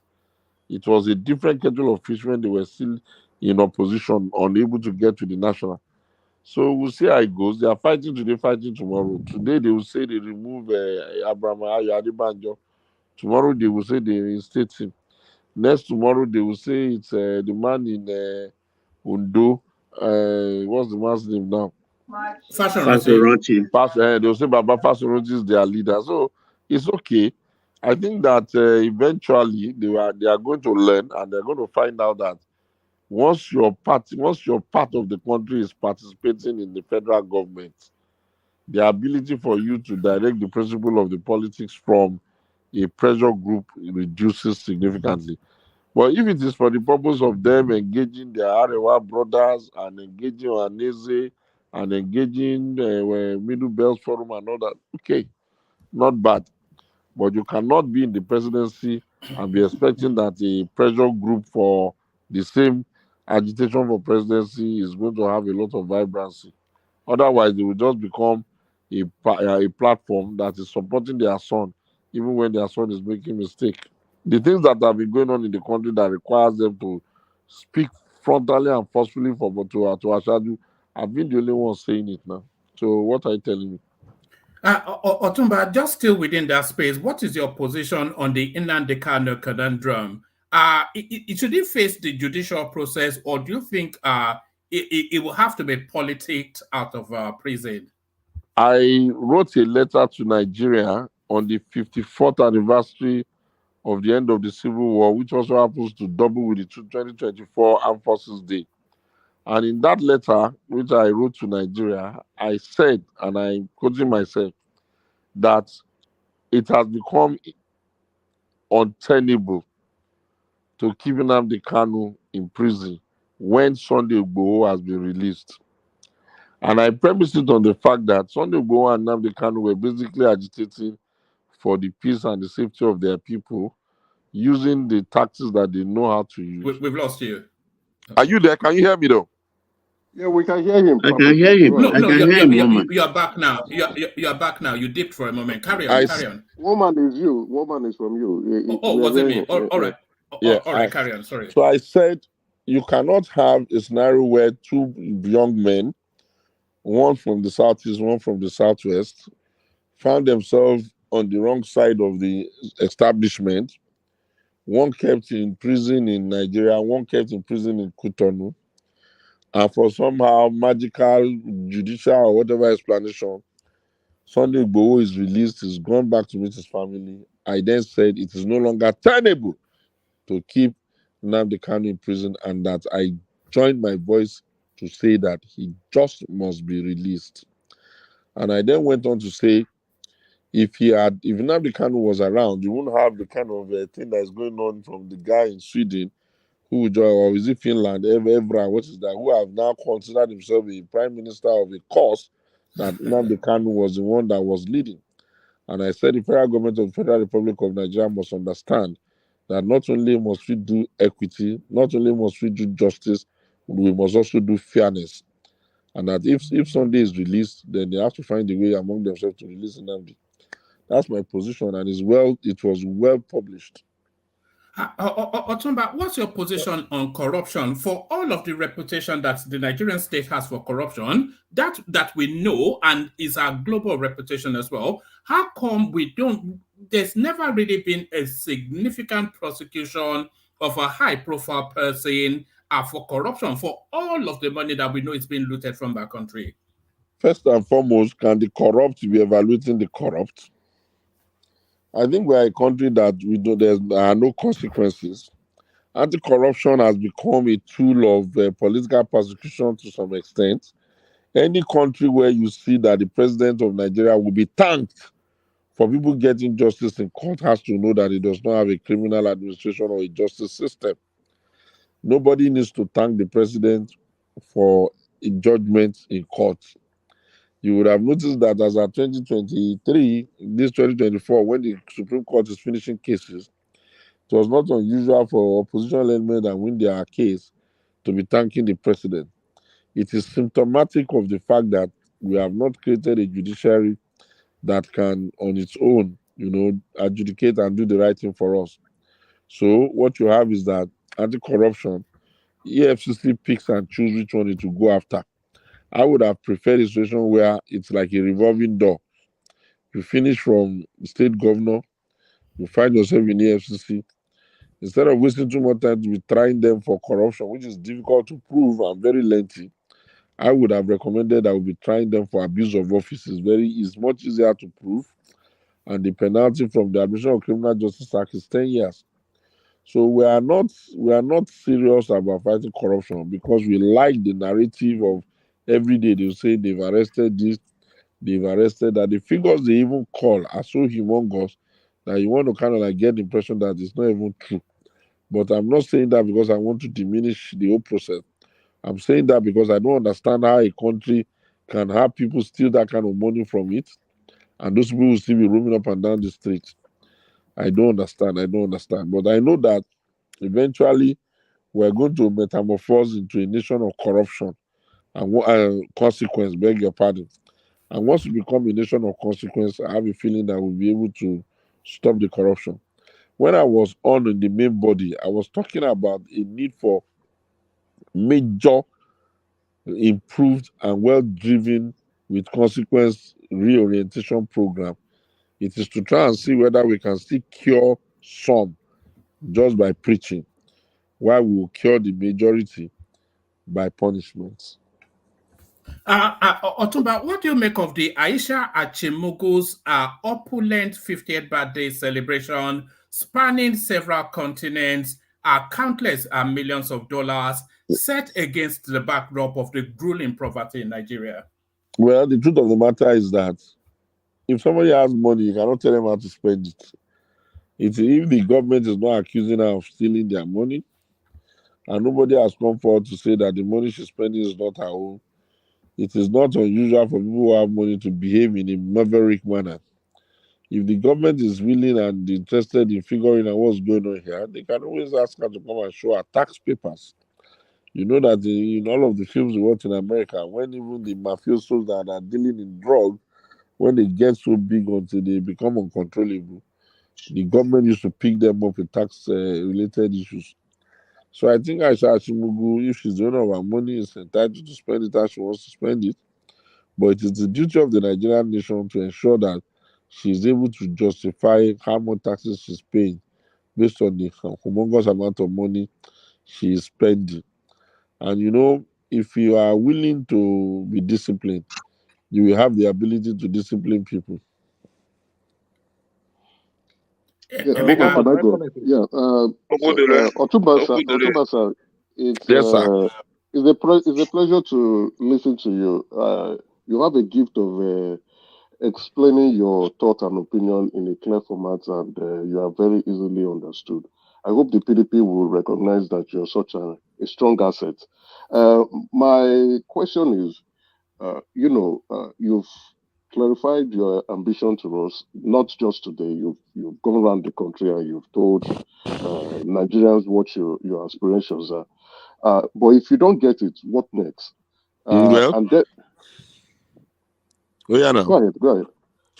Well, I've asked myself this question. You see, it was this kind of question that they asked me when I then, in a sarcastic manner, said, if I don't get it, I will see who they give it to see whether the person is open for reform and we can reform. If I find out that the person is not a serious person, they want to be doing same of same, I then predicted that they would lose the election in 2027. I then said if they lose in 2027, the thing would drag on to 2031. I then said by 2031, the power from the APC, the rival, will flip to the north. Then I then said, Voila, wait for me. That was how I said it then, in sarcasm. But because of the fact that people can misconstrue things, I think that I should just cut out all the sarcasm and the play and put it to them this way. One, I am not trying to be national chairman of the party because I want to wear the garment or I believe in those unnecessary mumbo-jumbo names people call themselves. I am very popular in this country and across the diaspora just because I'm a PDP man. I speak for the party, and anywhere I go, I see that people really warm up to me. But if the party is not going to reform, the party is not going to be able to do the right thing, then I will have to move myself from the mindset of somebody who is doing civil society advocacy in politics and then become a politician. And by the time I decide to make that paradigm shift, I will look at my space and then I will take the right type of political decision that I can live with. I must not insist that parents cannot die. However, I loved my mother, she died, and I buried her. So I believe that if the PDP insists that it wants to die, then I must be pragmatic enough because I'm still young to look at it and say 25 years, thank you very much, adios amigo, and figure out what next you can do. But to tell you that I'm going to sit down with them and be doing rubbish, I mean, how can you know that these people are not reforming? How are they going to win an election if they don't reform? Are they going to just come in front of Nigeria and tell the Nigerians that, oh, we are here? As who? On what? To say what? I've been telling PDP on the inside, even the process by which you do campaigning is so wrong. You just be packing yourself in one stadium, screaming PDP power to the people non-stop. And you'll be saying that you have campaigned. The biggest stadium in the country can only take about 50,000 people. How much is 50,000 within the numbers that you have in the state? We never try to do penetrative election. The ones that are running governors will be thinking that the first election is not their problem. By the time they destroy the first election, they will now start running up and down with the second election. So I know that we need to clean the place up really. And my interest is to make sure that we can even give the world an African or a Nigerian institution that is built to last. We can be a political institution that is built to last. We were registered in 1998. We've been around. We have been the only one that has been around. The next person that is close to us is ABGA. All the others have been changing their names. Are you older than SDP? SDP, listen now, SDP as it was then was deregistered. They registered the new one just recently. The fact that they brought out the name, they brought back the name of Obafemi Awolowo and Abiola's party does not mean that they were not proscribed. They were proscribed during the military regime that ended democracy. And they were not one of the legacy party that was registered in 1999. In 1998-99, we had only 3 parties. We had APP, beg your pardon. We had PDP, we had AD. By 2003, they added ABGA, making 4. It was later down the line when they started registering 18 parties that they now brought SDP. And even some people brought UPN. And some people brought PPN. And everybody brought all sorts of names. One of the old parties, even Liberal Democratic Party of Nigeria, that had a chairman in Felix Madugolo of blessed memory, they have fizzled out. But PDP has been around since it was registered. It has never changed its name. It has not changed its logo. It has not changed its color. It is the oldest. It's not subject to argument. Thank you, sir. Yeah. So my follow-up question is. I want to hold on. Let Emeka go first, and then Akim, and then Ekene. Otumba is in a relaxed position. When it's hard enough, he's not shy of telling us when it's hard enough. My follow-up question is, I don't know if you remember your statement on channel. Was it on channels or with Shewu's YouTube platform, where you say you are a bridge between the old generation and the young, and I think you've clearly exemplified this here tonight. You are very relatable to the young. Now, the question is, if the PDP, which I am presuming, I might be wrong, but I'm presuming, based on the history of the PDP, do not want to relate with your strategic ideas and the plans that you have that can really, pull young Nigerians to them. Are you willing to move to another political party, probably Labour Party or APC? Okay. No, I've asked Peter. I asked Peter one question because you have asked it. Let me just answer. I asked Peter that, look, Peter, this Labour Party that you are doing, that they are today is suspension, tomorrow is expulsion. What's going to happen? And I know that we spent time talking about it, and it occurred to him that party, the Labour Party, may not even be an ideal platform for him in the future. And if that platform is not ideal for him in the future, I then asked him that in case we started another one, how would we even prevent it from running into the same crisis of labor? You know what I mean? So I think that I know that the Nigerian nation is able to accommodate an ideological party now that can beat APC, beat everybody.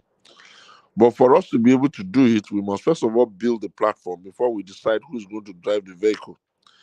Because if we say we are building it for Mr. A or Mr. B, that will then make it mutually exclusive, meaning that other people who are supposed to participate because of their own ambition will stay away.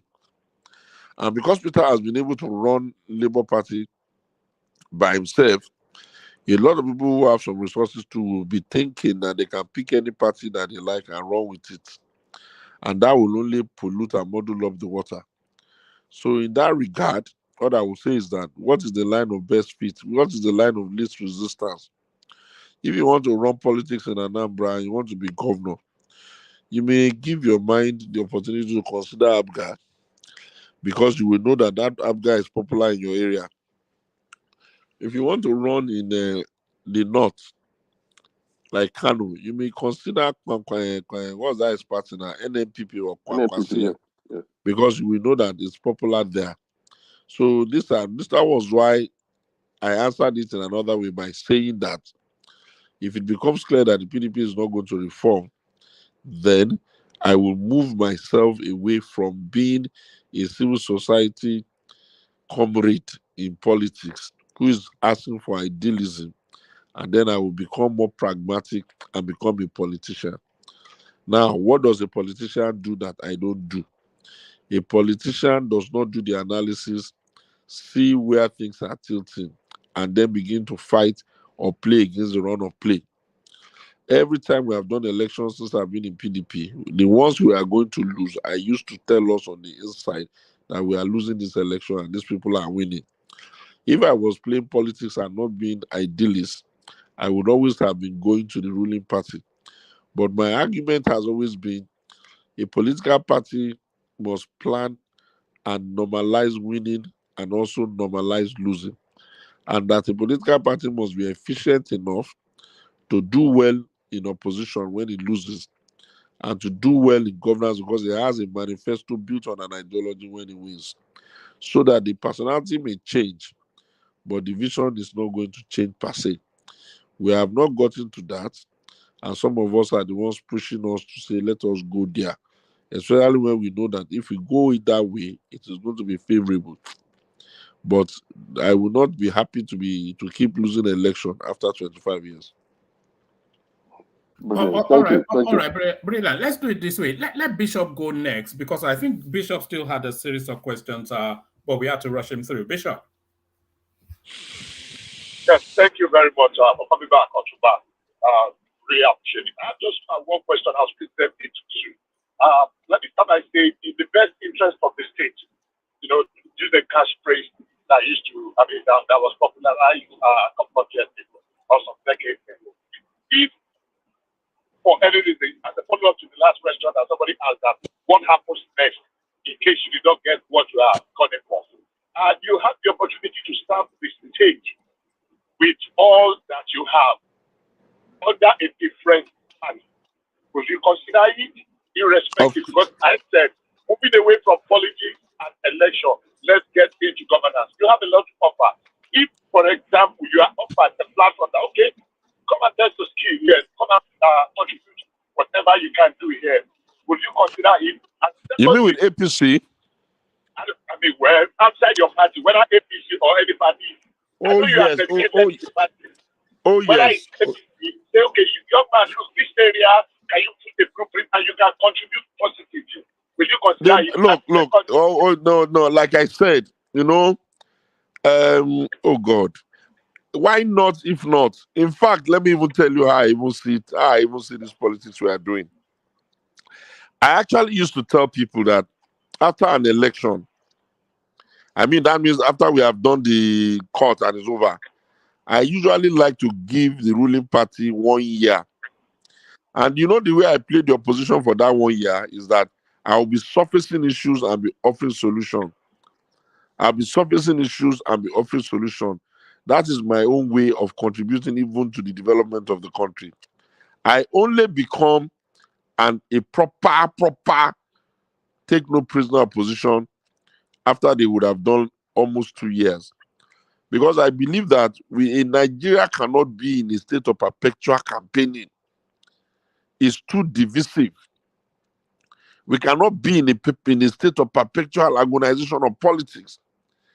It does not allow us to concentrate our energy and our best brain to solve our problem. The challenges that we are facing as a nation, we have seen now that there's no Messiah anywhere. Because if there was a Messiah anywhere, Ashwad Bola Ahmed Tinubu would have just done his magic wand and he would have produced Lagos out of Abuja. But we are seeing that they are struggling. And even by the former president Buhari, who we even thought if he cannot do anything, we do anti-corruption perfectly, we have seen that he was even not able to do it as much as we thought.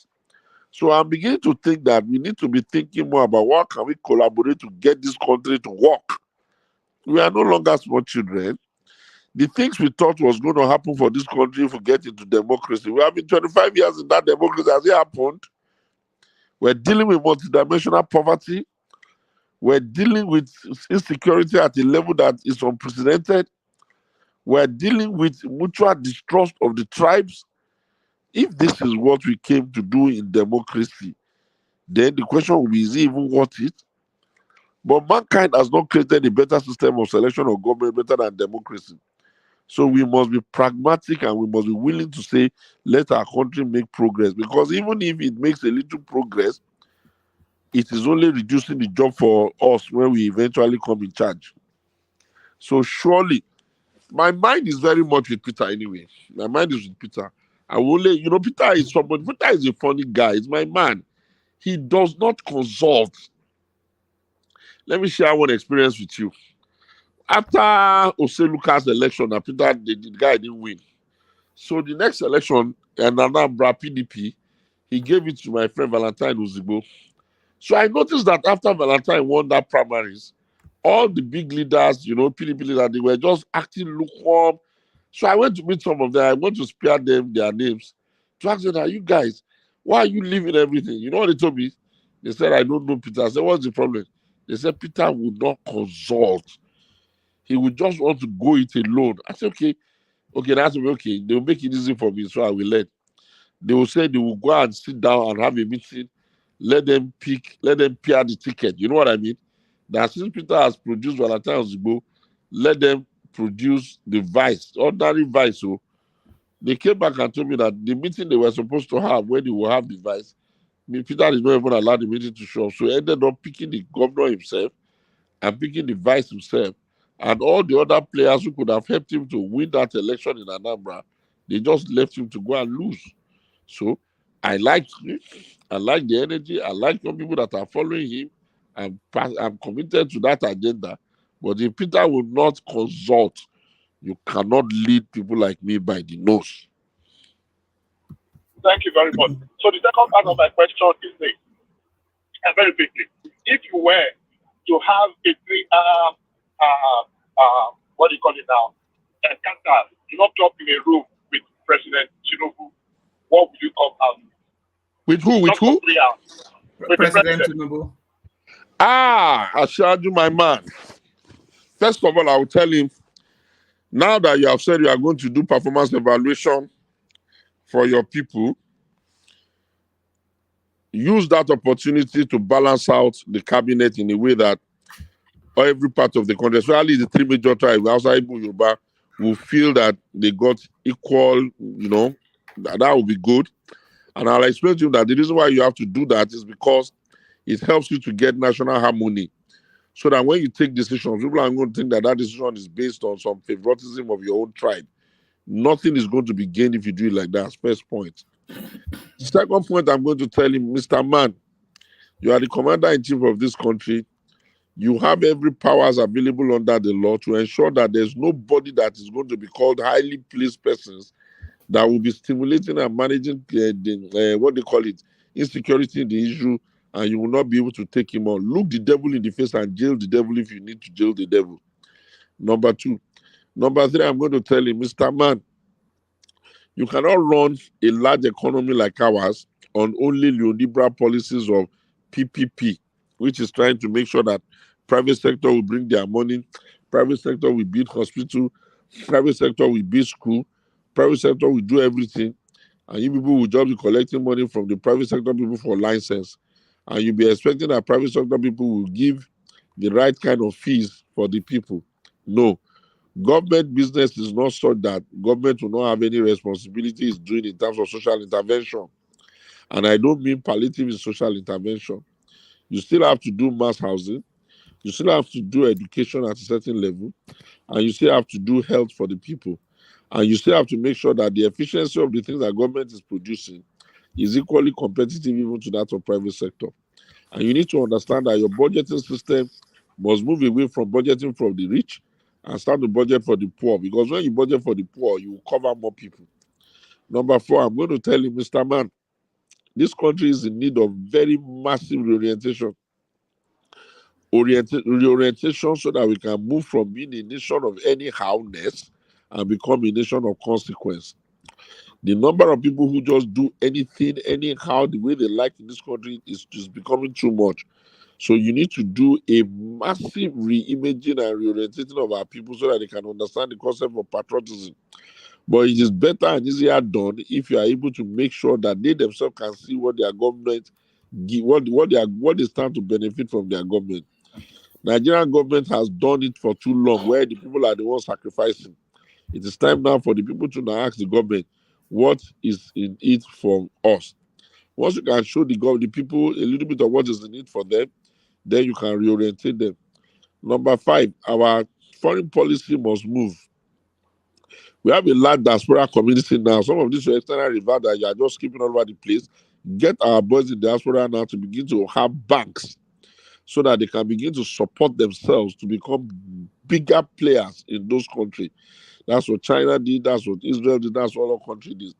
We have the manpower there now, but nobody is going to give them the strategic capital to be able to do the strategic intervention in certain areas to expand our hold in the world.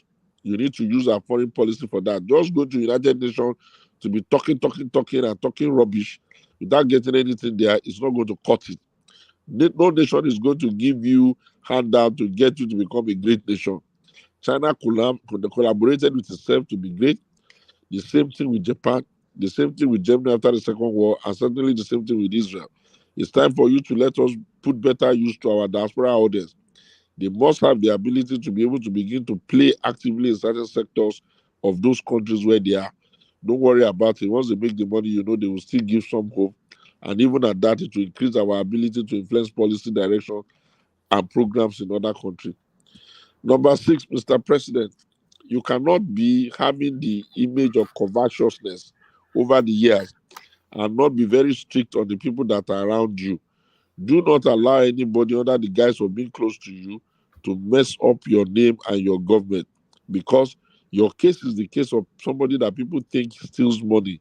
Why would you be allowing your chief of staff and all of those people to be doing all those things that they are saying? You will only destroy your reputation. In that kind of order is what I will talk to you. Let me ask you this. One man, can I come in? Yeah, hold on. Let me ask this. The removal of the removal of the fuel subsidy and arbitrage from the foreign exchange space. Do you think that was a good move by the government? And if it was a good move, do you think it was handled properly? Okay, now the thing is that it's semantics if you're asking whether it was handled properly. It's either a good move or it's not a good move. In our own case, by the time Bola Tinubu came into power, there was actually nothing else you could do because you didn't even have the money, and you have used up all the headroom you have for borrowing. So it was basically a decision that was due. The only thing that I quarreled with him for in that case is that you cannot remove subsidy on day one, and it will take you 8 months to give people minimum wage that is good. What exactly were you thinking? Even if you remove the subsidy, after about 2 or 3 months, you should have the consequence of not having subsidy should give you a bigger headroom. And that bigger headroom should have given you a better ability to predict what is available and what is coming in. And you should have known that you cannot let your workers be going home on 30,000 naira, and you yourself know the removal of subsidy has made a mess of it. So I would have expected them to have done that quickly. I don't believe that you can fund or you can inspire or you can motivate or you can develop or you can build a big economy with a large population on palliative. Even if you have to do palliative, does it make sense to you that you are complaining that you don't have forex and your palliative is still rice that you are importing? So who are you fooling? So I think that instead of wasting your energy on those kinds of things, it would have been best for you to make sure you rack up production by making sure people have enough money to participate in the commerce. Even if it's just buying their own food stuff, it will give us a bit of an headroom to be able to stimulate agricultural production so that they can, continue to support it. In terms of the arbitrage, you see, I've never known why government thinks that for its own irresponsibility, the people must suffer. The exchange rate in the central bank is as you set it. The exchange rate in the black market is as the people need it. Why would you be the one that will be giving money to people and then not being able to supervise them for other things, including money laundering? They will not take the money they got for you, which is specifically allocated for certain purposes, take it to the black market. And because of your own carelessness and your inability to police your own your own activity that leaves a trail, a paper trail, you will now come and now devalue our currency to such a point that our currency is now the joke of all the currencies in Africa. I think the arbitrage you were trying to run from, you have still created it. The exchange rate in the bank is still different from the exchange rate in the parallel market. So what have you really done? Instead of calling it all this kind of fancy name, you better say we increase the price of fuel because you are still paying some form of subsidy based on the exchange rate of the dollar. And instead of saying you remove arbitrage, you better say you devalue the currency so that we will not be looking for a miracle where none does not exist. So my opinion, to wrap it up, is that you have to make up your mind what you are doing. If you want to run a free market economy, then you have to buy the bullet and run free market. But you cannot run free market economy and still leave the people on pittance as their wages. The private sector draws the skew from the government. If the government gives the people a reasonable wage, the private sector will give them a reasonable wage. The money that is available for the governors to be packing to the bureau de change will reduce. And that's how to run an economy. Sorry, can I come in, please? Okay, can I come in? Come in? Sorry, Akim first. Sorry, Akim is ahead of you, Prestige. Akim. Yeah, thank you very much. It's me again, Otuba. My question is going to take you back to the PDP. Your party, the PDP, is I think they have the second largest number in terms of the Senate and the House of Rep members in the National Assembly. Yeah. As an opposition party, what I don't really understand is that why are the party not using their influence to sponsor bill through their legislators in the House as an opposition party? Because it's almost like a one-way street. We don't really see anything coming out from your side of the. Thank you very much. Thank you very much. You see, this thing that you have said, I've written on it on the inside, I've shouted on it on television and radio. But at the heart of it is that political parties are not run on a manifesto. You see, when you run on a manifesto, the person that is going to the Senate already understands what our agenda is.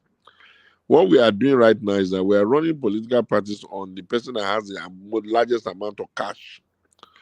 So when you say that, when you do it like that, the guy is going to get the ticket of Senate, he will run the Senate, he will bribe people, he will do it with that, he will eventually win. When he gets to the Senate, you yourself don't even have a manifesto you are holding on to. So what exactly is going to be his official position? So when he gets to the Senate, he will begin to make friends and they will begin to do deals because we are the only nation in the world that expects senators and reps to have what you call consensus projects. I don't know whether their job is to make laws or their job is to build roads. Everything is wrong with that system. And when our system is the way that our system is, the people, since they have a full majority, you understand, they said the opposition members are just going there to go on one bench. And it is most unfortunate. I've criticized it, I've written about it, I've quarreled about it. But I think that at the heart of it is that the parties do not have a central manifesto they are running on.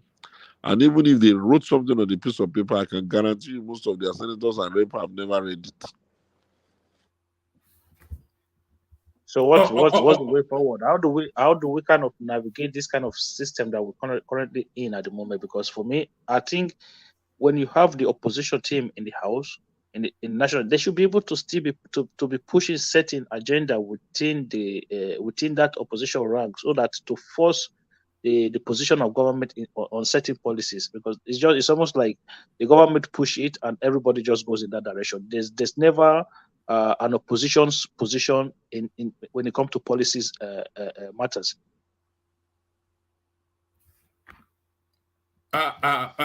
Moderator. No, I'm here. You dropped and then you're back. Hello, studio. We can hear you. Okay, so now it's Africa. Don't be angry. Things will just be bouncing anyhow. Yes. So I think that if they will run, these are some of the things that we can fix if we have a chairman of my own orientation. You will not get our ticket before getting our manifesto. You will get our manifesto, you go and study our manifesto, you will come back and tell us whether after studying our manifesto, you still want to get our ticket. But you can't just come and buy ticket and just be telling me you want to go and be Senate when you don't even know the manifesto of the party. It is the same reason why the party is not even able to control their governors. Because everybody is running on his own agenda. Yes, I'm not saying you should not be creative, but you must have some broad agenda of what you are running on. In America, you know what the Democrats will do, almost to some extent, and you know what the Republican will do. Donald Trump is already screaming on top of his head that he's going to be anti-immigration, but we already know that that's what the Republican will do. The Democrats already know that they will open up the street. We already know they will do. On the big envelope issues, we should be able to say this is what the party stands for. Unfortunately, you cannot differentiate between the political ideology of the PDP and the APC right now. Even not, you can't even differentiate against that of the Labour. So we have created a political parties that are like identity cults, the cult of human personality, and that's not good. A party should resemble a party. It doesn't have to resemble the candidate. So I think that's why you see that is happening in the legislature, where you are not able to hear vibrant voices screaming and shouting and saying the eyes are. I mean, one of the areas where they disappointed me was I thought that when they were talking about buying them cars of 160, they would have just taken the mood of the nation. They would have excused themselves from such nonsense, and the country would have been happy with them. But not even the ones in the Labour could even do that. Everybody was only interested in taking what he can take. So when you see it like that, what can you do? Thank you. Prestige. Yeah, thank you very much. I'm the guy. I'm the first person that spoke. So It's the best thing there so that we can start calling the deal. I'm here for about. Okay, let me just go ahead and ask my question. I've been here for 4 hours. Thank you, yes, sir. take two more. Take Prestige and Ekene, and then I'll see if Now you want to be chairman. I don't mind. But you go know say at 3 a.m. I day here now. Woman, can I also put a question across? If you don't mind. Yeah. Yes, we'll see what Otumba dictates because, like he said, he's really put in a shift. So and he's had a long day prior. In fact, and I also have a very busy day ahead of me. Yeah, so we'll play it out. However, but I'm enjoying it though. We don't have to. We can't exhaust it in one day. I don't expect to come here only once. I like this company. I prefer it to Twitter space. These are very matured, responsible people. You people are the kind of people you need in this country to come and help us fix this country.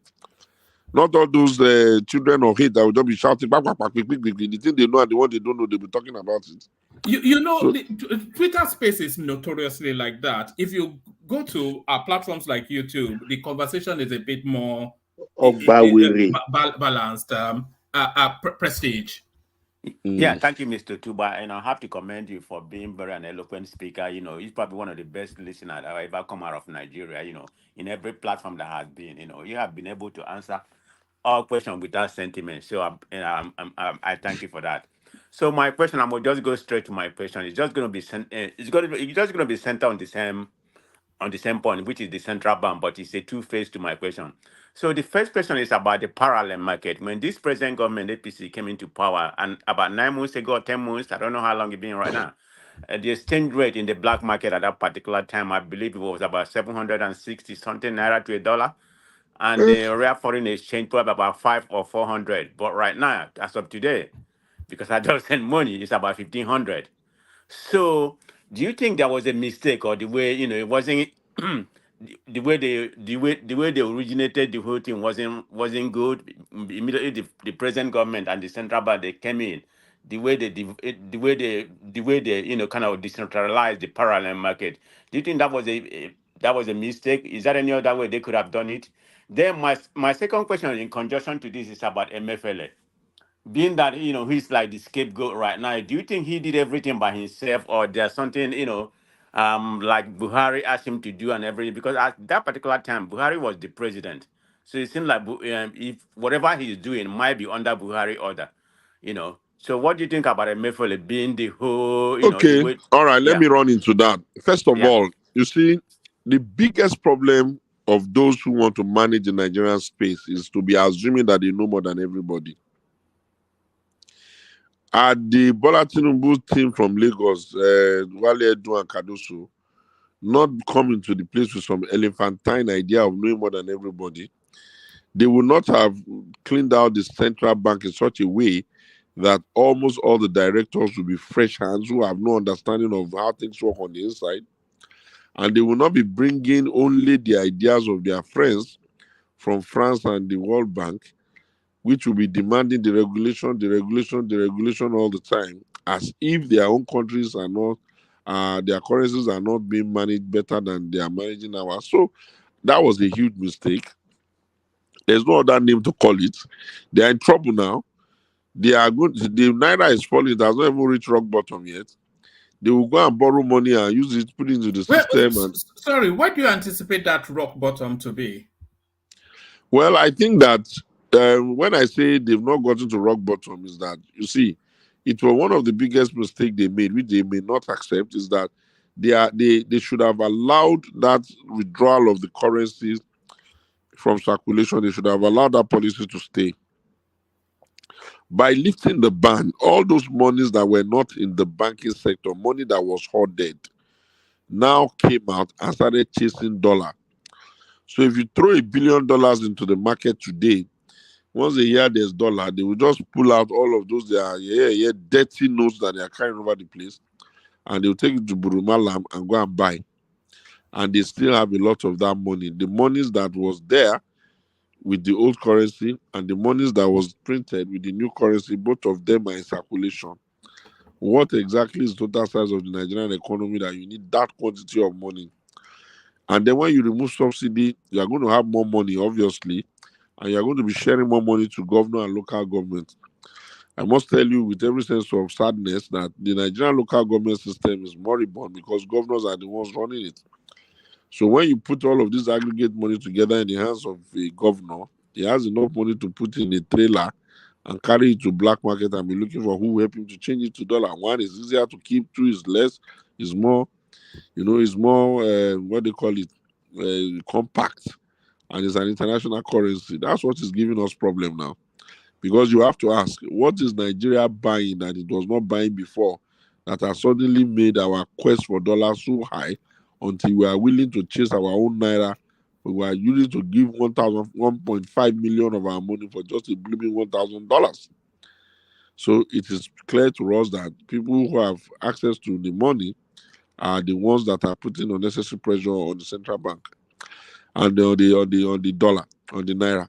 And you will expect that the best way to handle that would have been the economic intelligence units of the DSS and NIA and all the security agencies who will be able to go around and figure out.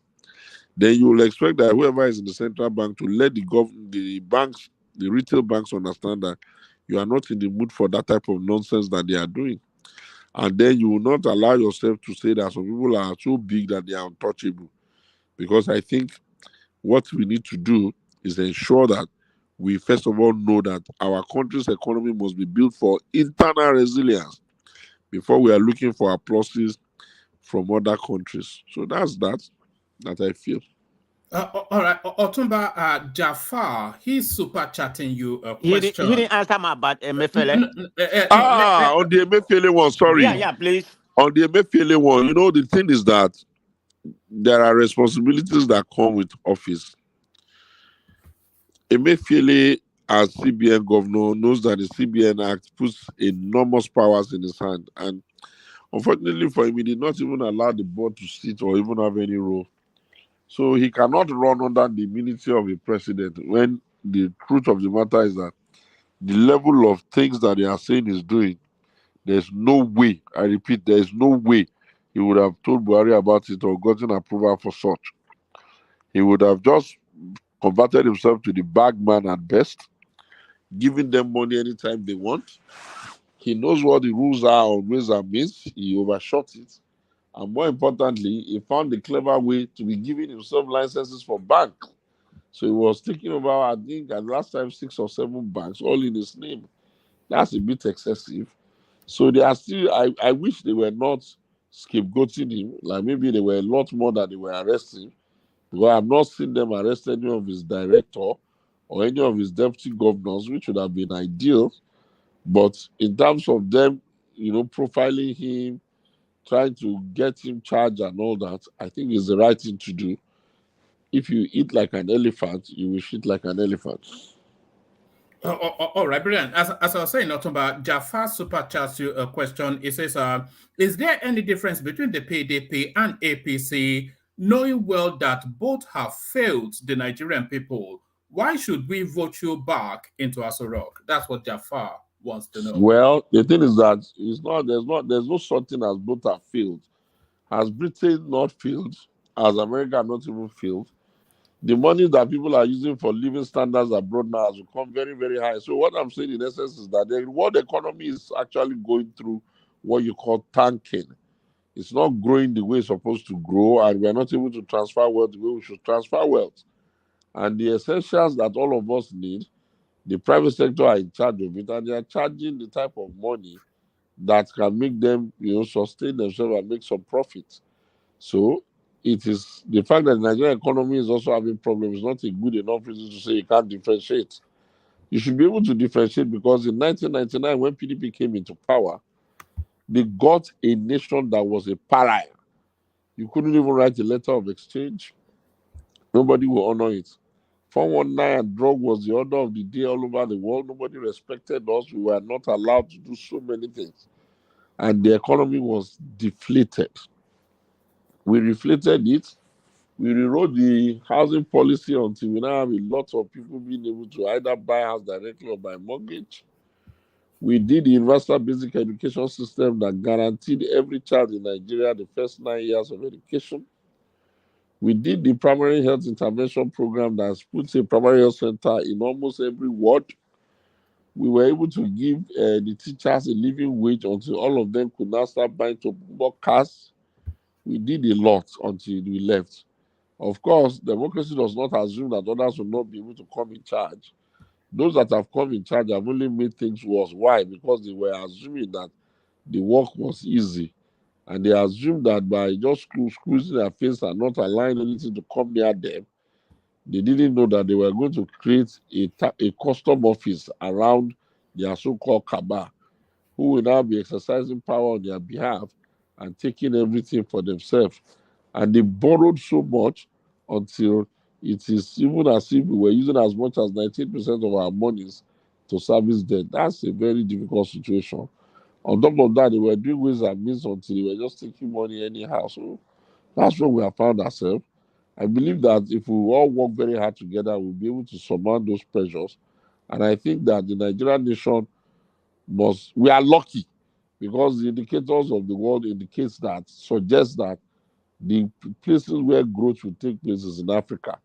Nigeria needs to only manage itself properly so that we can have peace among ourselves and stop fighting and quarreling and killing ourselves, and then we can then collectively begin to increase our outputs. That's what I think in that regard. So the difference between PDP and APC, and why you should vote us back into power, is that at least you have tasted the APC and you have seen that they will never be fair. In the first time, they said some people are 5%ers, they didn't do right. And even the one from Lagos that we expect to do right has given more to his own people than he has done balance. So we are more balanced than that. We are a party of life abundance. We ran a budget of 4.7 trillion, even with all the amount that was Jonathan is wasteful. And there was a lot of, liquid in the system. Everybody was able to do what they wanted to do. Now we are running a budget of 47.8 trillion, and yet there's so much tightness. You should know that what is happening is that as the money is landing in their hands, they are finding clever ways to take it to themselves. I mean, when did Betta just become a minister? Are you not amazed that the kinds of things they are saying she has already appropriated in such a short time? That's what I want to say on that. Thank you. All right, brilliant. Can I get your question in quickly whilst we still have Otumba here? So just be getting your question. When Otumba has had enough, he will tell us. But Ekene. Okay, one man. Mr. Okudele, yes, thank you for your brother. You're not going to let that one go now, Yeah, that's what I'll be calling him from now, Mr. Thank you very much, my brother. Thank you. Yeah. Thank you very much for your time, and your patriotism. You are one of the finest Nigerian I've ever seen. So, but what I want you to speak to, you spoke so much about the Igbos today, and that there is a narrative going out there, which I heard from a lot of people, that when they see a Southeasterner coming out to contest or say, I want to be a president, that person become an IPOB or a Biafran person. And that narrative have been going on, that it's almost a barrier. And whenever an Igbo man says he wants to be a president, especially in the north, and even our southwest brothers has taken that into an agenda. That any Igbo man, he can easily divide this nation if power is given to him. In fact, a lot of people said it, and I hear it, that Igbo man cannot be president of Nigeria. How do we tackle that narrative? Okay, God will bless you.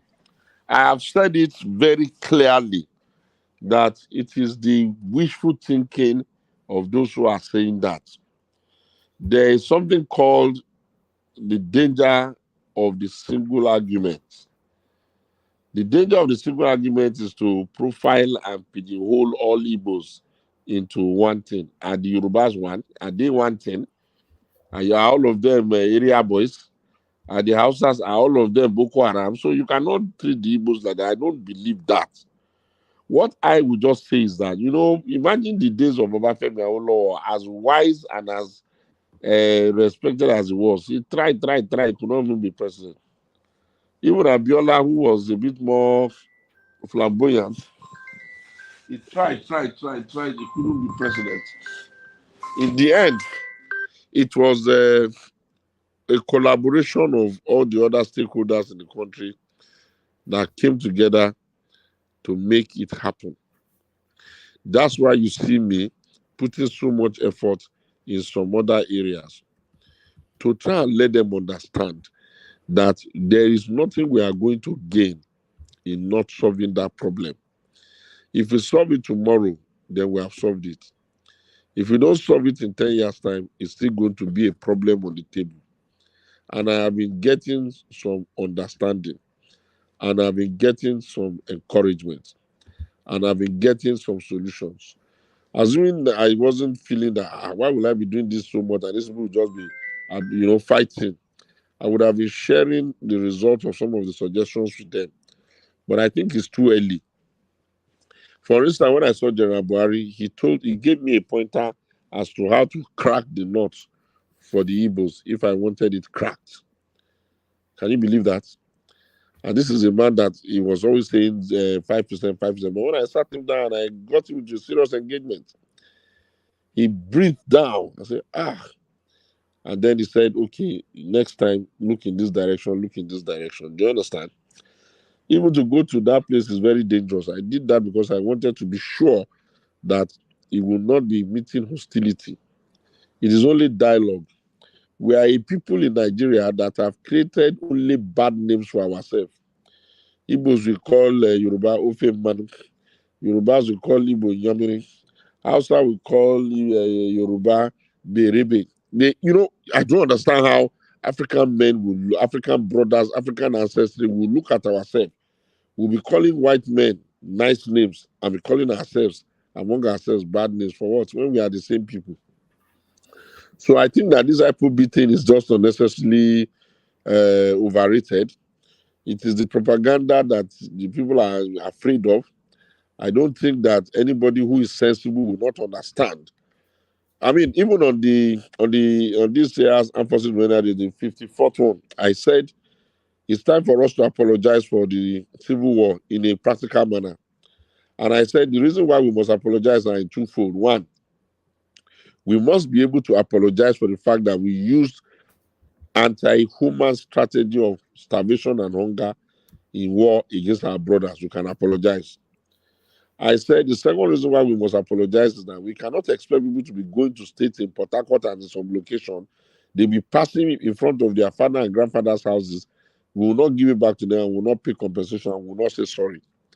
And I said I was premising it on the fact that if we can be doing things to make people that suffered during June 12th, like the Abiola family, feel more involved in Nigeria, it will not cost us anything to apologize and pay some compensation where we can determine it for the things that happened then.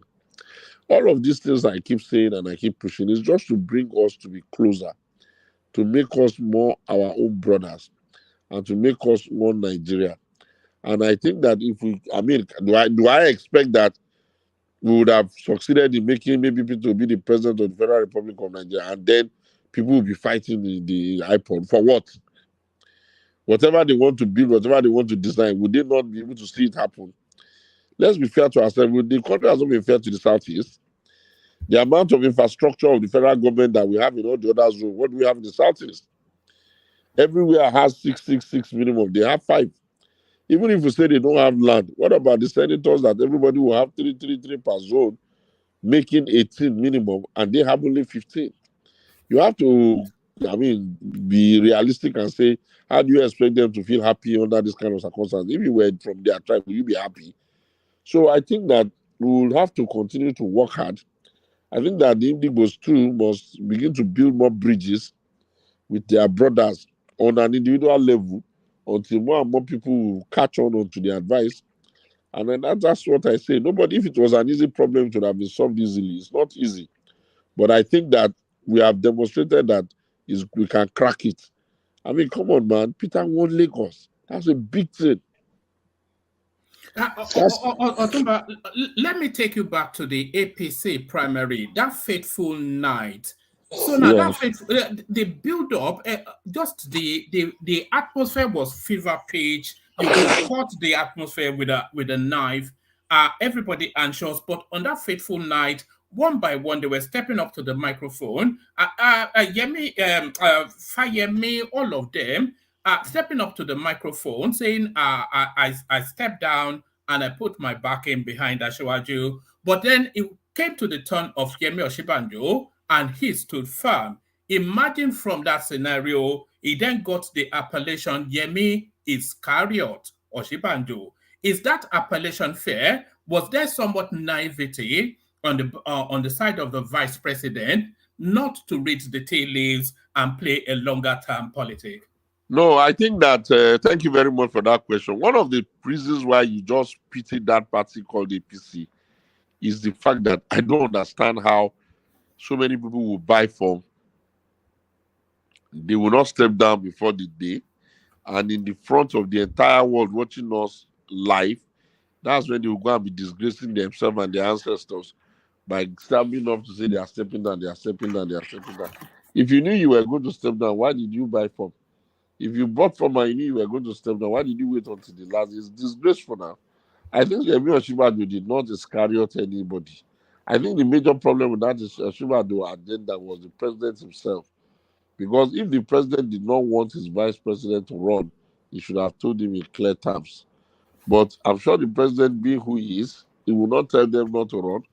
He will tell all of them to go and try their luck.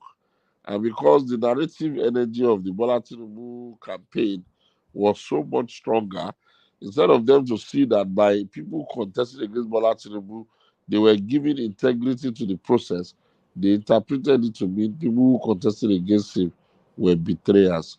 I don't know where they got that from. I think it comes from the same entitlement mentality of a Miloko, which unfortunately has a very subtle meaning with us, but became a thing that became such a cry that made it seem as if he was asking for it in an entitled manner. He was mostly misunderstood. He was speaking to his Yoruba brothers and saying to them that I backed all of you Yoruba land since. And now that they've told us to go and bring somebody, you all know that I have served all of you. Now you people serve me. That was what he was saying technically. It was not meant to be something that will affect the entire nation or it will become a battle cry for the whole country. But what can we do? If people get up and say they are stepping down, we cannot prevent them. But I think Oshibanjo has not done anything wrong by contesting. I even think that just that power is something that people don't usually give. They don't even share with their own children. If also, Oshibanjo would have been a better man for Bola to back since he was younger, more agile and all that. But, it is what it is. It is what it is. In terms of vice presidents that we have had in the history of that country, a lot of people are of the thought that Kashim Shettima, in terms of mental acuity, sharpness, readiness for the position, oratory, and presentation, he seems to be in a prime position to be the best vice president. In terms of vice president in the country that you've ever had, you've never had in the vice president you've ever had, you've never had a vice president that comes with anything close to what Atiku comes with. Most of the things you call the public economic policies of that administration was driven by Atiku, because he will find the consultant, he will put the teams together, they will come up with a paper before they take it to the president. And since Atiku has been vice president and he has left, you have never had any vice president that had that kind of clout the way he had. But I must concede that even I am a fan of Kashim Shettima. I think I'm more mesmerized by the fact that he is a northerner who seems to like reading so much, and he has a bit of a ability to articulate his position. But if the economy does not work, then what will be his contribution, since the vice president is in charge of the economy? Do you understand what I mean? So I think it's just it is what it is. We cannot undo what has been done. And I think that Bola Tinubu is a very, very smart politician. He relies a lot on research and on data, and he does not deceive himself when the science tells him go right. He will go right. So that's why he was able to get the type of quality vice president that he wanted in Shettima. I pray that they have peace among themselves and up to the end. What do you think the ideal age of a Nigerian president should be, especially from the first term? What do you think the ideal age of the Nigerian president should be? I think we have gotten to a point where we don't need to be wasting our time on age. The young ones that we have given responsibility, they've not acted in any way that is so superlative. There are lots of states that come to mind. There are lots of senators that come to mind. You understand what I'm saying? So I think I think what we are going to say is that we are a people that needs to strengthen our bureaucratic institution infrastructure. If we can strengthen the civil service and the bureaucratic infrastructure, then there will be minimum disruption that political office holders can do. Do you get? But the strange thing in our country is that the political office holder used to come into office thinking that they are so much better than the civil servant. I beg to disagree, but that is the mindset with which we do everything. That's why you see us running from pillar to post. Yeah, what you just mentioned there, do you not think that is actually the biggest problem that we are contending with within the Nigerian space? The lack of strong independent institutions. A lot of people feel that that is really what is holding us back. No institutions that checks or balances anything. The only answer I will say to that is that you are correct. All right. Baba. Gentlemen, I thank you so much for 4.5 hours of my time and your time. I beg now to get some rest so that I can be ready for my responsibility tomorrow. It's 3:30 here already. God bless you all. God keep you. We can't finish everything. And I have. Did you finish from Buffalo USC? Otumba, do you want to answer this last question? You had the window now. You know, I knew if there was a pause, I knew Otumba would leave. That's why I was rushing the questions. But then, what was the last question? Real quick though, yeah. Hold on. When he just asked the question, did you finish from OAU? You went to Unilag. You went to Unilag, did you not? Otumba? That's right. Up school. All right. Yes. Who wanted to follow Wenny? Yeah, this Kinzo. Yeah. Yeah. Yeah. So, Otumba, thank you so much. You've been very wonderful. Now, my question is: I have noticed you spoke very well, very eloquently, especially with regards to the current president, Tinubu. You've said a lot of great things, a lot of nice things about him. Now, if and when you become the party's chairman, right? Who will you be supporting as your party's presidential candidate? And my first love will be Peter Obi if he comes. My second will be let them go, and I will tell them anyway, Abinishio, that I feel that I've been screaming it. We have a debt PDPO that we owe the Southeast. Alex Ekweme ran primaries with Obasanjo in 1999. You cannot tell me that more than 25 years after, you have, and these people have been giving us votes every time. You cannot tell me more than 25 years after, you are not able to see, especially since they've not even been president for such a long time, that you can even return the favor of their loyalty. I am sold on that. But because it is politics, I will only say, let them all now go to the field.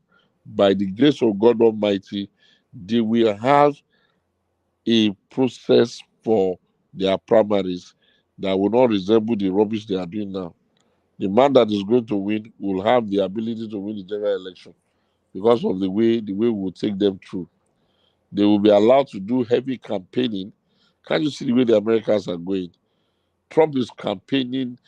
You are seeing the campaign. You are watching the sound bites and the tidbits. Biden is doing whatever he can. You know what I mean? By the time they get to the primaries, you already know that the person that is going to win is their best hand forward. That's how to go about these things. God will help us. So you wouldn't be supporting them, Atiku? Should he run? No. You see, it's not a question of I will be supporting Atiku. I backed Atiku twice and I'm still his man. But what I'm saying here is that, okay, should we now tell the world that we're going to do Atiku Abubakar 3 times back to back? And if we said it, who will believe us, who will buy us? Then we'll ask another question. If headsmen are killing people in the southern belt and people are complaining very much and they are profiling his race, where do I expect people to come and give us the numbers when it is like that? Then if the noise of it is southern time is so large, how would we get the numbers from the north? Then if the last time he ran, he could do so well in the northeast, how are we going to win that way? The only thing that makes an Atiku presidency attractive is if we're able to beg Peter Obi and his people to back him up as vice presidential candidate. Period. All right, excellent. Gentlemen, let's let Otumba go get some rest. He will join us again. Otumba, God bless you. God bless you, Mr. Okudu. God continue to guide you and give you wisdom. In fact, from today, I'll begin to speak to my fellow. I'll just be following you up to know how you follow the politics of the Southeast. So I will be cleaning and be watching you closely. God will bless you guys. Thank you very much. Have a nice day. Thank you. Thank you for having me. Thank you for your time too. Bye. All right. Good night. Good night to Otumba. We will only hope that the obedient will not do him showing car thing when he starts speaking. That is the problem. No, forget about even doing me showing car. The problem is that when you have, imagine when Chief Wanyang said they were the ones that built Lagos. Imagine if I had gone and I said I got so angry and I started abusing him. Some people say, okay, maybe he deserved it. Do I know how many people will be angry? The number of people that will be angry will be too much compared to the one human being. So sometimes you go just waka pass. You just allow this. Otumba, there is one thing I want you to understand about the obedience. There are cool ones like us. If you know, like I told you, a lot of us on the ground that you don't see on the internet. A lot of us. I know honestly, now. You understand? So if you if you use what is happening on the internet to judge what is on ground, the dream will not come to pass. You understand? So I know what is on ground. I know what is on ground. So forget what is on the internet. No, so you understand? No, you can't. I know. The internet propelled Obi to where he is. You can't disregard whether it propel him or not. If you remove the internet, Obi will only win Anambra State. If you remove the internet, I tell you, Otumba, let me tell you this. Yes. The people that voted Obi, honestly, never voted it's before. It's not only Igbo now, everybody voted him. So it's not that. But when I say it here, the reason why I don't say it in this platform is that let it not be as if I'm too arrogant or what, but I just keep it to myself. But anybody that understands what is on ground about Obi will not argue his power. And it's true. No, if Anybody that wants to overlook Peter enters any market in Nigeria today, we shut that market down. You know, he went to Plateau now. They didn't sleep now. He went to Enugu State. Let's let Otumba go get some sleep. No, I want Otumba to give Obi ticket. I would like it. That's it. God will help us. God will help us. We'll continue to improve him. We'll continue to improve him. God will give us grace. If Obi goes back to PDP. Otumba, good night. Good night. So there are no other candidates. There are no other person in Nigeria now who can contest. Hold on. Everybody. Sorry, when I say everybody, I mean everybody. Oh, he's gone. I wanted Enigmatic to be able to get in with a quick question, but Enigmatic Ogwende has. Enigmatic asked the question. I answered the question on his behalf. Okay, that's all right. All right. Enigmatic, ask the question. Meanwhile, sorry, Wama. Okay, go ahead. I'll say what I'll say after. All right. Enigmatic, ask the question anyway. I'm sure Otumba is still listening. He may not come back to answer though, because I think he just needs his sleep now. But Enigmatic Hondi. Babani, Don't say I don't do nice things for you. Or look at what I brought to come and interact with you guys. Yeah, in fact, I stumbled on it when you saw my comments. I think I just was very lucky to listen to him. I mean, Otumba is an eloquent man. He's the type of that politician you would like to listen to almost every time. And I wish him well in his PDP's chairmanship ambition. But like I think somebody said it, PDP is not just your regular political party. The best I can say is to say I wish him well, and I understand the kind of politics he's trying to play to get to that level. He's trying to appeal to the Southeast people through the obedience and through Peter Obi. But Peter Obi, unfortunately, is done politically. That's just a fact. But like I said, he's quite eloquent. I wish he could be the next PDP chairman. He's very young, able to connect, with the young and the old.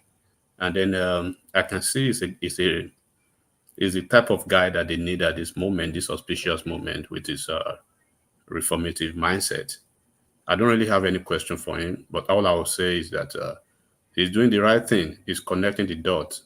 He's playing to, speaking and playing to the strength of his target audience. I mean, the Southeast folks, if they are able to work with him and not turn against him, because like he said, and we all know, it's just a little slip of a comment before they turn against him, especially those what did Baba so you can call them recently? He has called them fascists. Now they are barbarians, right? The vuvuzelas. Now they are barbarians. So I think Otumba is quite an exceptional man. It's enough. He can navigate there. Yeah, I listened to him attentively. At this point in time, I should have been sleeping, but I listened to every statement he said. This is not the first time anyway.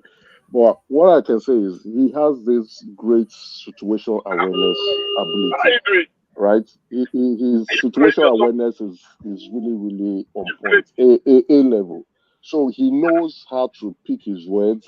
His answers are straight, easy to relate with, and understandable, very clear. So he can really connect. In my view, I know the PDP would not serve him well, and it would be a great miss for the PDP. But I think Nigeria still needs him in the sense of his ability to really express. He's very expressive, and not just being expressive. He knows how to break down concepts to a market woman's level that you can relate with and understand, and it becomes so open and clear. His criticism for Obi, we have dissected it on this platform multiple times, but his ability to still convey that information and it appears new is as respectful. Yeah, respectful, true. Yeah. Emeka, am I still talking? Oh, you can go ahead. Sorry, I thought maybe you stopped. No, sorry about that, and I don't mean to be rude to you, anyways, because I won't really stay long. But what I was saying is a politician that knows how to read the room. One man is that kind of politician. He's very young. He's been with top politicians within the land for a very long time. He started. I think it's only about 42 thereabout, isn't it? But carry on. No. It's old. It's older than that. It's just very. Yeah, he started with Benga Daniels. He knows his route, and he knows his way within the political terrain.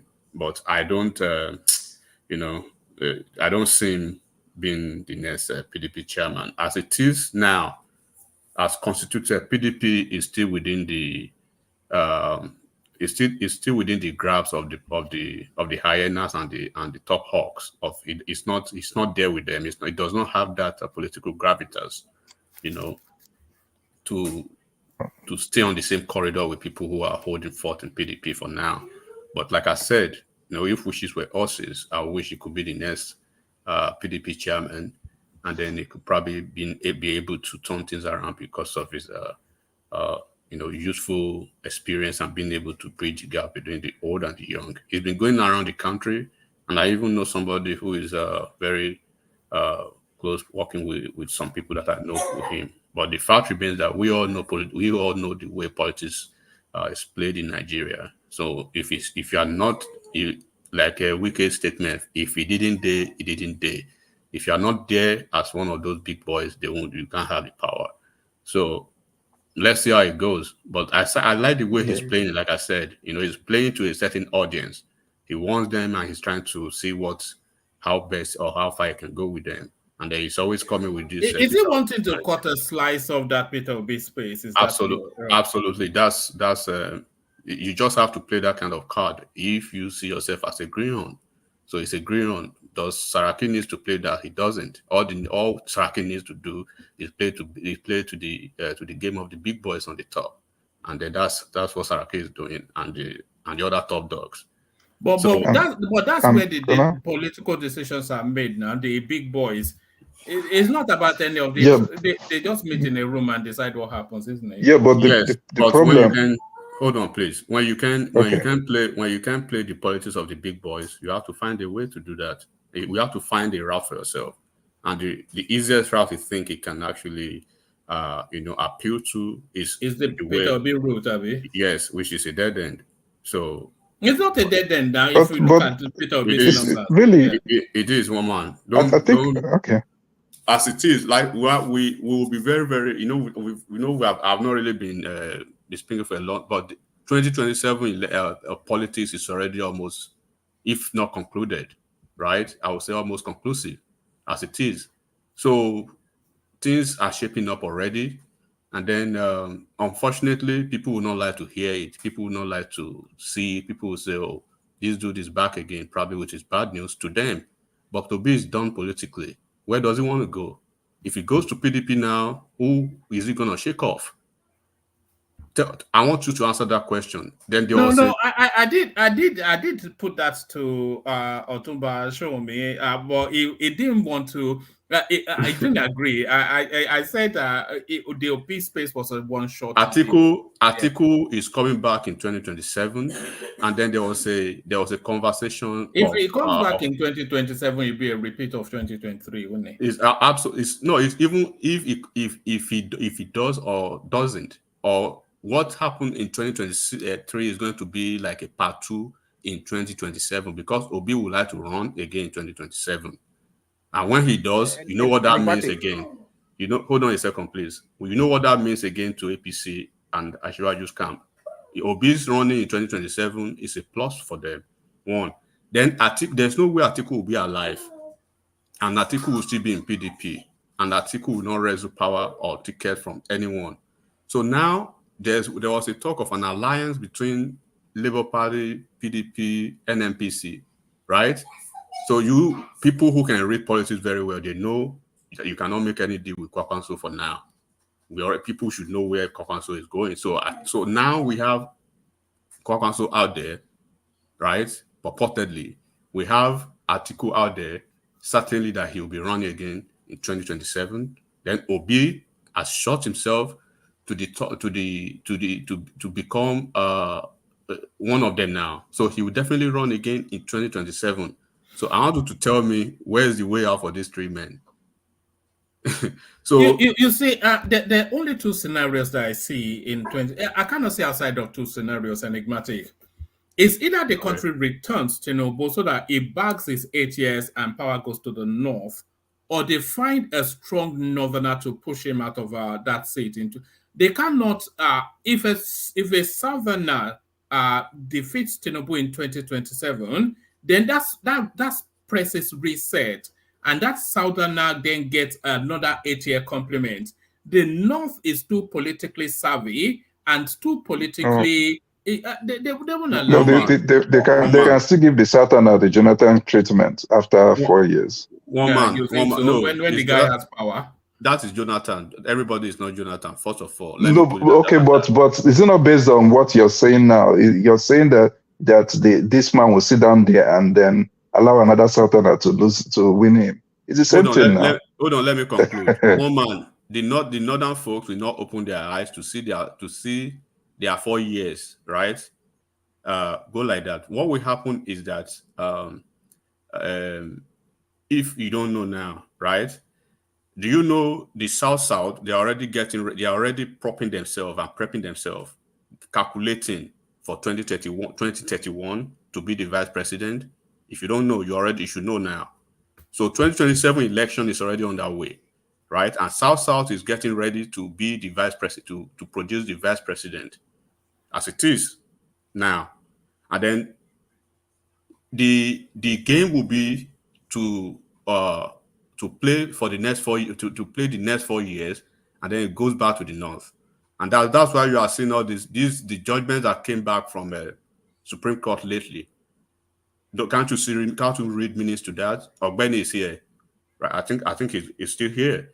So when you look at certain things, one man this does not just happen coincidentally, right?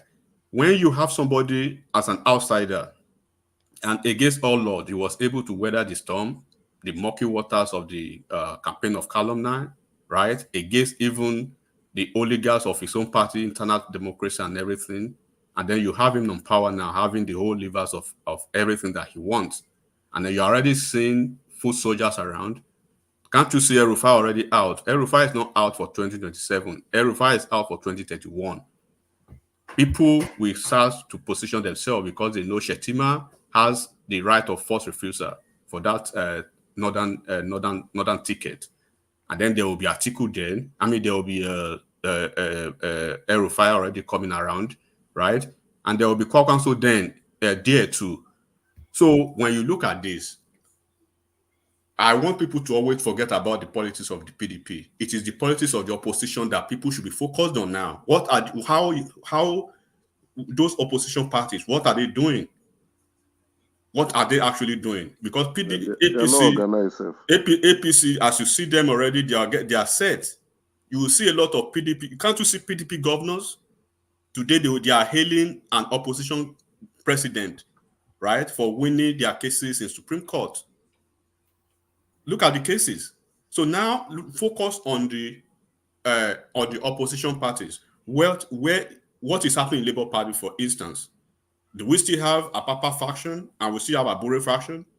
Where is Peter Obi's? Where does he belong? Is he moving to PDP, or is going back to ABGA, or is going to be in Labour Party? Right? If he goes to PDP, how is he going to navigate his way to get a ticket in PDP as currently structured? So what is Kwakwanso's game? Enigmatic, are you saying Peter Obi has shot the Igbos on the foot? No, Igbo can do anything they want to like with themselves and Peter Obi. I don't even want to talk about those people. That's why I'm basically talking the larger picture now about the opposition generally. Because as it is, the South, they're already getting, where they know the ticket will come, right, in 2031 back to the South. They're getting ready between themselves and Southwest to have a shot at the vice presidency then. Because I can bet you for a fact, if Peter Obi comes again in the next 4 years, the same scenario will play itself. And there will be lesser numbers that he will get. One, right? And the whole numbers again in the southeast will go for Peter Obi, then he will get lesser numbers from the south, because they'll be getting ready for one of their sons to be the vice president to any northern candidate in 2021. So they wouldn't want to play a blind politics. So now the game should be, what are the oppositions doing in 2027, 2021? What are they trying to do? If Segun Showunmi is speaking like this, or the Otumba is speaking like this, right? Of course, he could probably, somebody like that could radicalize or probably revolutionize the fortunes of PDP, but they won't give it to him. It's a fact. And he knows. But I appreciate his audacious, confidence.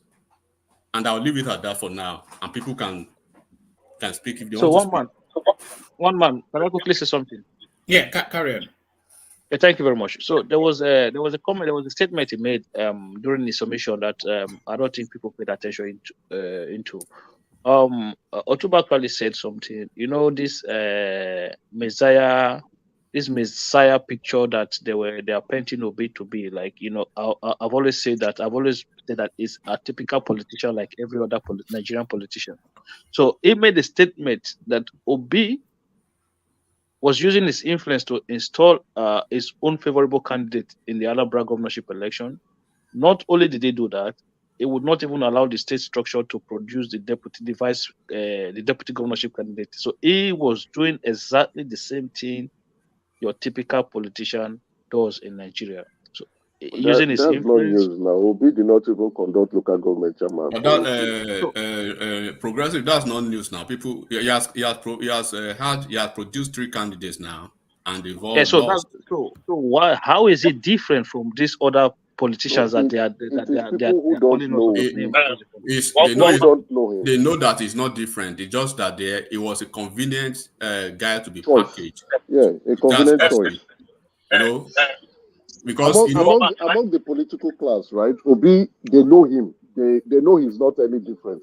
But among those like the obedient set, right? They think he's, they packaged him. Like I said, they packaged him to be listen to when you listen to Otumba, always listen to, in between of whatever statement he makes. He said, he was speaking about if the possibility of the South is producing a candidate that will be acceptable, that will be widely acceptable, right? He doesn't want to say the clannishness or probably part of that guy, right? He's just speaking he's trying to be moderate with what he says. But for a fact, a couple of us have not been here for a long time, but whenever we come over here, it's like we always strike some nerves, and we always see people crying on, non-stop because of certain things that we say, right? But we know for a fact, we are talking about Nigeria politics. This is not American politics now, because Trump and Biden, we know what will probably happen later in the year. We can say this and that. But when it comes to Nigeria politics, you don't even need a soothsayer. You don't need a juju man, right, to tell you this is the thing what they are doing or probably what's going to happen. But people can believe what they want to believe because of their deluded mindset, right? When people are so full in the mindset of their phantasmagoria, they don't understand reality from fiction, and they keep having that agenda almost every time. It is very clear as day that the question that I pose to everybody now, in the opposition camp, we have Labour Party, we have PDP, and we have Kwankwansiya movement. What are they doing? Who if they want to make let's assume there will be an alliance of PDP, of Labour Party, of NNPP, right? Who is going to be the presidential flag bearer? Do you think an Atiku will step down for a certain Agulu man, or do you think Kwakwanso will step down for him, or do you think Atiku will step down for Kwakwanso or whatever? Do you think about all those things? at least for you to even say you want to wrestle power from the incumbent party, right? There should be a semblance of organization, a semblance of seriousness from the major opposition parties. Now look at the PDP. PDP is in disarray as it is now. Labour Party is nowhere to be found. The Labour Party legacy people, they do not recognize the hype obedience as their party members, right? The Akokansilla movement, they are in bed either 50-50 with APC. So what is the way forward? How are they trying to do it? But when you speak, they always think, oh, you are speaking against Peter Obi as if Peter Obi is their father, or Peter Obi has anything to do with their lives. None of these politicians is our father or probably a family member, right? They are just normal politicians. You are hitting the. So when you speak, you have a clear departure from your reservations and from your emotional mindset. You speak the fact. What are the opposition? Tell me, is it possible for an Atiku to step down for any of these people when Atiku is alive? So listen to that first. One more, can I say something? Let Bishop go first and then come after him. Can I, Bishop? Thank you. Yeah, actually, my question is, I'm not sure I heard correctly, but correct me if I am right. Did I catch a glimpse of some excitement, fantasizing, romanticizing, and what again do you have? What you added the boy in the tone of Ekene about Peter Obi getting the ticket in PDP and the PDP structure of criminality. Did I get some excitement in your voice when you were asking if Segun Showunmi is going to give him the ticket? I want to be sure because we all know that structure of criminality. I mean, I don't think we are excited about that. Are you? Politicians say things. Is it not wicked that talked about cancer? Is it not serving a cancer government? Forget those things. When the time comes, they will make the decision. Let's allow Ekene to answer the question. Ekene, please answer question. Answer question, please. Let me say what I want to say. I appreciate. Let me come in now. I appreciate the guy that came in tonight. He baffled me. He wowed me. What's his Igbo name? What did they? No, you know, what I found out is that a lot of people were disappointed in his especially the Abadorians are disappointed with his submission about to do. That's not true. You know, the man. Ekene, can you hear me? Mm-hmm. I want an Igbo name too. Give me an Igbo name as you carry on. I want an Igbo name, but not. No, it's only Mr. Tumba that have Igbo name. Mr. I'll give you. You don't have Igbo name. What you have Igbo name? I will tell you. I'll give you Chinwe. Is that not a That's female now. Emeka, you are very wicked. What are you suggesting? Okay, carry on. Is it my funny voice? I think that might well be. I don't think you are. So let me. You people are not allowing me to speak now. The man, like we said, you know, all of us. Emeka, allow me to talk now. No, you will speak now because you want to pass something that I feel is not happening. Emeka, I beg, hold on a second. one man, please. Is it possible that I don't know if you're able to reach out to Mike? I will need his contact if you don't mind. Maybe we can reach out later. All right, I'll do that. Yeah, and I'll be leaving and just thanks for the opportunity. All right, thanks for stopping by. The enigmatic. Yeah. Enigmatic, hi. Baba, happy New Year! Happy New Year to everyone. Happy New Year, Look at that. Èmi àti bàbá Gomez sọ̀rọ̀ so ẹ kàn ti ṣàlàyé fún yín bó ṣe ń lọ. Má pẹ́ o, kó tó dé o, kó tó tún yọjú o. Lágbára Ọlọ́run. Okay. Ẹ̀rọ sà. Ọlọ́run wà pẹ̀lú ẹ̀. Àmín. Àti ilé ẹ̀ ọ̀tọ̀ náà ẹ̀. Àmín inshallah, Allahumma àmín. Ẹ ṣé gan. Okay, Mega, can I come in now? Yeah, carry on. Go ahead.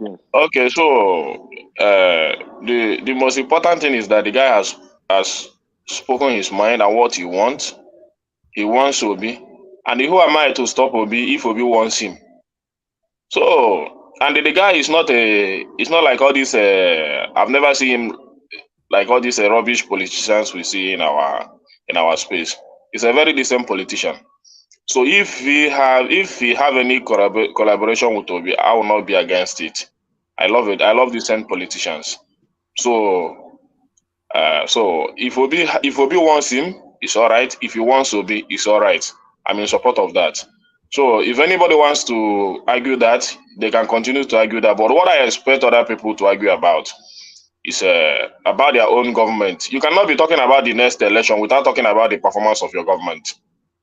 You see, you left the performance of your government. You're talking about who will win the 2027 election, this and that, who will get the presidency, who will now have the opportunity to be the next president, who will not be the president. And this is the issue we are facing in this nation. You understand? You are here, the guy has made a very, very good remark, both in economy, both in his security. You couldn't pick those things out and discuss it, especially when it comes to your government, you that is in government. What you are talking about, who will be the strategy that they will use to make the next president in 2027 and the 2031, and who will have the opportunity. I'm very disappointed. Sorry, my apology to interject you, but anyway, you see what he said, right? He has said that the APC is still in a strong ground to win the 2027 election. That all that matters now is what they can do. Enigmatic has actually said it again in his own way, paraphrasing what Otumba said. So it's not about definitely we dissect governance issue here. We criticize those who are irresponsible and not doing what is the right thing to do. But in terms of politics, let's be very honest and clear. The APC is more organized. At this point in time, they are even much more stronger. The opposition parties are not living up to expectation. P2B seems to be, going around the country and passing condolences left, right, and center, right? And then the Labour Party chairman who says he's a soulmate, that P2B is a soulmate, is not even seen with him. It appears that the dancing queen of the Labour obedient movement, Asha Yusufu, is more of a soulmate. She's more like a Mary Magdalene to a Jesus than the Labour Party. And even the Labour Party chairman does not understand what is really going on with Obi's future ambition. That one doesn't cost. I don't expect you to expatiate much on the argument the guy has made about Obi. I don't expect you to do that. I expect you to discuss the economy you talked about. You understand? You can't be using. We are not singing Mary Magdalene here. We talk real things that is happening in the country. What has he said? Don't be telling me Obi Mary Magdalene, this person, Joseph the carpenter, and all that. That's not the issue. Be honest and truthful. What has Otumba said here that we have not dissected on this platform in the past? No, Otumba is a very straightforward human being. Of course. He said things that even you, as an Igbo man, cannot say for your people. He said it. And you are not ashamed of yourself. He said things that and we're back to where we always were. Guys, calm down now. Calm down. Calm down. Calm down. What do you mean? That calm down. What he has said, he's an eloquent, bright man, brilliant, nice speaker, understands the situation, understands the plight. He's looking at the way to and win. A politician too. And a brilliant politician. He is looking at the pathway to win. And he's saying this is the pathway to win. And me putting myself in his own shoes and context, I understand what he's trying to say. If Obi is his pathway to win, and he find him, hold on now, let me just land. Is it feasible? First and foremost, we are clear. We know that he's not going to be the PDP chairman, even though we wish him the very best and the best of luck. We know it's not going to happen. Number two, he has said, can I say something? Yeah, proceed. Can I comment? Go ahead. Yeah, so I don't think Segun is really relying on P2B or saying whatever he said for P2B to win. In fact, that alone can even work against his chairmanship in PDP. If we are to be frank, I just think he's being a sincere person. at least everybody has agreed that this man is a straightforward man.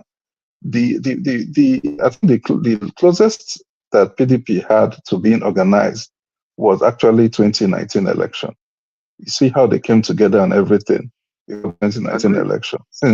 So if they sincerely want, because I know that in the last chairmanship election, Wike and his gang shut out Yoruba from becoming the chairman, because saying that there's no, PDP didn't win states and all those kind of stuff. I think this is an opportunity for PDP to bring Yoruba people into the fold, because see someone like Benga Daniel that left, a lot of things can play like, okay, this party is not, okay, even Segun even mentioned it today, that will he go and leave to ABGA or to Labour Party when he will have more chance of getting position as if it's in APC, he will have more chance of maybe becoming a governor or something. So the thing is, I think that PDP want to get it right. This is an opportunity for them to make a Yoruba man the national chairman. I think that will give them also a sense of belonging, and also bring the Yoruba fold within the PDP. At least PDP has a delegate, and so. Can I say something? You see, for Ekene is a bit excited that Obina, can I say something? I'm not excited, Joe. Yes, go ahead. Okay. Yes, go ahead. Go ahead. Let me say something. It's just a question I want to ask to probably test the sincerity of Otumba. First and foremost, okay. I'm not sure. First of all, I'm not sure. I think perhaps it's the first time Ekene is hearing Segun Showunmi. Really, Segun Showunmi is not that new to whoever understand the Nigerian political space very well. He has been saying all this. There's nothing new he has said tonight that has not been seen. And I said it. I traced it back to 6 years, 7 years ago, and he even really reconfirmed. No, he's not new to me, but new. I mean, even his last interview, I watched him. If he's not new to you, you won't think that we are surprised, okay, about what he has come to say. So he has just come to reiterate the same thing because he's campaigning as the chairman of PDP, which is in his is within his legitimate ambition. So that's by the way. The question I want to ask, which Obina raised on the EU here, which I'm trying, that agitates my mind now, is that, okay, so if Otumba Segun wants to be the chairman of PDP now, and he wants Obi to return to PDP, and he wants Obi to be your presidential candidate, would that be the same EU PDP ran into in 2023, where they had a northerner as the chairman and northerner as the presidential candidate? So where is the sincerity here? Because invariably, I like that question. The chairman of the party, and then you want a southerner also to be the presidential candidate. Yeah. So look at the situation. Look at it from this. Can I answer the question? So look at it from this angle, right? So let's say the whole idea of Segun being the national chairman doesn't have anything to do with the presidential candidate, to be frank. It doesn't matter who the presidential candidate will be. I don't think it would be right to walk the filling up of the position of national chairman based on who you think should be the presidential candidate. Most likely might end up being Atiku again. Remember, he also mentioned something that maybe they can have an arrangement where maybe Atiku goes, Obi will be his vice. Maybe they do one term and then Obi takes over. He gave us a lot of scenarios. I think that option is what may likely happen, possibly. Exactly. That is even a more realistic option, to be frank with you. And if they can do that and bring everybody together, then they can be able to face, they'll be able to face APC. There's something Oshomole mentioned, which I laughed. Did you listen to him? He said he's not supporting Atiku. I mean, I don't know if you were listening to it. No. He didn't say that. No, he said that. He didn't say that. What you said is that Atiku. No, he didn't say. He said he's a spokesman for Atiku, right? But what you saying that Atiku, if he's going to run, he's still an Atiku man. I asked him that question. Yeah, no, he said that Atiku has not told him whether he's running or not. Exactly. Yes. He said, yes, and remember, he said that it is Atiku's decision to make. He's not going to sit down here and start disqualifying Atiku from running or not. He even did a lot of permutation. Exactly. So what the whole thing is, I think PDP needs somebody. Go ahead. Sorry, I just wanted to clarify that point. Yes. So he needs. He needs. I think someone like him will be great to reorganize party. Yes. Obina, realistically, as you sit where you are right now, do you think the obedience will allow Peter Obi to be VP to Atiku in 2027? Really, is it up to the obedience? What can the obedience do? Look at how it turned out. What were they able to do without the obedience? That is the problem. Absolutely. But he's at the end of the day, he's the leader. The fact is this, Baba. The fact is this. I know that a lot of obedience will be against that arrangement for Obi to be a vice.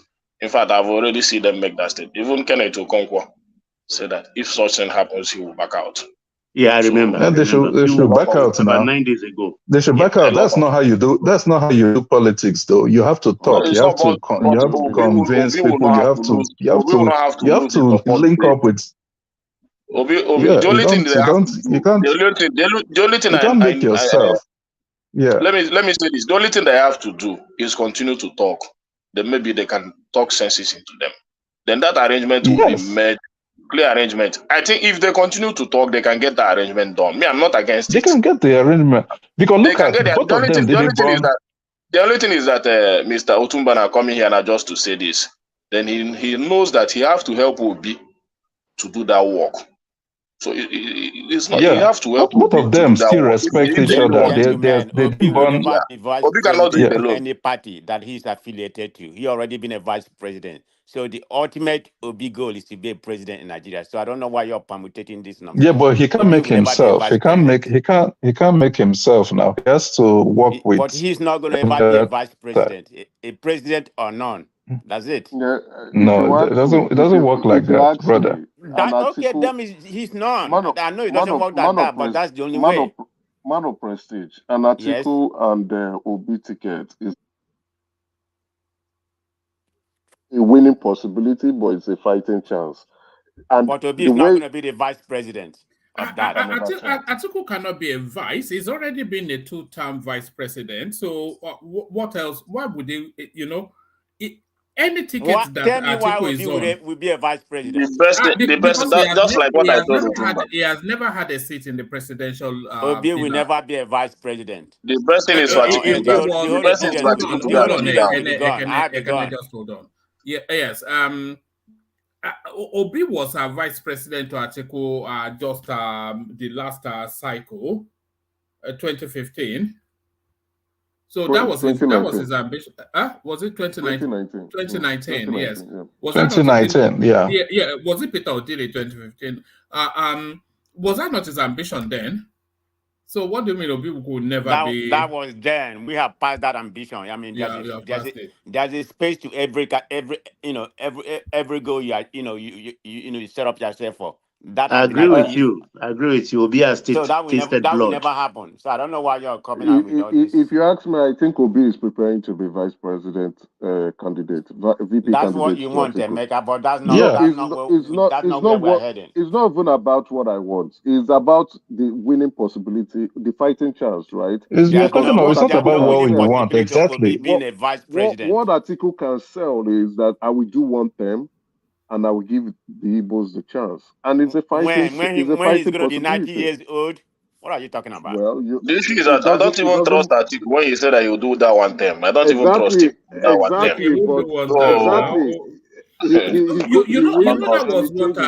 That was what Buhari said when he was hustling for a ticket. I would do one. That is true, Wama. That is true. So he wins and he changes his mind, but it's a fighting chance. But if you compare that, okay, you don't trust him, then. But what other option do you have?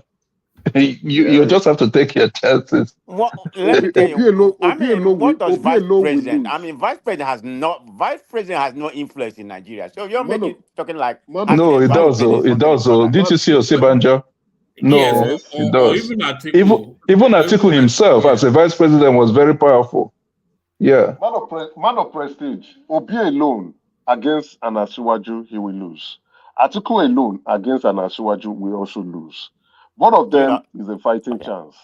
But They're both a fighting chance. They will still lose, but it's still a fighting chance. And why is it a fighting chance? Is that the 4 years, the remaining tenure of Asiwaju will now be the determining factor that maybe the economic situation may be so painful that people will say no more. We don't want this anymore. APC, we are done with you. But that. And Omega, you think that is not happening now? That's what I'm saying. That's why I say it is a fighting chance, right? It is a conviction that may happen in 2027. It's not a winning possibility. That the reality, the harsh reality of life may make people to say, I think we are done with APC. Let's just go with these people and vote for them. It's a fighting chance. It's not a winning possibility. But then again, 2027 is still forward looking, right? A lot of things can change, a lot of permutation can go on. But at the moment, currently, both of them together currently now cannot defeat an Asiwaju. So if they are now separated, it's even a ridiculous defeat that will be coming through. Obi can go around the country and wish everybody condolence visits and go around to spread his face in every part of the country, nook and corner. If he does not sit down and agree on the possibility where he needs a strong candidate to pair up with, a strong northern candidate to pair up with, not the one he went to go and pick a dirty. If he doesn't get a strong northern candidate to pair up with, either as a vice or the strong northern candidate is a VP, is going nowhere. Is going nowhere. Yes, and for somebody like Obi, maybe he would have used someone like Shikarao. Do you think, but the one thing that Obi takes out of this cycle is that he can shop in better supermarkets now for vice president. Just how dismissively they cast him aside and he ended up with that Mauritanian. So he can now he can shop at the at a higher shelves. You know, Yeah, I agree, one man. in the north He has now. shown his political value. Initially, he had no political value. Now, everybody can estimate his political value. I thought they talked to Shekira. He didn't want to be vice president. I thought that was because Obi was the nonsense at that time. At that time, but now they can look at him and say, okay, we know your political value. We see some value in you with the youth, with the obedience movement, and also with the Obi idiots. We can relate with that. Let's see how we can. Don't be calling us Emeka, you like trouble. When you say you, I don't know who likes trouble more, Emeka or Joel of Nashville. No, Emeka is number one now. Go see about Dr. Dami. No, I have categorized when he come there, he won't fight everybody. There's a youth movement. There's a youth movement, the sensible when youth you movement. Youth, there's the obedient. obedient. It as Southern youth. No, you are right, Ogbeni. There's the youth movement, sensible individuals who can relate, understand, and want to discuss with you. There's the obedient who are still angry but can still calm down a bit. Remember, a lot of them are very young. Come on now, they're just getting into politics. They don't know much about politics. So you need to give them that slack. No, you see old men too. Oh, come on, man of prestige. Man of prestige, you are in the obedient movement. You are not the obedient. You are the obedient. Yes. So the obedient are the ones on Twitter shouting left, right, and center and disturbing everybody. So that youth, I have profiled them into that 3 buckets. You understand that? I didn't say it's not like I'm trying to. Well, maybe they will grow. They will grow before the next election. Okay. No, I don't think so. Emeka, one thing people are not looking at by the letters of our constitution, the party is supreme.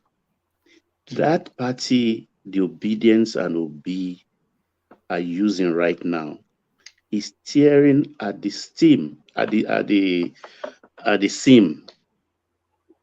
They've not gotten a grip of that party. Honestly, Obi cannot tell me that in his Rolodex or in his contact on his phone, he has the chairman of Labour Party he can call in, let's say, Adamawa State or Zamfara State. Without the control of a party, either LOP or another one, it will be difficult. No, Baba, you just made a very relevant statement. That is correct. I agree with you. Yeah, that's why I say I think Obi is now selling himself independently, and that's why I threw it out there that the possibility of him working with Atiku is very much looking like it.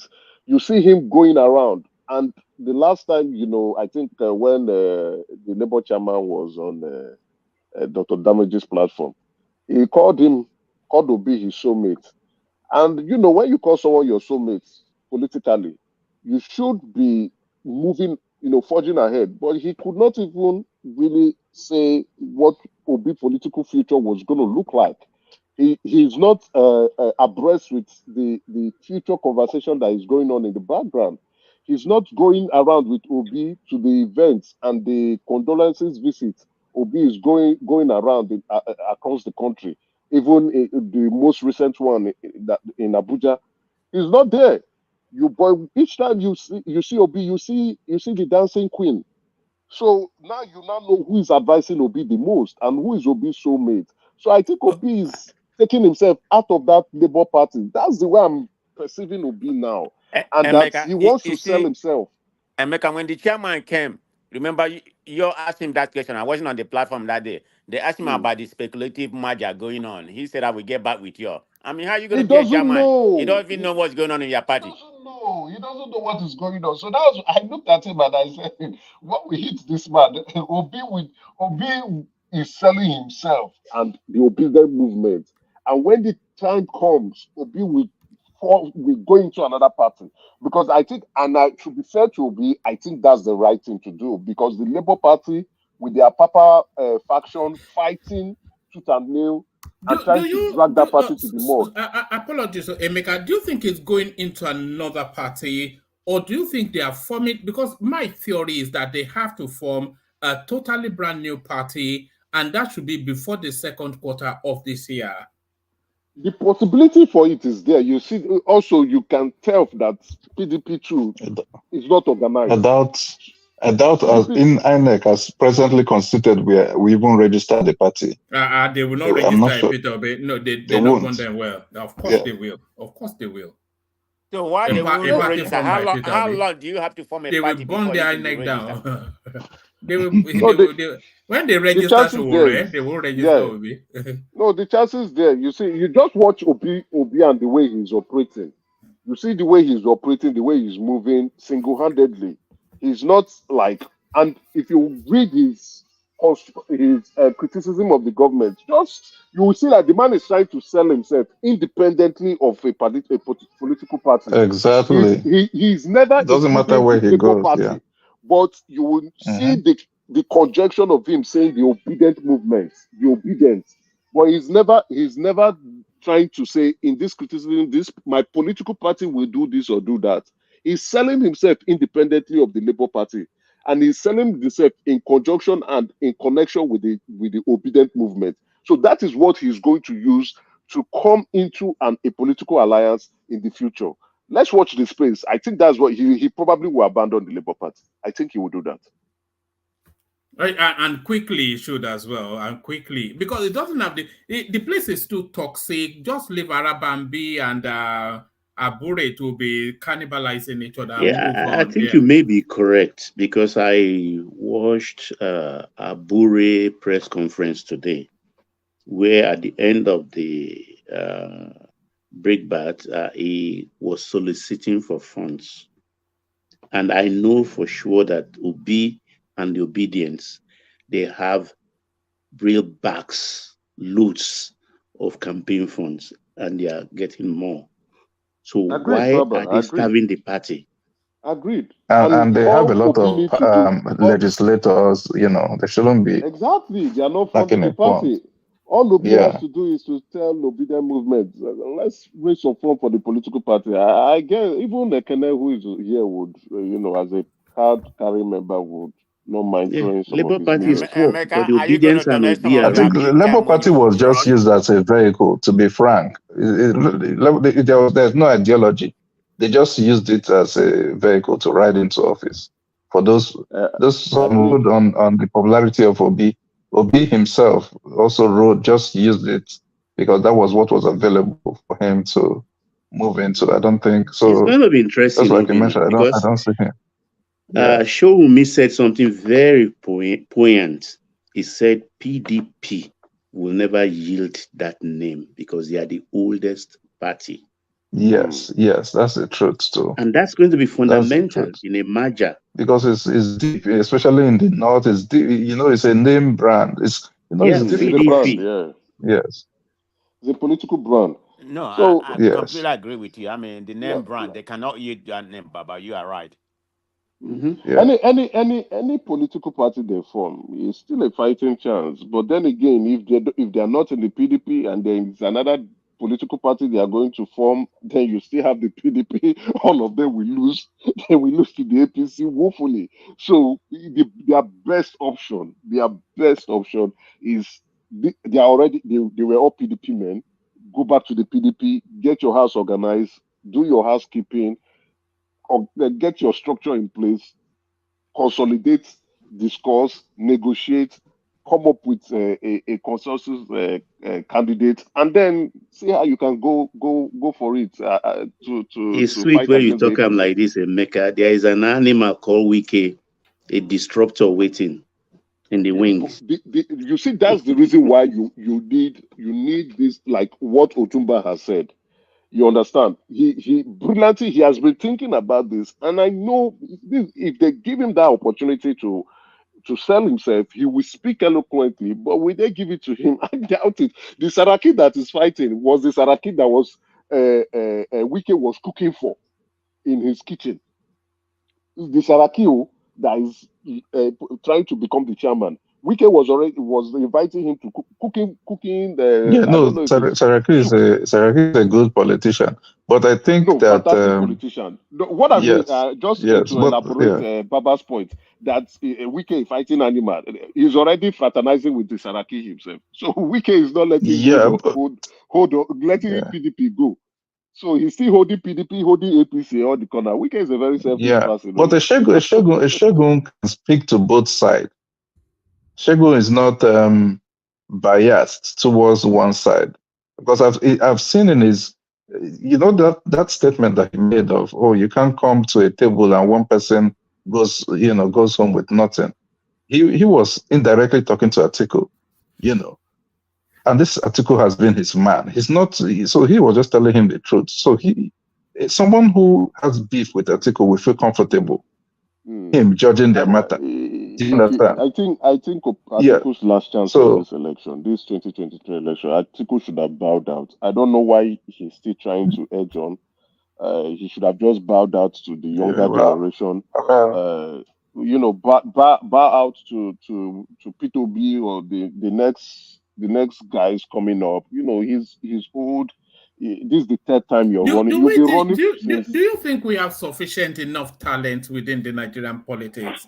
We're still talking about Wike, Atiku, Peter Obi, because I'm looking for that Eastern name that is devoid of all of the baggages of Peter Obi and Soludo, but it's strong enough. Let's be honest, right? A lot of people will come and say they will abash me again. They will say, look, I will still keep speaking the truth.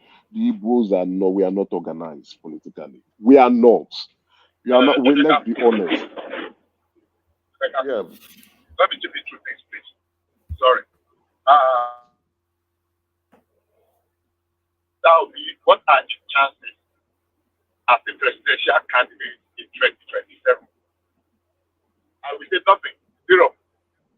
It is the living ticket. There's nothing for him. If he is the presidential candidate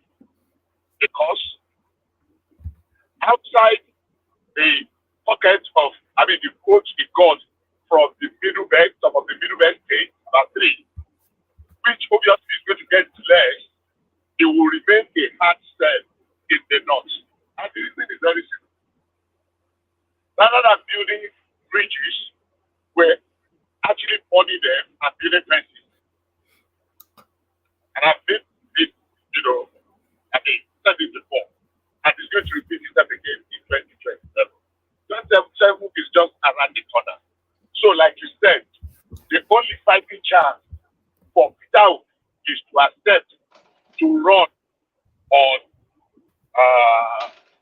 Atiku's ticket as the running mate. Bishop, let's be very realistic, right? It's a fighting chance, and again, you know, the obedient movement, the toxic side of it, that is not making. That's what I'm saying.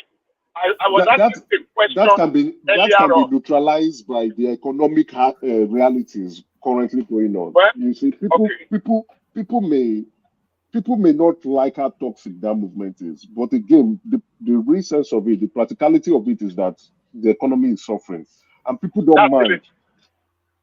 That's still a shot in the dark. You know, then let's wait. Then what I'm saying is this: for now, if we are in the palpitations that Peter Obi emerges, if he is against Tinubu, it's going to be a walkover. And it's not going to be the Muslim ticket that became the whatever mantra then. So it's not going to be as important or as relevant as it was in the last election. And APC actually went into that election very battered with a lot of internal challenges and crises and yet they came out. And somebody said earlier on, Tinubu now, in the help of the affairs as the commander-in-chief and incumbent president, we don't think he's going to allow all those things that, you know, that troubled him then to trouble him now. Secondly, you see, we attribute a lot to Mr. Raki. Quite honestly, I don't. I mean, people call him all manner of name, political without political thing. And Saraki took opportunity. Saraki inherited a dynasty from his father. He took a dynasty over from his father on a very large good way. And he messed it up. The way Amana Saraki was roasted in 2019 in Kwara. Before, Saraki's father used to sit in his house, Oloye, and determine who is going to be the governor of both Kwara and Kogi. He had both states in his pocket, effectively so. But for them to be able to organize and execute Otoge without Saraki even being able to shift a finger, and still see attribute to it that is a master strategy, the strategy that Saraki has effectively and successfully executed.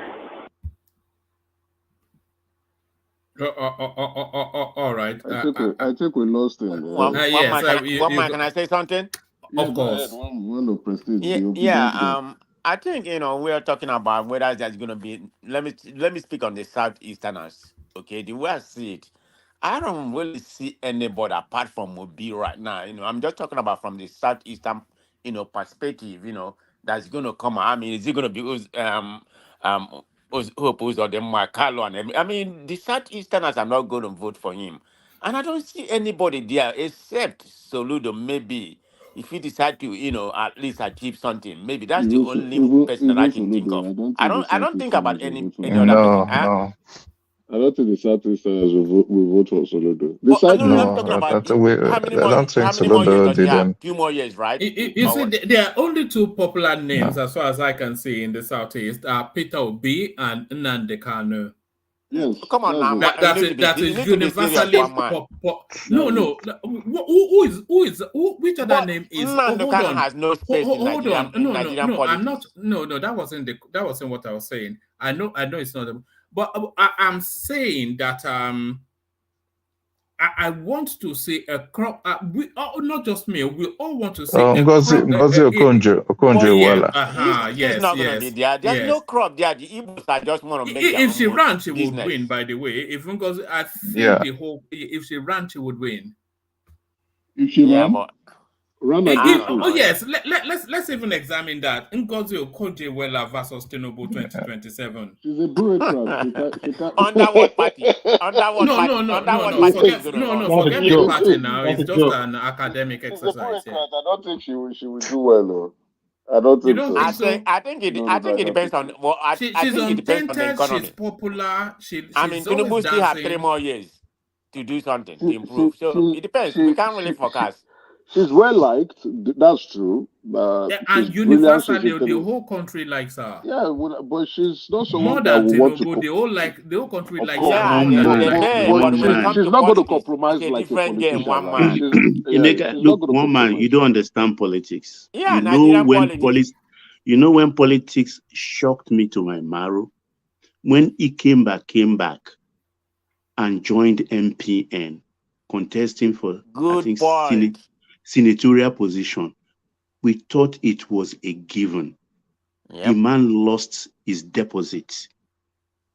That is the shocker, the highest form of shock I've ever received in my life. If you saw the retinue, how he was welcomed back, even how Shagaria, look, it's unbelievable.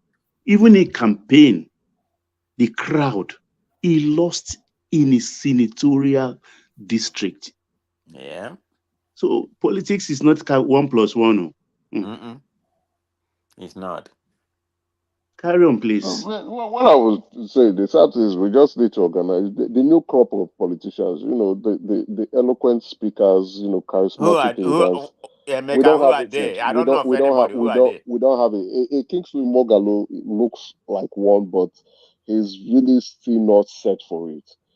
We don't have them yet. We need to begin to identify them. We need to pull them out from. But are they interested in politics? That's what I'm not saying. We need to, bring them out, wherever they are in the world, tell them to come back home and come and contest. You're one man of prestige, you are there. Yeah, there's nothing wrong with you. You crazy, America. Me for Nigerian politics. You are there. Something wrong with you. What do you mean? You know, I think the Southeast should start looking for a 30, 31-year-old now to groom for 16 years. That's what I'm saying. The next crop of leaders to groom that appeal, right, to other part of the country. That way, because it's Tinubu 8 years, it's North 8 years, so by the time it comes to that guy, he'll be around about 52, there about 53. Yeah, exactly. Someone who, very well spoken, intelligent, at the zenith of his career, not tainted, not within the political class, but gradually going into politics and understanding, the scheme of things, influential, has built a great network, and then begin to position, himself. When it comes out, I think the Southwest would look at him and say, yeah, this guy he can sell himself. Nigerian politics is a very tough terrain, man. I don't know. No, at that time, right? There will be that after the 2031, the North is done. There will be a strong appeal. I think a lot of Nigerians will say, "Come on," but the candidate there. You understand? The candidate needs to be there to sell himself, so that now when somebody is now from the south, they're like, come on, this is out of it. Come on, let's give these guys a chance. I think at this point in time, so look for a 40-year-old now. So you can that you can groom. But again, how old is Soludo? Soludo is 60 probably something. He's going to be so old at that point in time. Though it might still be available to by 1 year. Might still be available to run. Who knows? Obi might still want to run at that point. All of this generation of politicians, they are out for when the power next comes back to the south. You can't tell. You can't tell, right? That's about. He's gonna be Bahari. What are you talking about? That's about. That's 16 years from now. I think Obi might still be in the running too politically. Obi will be in his late 70s then. Yeah. Yeah, and the president is how old? The president now is the end of that generation, the Buhari generation, the Atiku generation. He's the last one now. Once he's done, that generation is done. Now we now have the El Rufai generation who will be fighting at that point in time. So after the El Rufai generation, which Peter Obi belongs to, in 16 years' time, Obi will be about 78. Exactly. That would be, and he's part of the El Rufai generation, right? So he's out. Yes. He may run again. He may. At the age he may run again. He may run again. Yeah, he may. And at that point, right, at that age, I think he will be very ripe. He would have built his networks. A lot of things would have passed under the water. We're a country that know how to that is too destroy old. You are things. not America. Where the structure is. Nah. As long as he's alive at that age, right? I think he would still want to run, and let's be honest, from the southeast, he would still remain the leader. So His last straw of the dice will be 2027, I think. Well, let's see how it goes. At 2027, if he does very woefully, who knows? You can never tell. The way he's running, the way he's packaging himself, he's packaging himself as an independent that can merge into any party. Even if he does better than he did in 2023, if he doesn't win the presidency in 2027, I don't think he's going to run against the North in 2031, is he? No. He can't win against them. No, he can't win. That's why I say after the North, right? He has been running. He would have built enough experience. He would have built enough network. What we can tell, what Nigeria will say is that, okay, I think the rest of the country is yet to really want to work with him. But at that time, if he's still strong enough to want to run, I would think maybe he will be in a strong position. Except you now have I'm probably going to ask Baba this. When did they start this nonsense of regional presidency? I mean, Baba is probably in more better knowledge than anybody here. I don't know. Ask the question again, please. I said, when did they start this nonsense regional presidency? I mean, what made them it's something that crept on us. I think it was a northern device because it's not constitutional.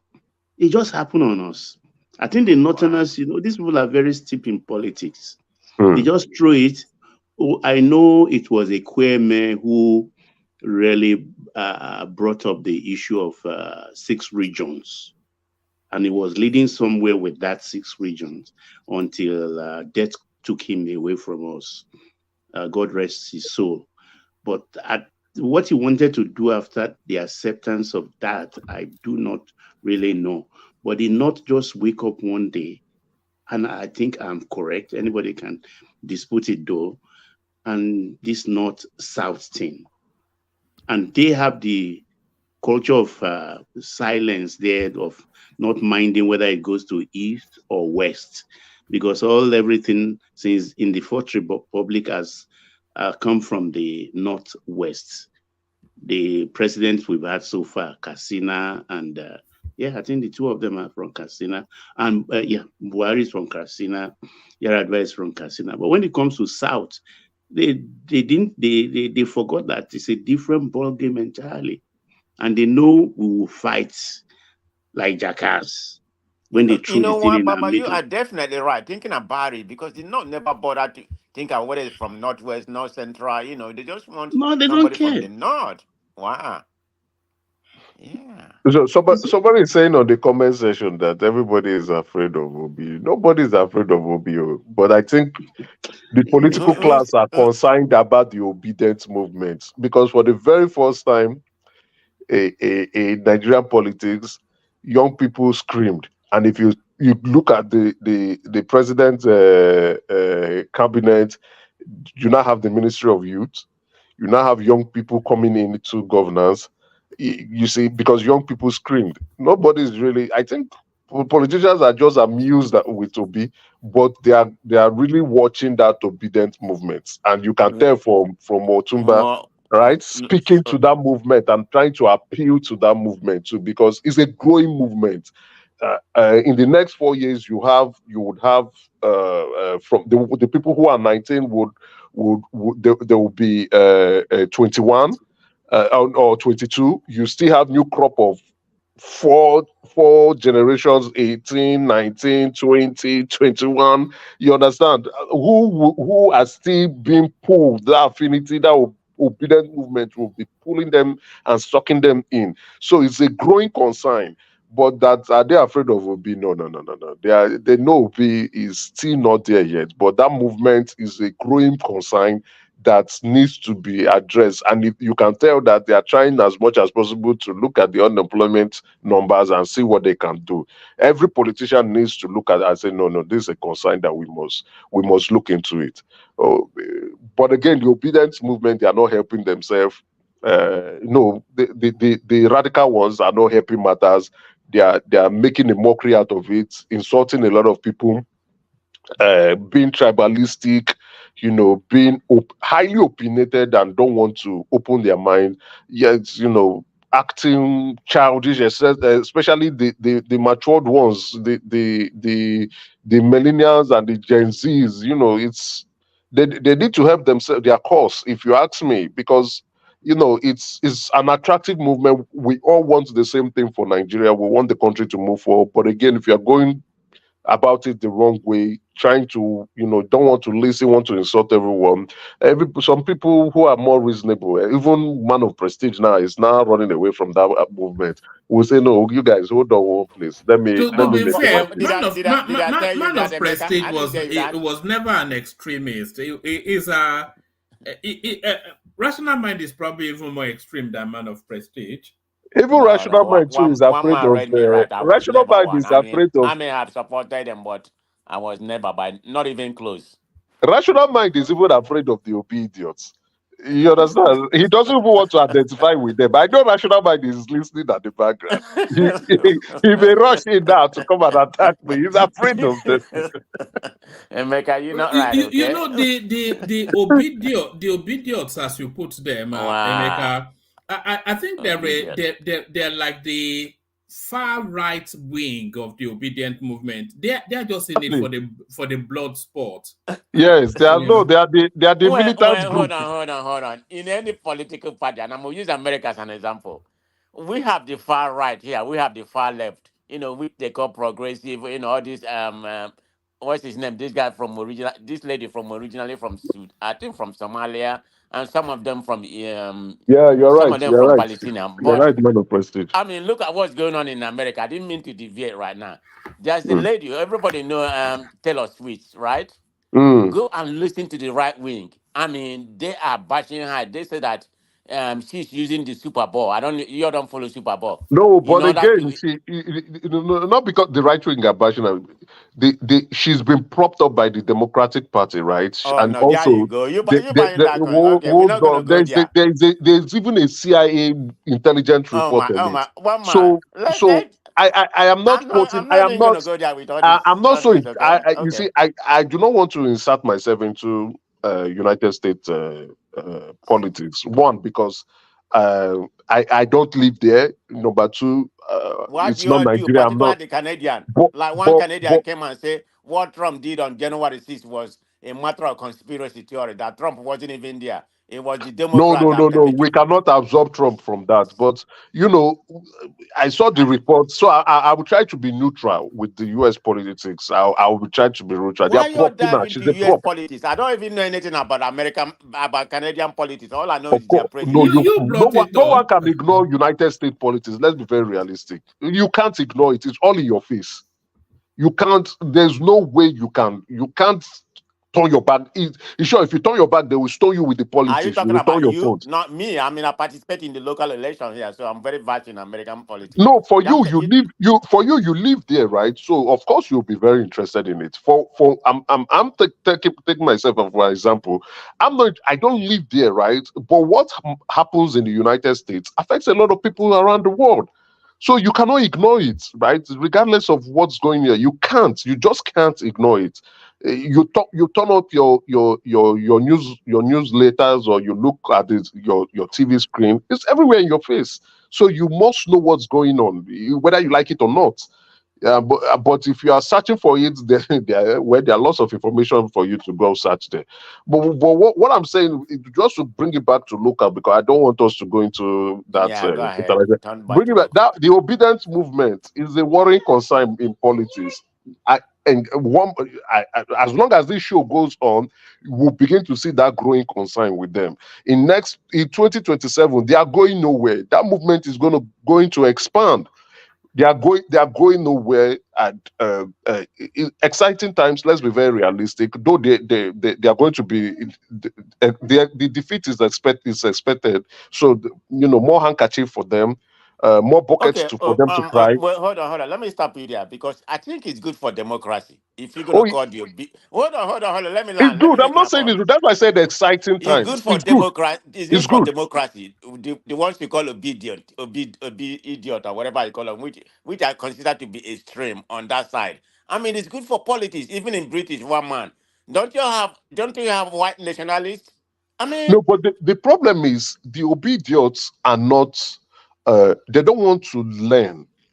You see, they are rigid with their they are point. learning. They are not learning. They are not learning. They don't want Just to how move. many? Hold on. How many years they've been incentive? How many years they've been? You have obediots in all age group, from No, but I'm 18 just saying and they just said so they may grow.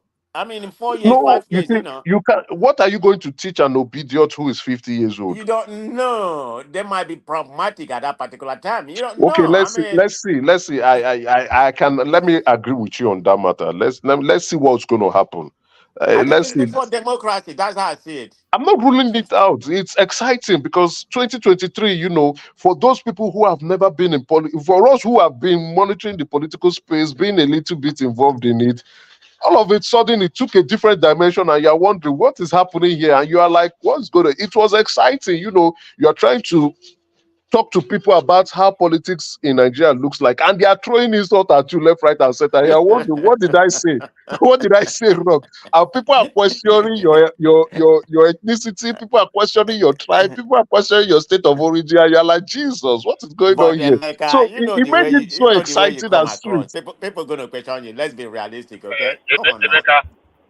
Yeah, Fact is this: people may not like it. Hate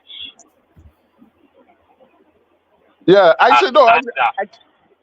anger formed Mm, the bedrock of that movement, and it was one of their greatest undoing. yes, Because I some agree, people Bishop. are naturally sympathetic originally. I mean, it should that okay, maybe something different, something refreshing can come out of this. But people are beginning to re-examine how did we get to where we are. And I can quote several statements that I had from supposedly intelligent, elderly people, the kind of narrative they were building. And I can only say it's going to end in disaster. So for me, yeah, maybe the initial excitement was okay. But Mm, some people capitalized on it to use emotion, blackmail, anger, that's hatred right.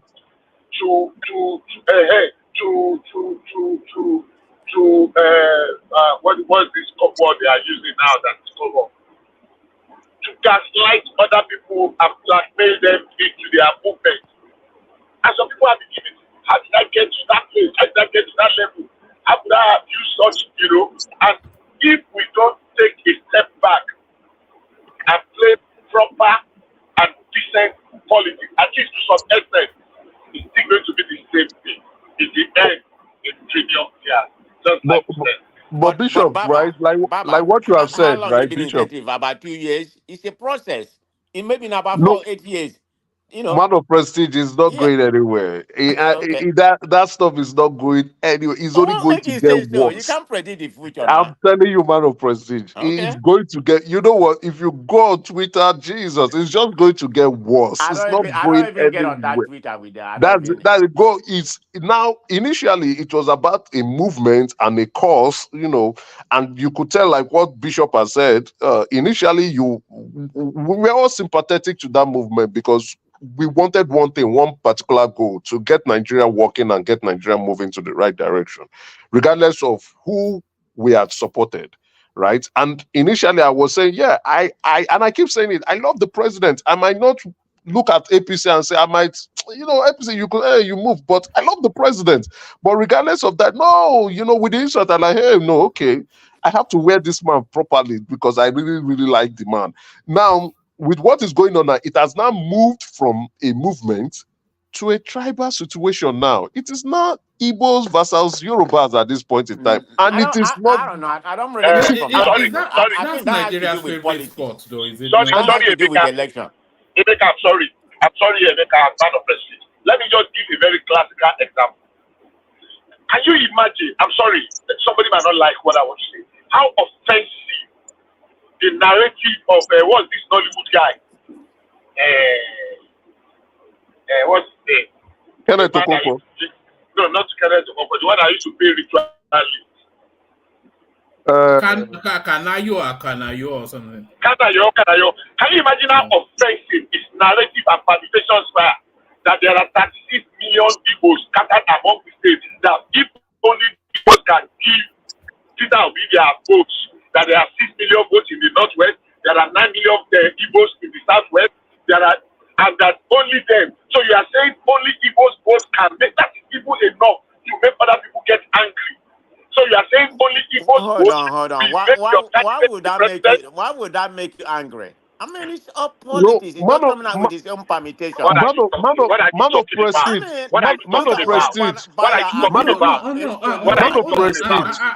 I think prestige may be right. That's his political permutation now. What man of prestige is missing out. One man of prestige. You are not man of prestige. Let me be very open here. Each day I see people who were once obedient leaving that movement and saying, those are people from the southwest, and say, hell no, I'm done with these guys. And you can now tell that, and even for the very first time, you see the North being very quiet. They don't get involved in this tribal sentiment. They don't get involved in poking, Wait a minute. Did you say they don't get in tribal sentiment? They don't really do it. Man of prestige, they don't really do it like say it, right? They may say it with their feet or their vote. But on Twitter now, you are now seeing Northerners going after the Igbos. That is the very first. I've not seen it before. It's a first. The Yorubas now, many Yorubas on Twitter, I don't know if you're monitoring, are going after the Igbos. The Hausas too are going after the Igbos, and the Igbos too are not relenting. They are going back. So it's a clap back. I don't go into that, because that's why if you go, you will see what I'm saying. I don't go. They are not. You see, the Igbos are not relenting. The Yorubas are not. So the Northerners, a few of them are picking it up and they are going. So, but that's why I say it's not changing any soon. It's only going to get worse. It's only going to get worse. And as a matter of fact, 2027, if Obi runs independently, he may get less votes. Can I say something real quick? Yeah, go ahead. Yeah, come in. So Obi himself caused all this nonsense, right? He actually would have chastised the so-called obedient, who were, described most times as angry mob and stuff. But he deliberately, look the other way, right? So I think you are being disingenuous. Whomever is speaking, you are very, very disingenuous. Hold on. Let me land. He looked at that. Look, listen to me. I'm not obedient, but I supported Obi. It doesn't matter. You understand? I'm not. Hold on. Let me land my point. I'm not obedient, but I supported Obi. Where I gave up, where I started having a pushback against Obi, was when he would, not chastise, come up and be transparent about the so-called obedience who were just so rude, you couldn't come up and chastise them and say, hey, you need to stop it. He doesn't know when to draw the line. Okay? So that pushed me, that put me off. I stopped supporting him. And I, gave my support to whoever. You understand? So the problem is, if Obi wants to win, if he really wants to win election in Nigeria, come 2027, he should come out of this obedience thing and just run as everybody has suggested, under PDP as VP. So whoever wants to be the presidential candidate. But I don't see him going this trajectory, not chastising his obedient movement, and still have that vision of becoming president 2027. I mean, that's not, I don't see that happening. I'm sorry. Okay. I think, I mean, that is what he can control. He can't control what people do on Twitter because he has done it some few times.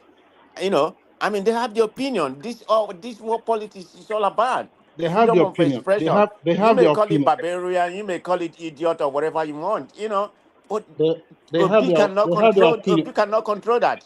They have their opinion, but you know, it's just like you have your children. Obi You have has your, expressed hold on a sec. disenchant about some of the comment. I don't know if you followed during the election what happened, but he can do that every day. That won't He be didn't his do it at main all. ultimate goal. He has done Mention it. one time that he did that. He didn't do it at all. One man of prestige. Obi is Okay. afraid of obedient movement. He didn't do it at all. At all. He's afraid of that movement. Okay, during the there's one example I can definitely give you. I mean, I know about several examples. Is during Fela, I think something that happened between him and Fela's son, you know, happened with Obedience and Fela's son. He called him mad. Then he went and visited him. So what are you talking about? He did not. No, he went to Shewunmi. He did not call them out. Yes, he did. He did I not call know, them. Bishop. He did not. You're not going to say that. Well, But it's anyway, okay. There's no point that's not even energy on that one. even my issue. Whether he did it or he's not do it. But I have my own opinion. Everybody has an opinion. Man of I respect prestige. your I opinions. would man of prestige. What I would say is you can continue supporting Obio, but just take yourself out of that movement. You are You can immoderate. stop. You need to stop there. I mean, I'm going to support who I'm going to support. I'm in America. Biden may be 80 years, 90 years old, and then the Democrat is going to win. So I'm going to support who. That's what my No, affiliation is. what I say is you can continue supporting Obi, but take yourself out of that movement. Right? Continue with your support for him. Not you understand what I Don't mean tell me is to take myself out of that movement. I'm not even in the movement per se. I may come here and joke with you, but even at all I'm in the movement, I'm not gonna take myself out of it. I mean, hold on. I supported to be when he come here. You know, so I'm not gonna go in detail what I do concuss with them and all. That's not relevant, but you know, I mean, if I'm on obedience, I'm gonna support them anywhere I feel, even if that's what I believe, I will do that. It's Okay, not matter of let me ask you opinion a question. here. Let me ask you a question. At what point did you think this obedient movement was hijacked from Obi himself and they turned into a regional thing? It turned into original. Yeah, It was. into What make you think it's mainly regional? You can say most people in the southeast are supporting, but obedience is hold on. Obedience is not only from the southeast. exactly my point. Go to the Exactly my point. south and see how many obedience.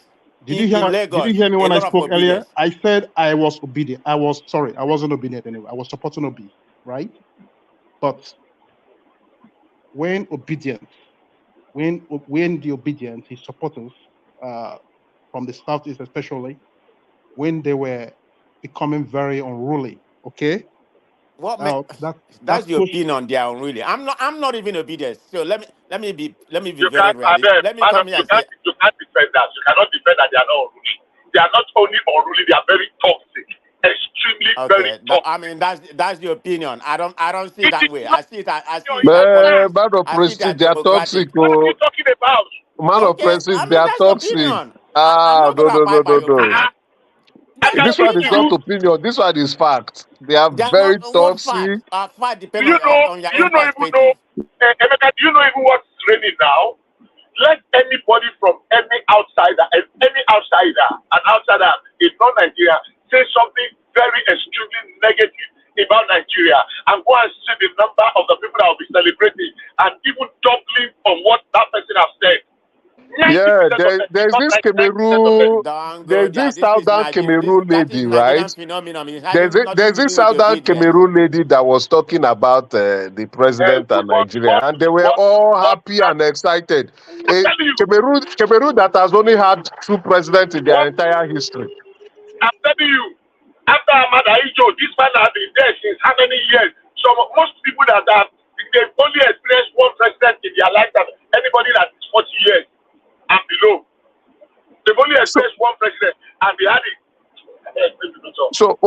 Man of prestige, why I say they are toxic, bad news. These obedient people, they love bad news about Nigeria. The what they disseminate is bad news. If there's good news, Exactly. lie, they will not say anything. Are there not a lot of bad news? Is bad news? Don't we have more bad news in Nigeria than good news? Tell me what is good and compared to bad news. Oh, they are good news sometimes. Come on, man of Tell me prestige. what is good and or bad news. Is it your naira being 1,500 today? Tell me what is good in Nigeria. Is it true that they kidnapped a school bus of children in Owerri today? I don't know. I've not read it. It may be true. I've not read that. I don't know where you got that from, but I read it online when I had the YouTube space. Okay, I don't know. I've not read that. You know, I need to call my dad. So I've not read that. I'm just asking if anybody came across that news today. I read something like that. No, what I came across was the one in Ekiti. The Ekiti. They are everywhere. Yeah. So I mean, whether they kidnap or not, they are everywhere. So it doesn't really matter. It's not over Nigeria. It's a Nigerian problem. So Yeah, it is a Nigerian problem, but the way the news is being segmented, you are not on Twitter. So man of prestige, I don't want to go there because it's very toxic. You won't really get my own liking. You won't get the view, right? And I can see you. That's why you are arguing this way. I don't want to go there. Exactly. It's better. It's better that way. Make me go there. I'm very busy. I mean, I may come here on one man platform and chat with people. I'm never gonna go there. It's better, man. If you see what's going on, man, you like. I've never been there, and I'm not planning to go there. So it's not It's interesting. it's not getting any better. I think 2027 is going to be very hot and exciting. It's good. The bass bulls will be times 10. Okay, y'all enjoy it. Man of prestige. Should Obi move to PDP? Would you follow him? Should Obi move to PDP if he's going to be the presidential candidate, not the vice president? So why don't you believe in his vice presidential candidacy? Because vice president is not that relevant in Nigerian politics. That would be an inroad for him to. No, he has been there. He has been a vice presidential aspirant. I mean, they never win. But no, Obi is not a vice presidential candidate material. So who do you see in the southeast that could, That is a good question to ask, because as of right now, the southeasterners and a lot of them don't have any kind of political aspiration. Like the man, our guest that came here, and said today what he just stated was accurately 100% right. So right now, I don't really see anybody, because the present governors and everybody, politician, they will not get any vote from the southeast. When I say this on this platform, people say, no, bring Hope Uzodinma. My people gonna, if he has the chance of winning, they're gonna vote for him. No, that's not the way Igbos vote. Is that a good thing? It may not be a good thing, but honestly, this is how they behave. I mean, you can't change people what they are. You can't put a lipstick on a pig. He's not gonna change. This is who they are. Only his local government will vote for him. I just mentioned Hope Uzodinma. He's not the worst. I mean, even the former one. Do you have sentiment against Hope Uzodinma because in APC? Is that why you're saying this, or it's just a general? Hope Uzodinma is my governor. I know Hope Uzodinma well. My father is within. Is in that. He's in Owerri. So him and Iwanyangu and everybody. They are very political into. My father is not running. Don't have any kind of political post, but he's one of the Owerri. Chieftains and something like whatever they call them. But anyway.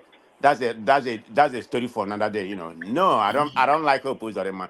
Is he doing okay? Yeah, Imo State have a little bit of money compared to other southeastern states, because of their resources and some other things.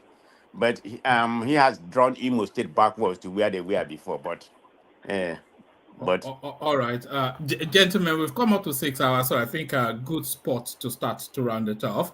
So let me acknowledge. Hold on, one man. Yeah. Thank you very much. I appreciate you for having us today. You know why I have my camera on?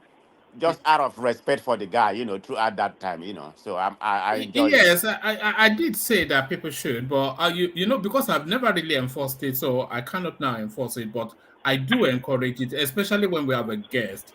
It just makes better for the optics. Yeah. I also had my camera on too. Yes, I'm not talking about you. Well. Even when I'm not speaking, just to keep him company, Yeah. one man, I don't know what magic you use today. I've never had, I've been on the move ever since from the beginning. I've crossed like 4 states. I've never had this good a network. Never, not for one. So I don't know the magic that works today. Going from, I'm driven from Ohio to Kentucky. Now I'm in Tennessee, Ohio, Kentucky, Indianapolis. Now I'm in Tennessee. And my network has not only dropped once. So I don't know what you did for keeping Bishop, up. do you travel a lot? I think I do a little. Oh, okay. Bishop is a trucker. Right. I understand from the way he was saying. Okay. You all make a lot of money now. So yes. So my network has not dipped, at least. I don't know how it happened, but that's of the God. All right, brilliant. And thank you for your company all the way through. Good to see you back with us, Obina. Hopefully you don't just pop in when we have big guests, Obina. Yeah, Obina, please come. Obina, please come around more often so that both of us we can be sharing the insults. All right. He's left. All right. Thank you, gentlemen. John of Nashville, Ola, etc. DJ, XYZ, XYZ added AB. So that's Obina back. So and then AB, Crown as well, Tima, Jack, and Jafar. So that's Jafar. Yes, I'll come around. I'm sorry. Yes, I got disconnected. So our fight is officially over, Abi. Obina. Yeah, I need someone that will be sharing the. You know, they will pull Obina's Igbo card soon, very soon. What part of they Texas ask are for you? a DNA test from Dallas. Dallas. Oh, okay. I'm always coming to the Houston. You know, I have some business over there. I'm planning to do something in Dallas. So Dallas instead of them pulling my own Igbo card, they will pull his own too. So 2 of us will be sharing. Yes, I don't know why you guys were fighting me that I was praising Segun Showunmi. He's a good guy. What's wrong with that? But Obina is an obedient though, unless you've moved over. No, I'm not. Did I dip? All right. No, I'm not really. No, I don't believe I don't belong to the toxic group.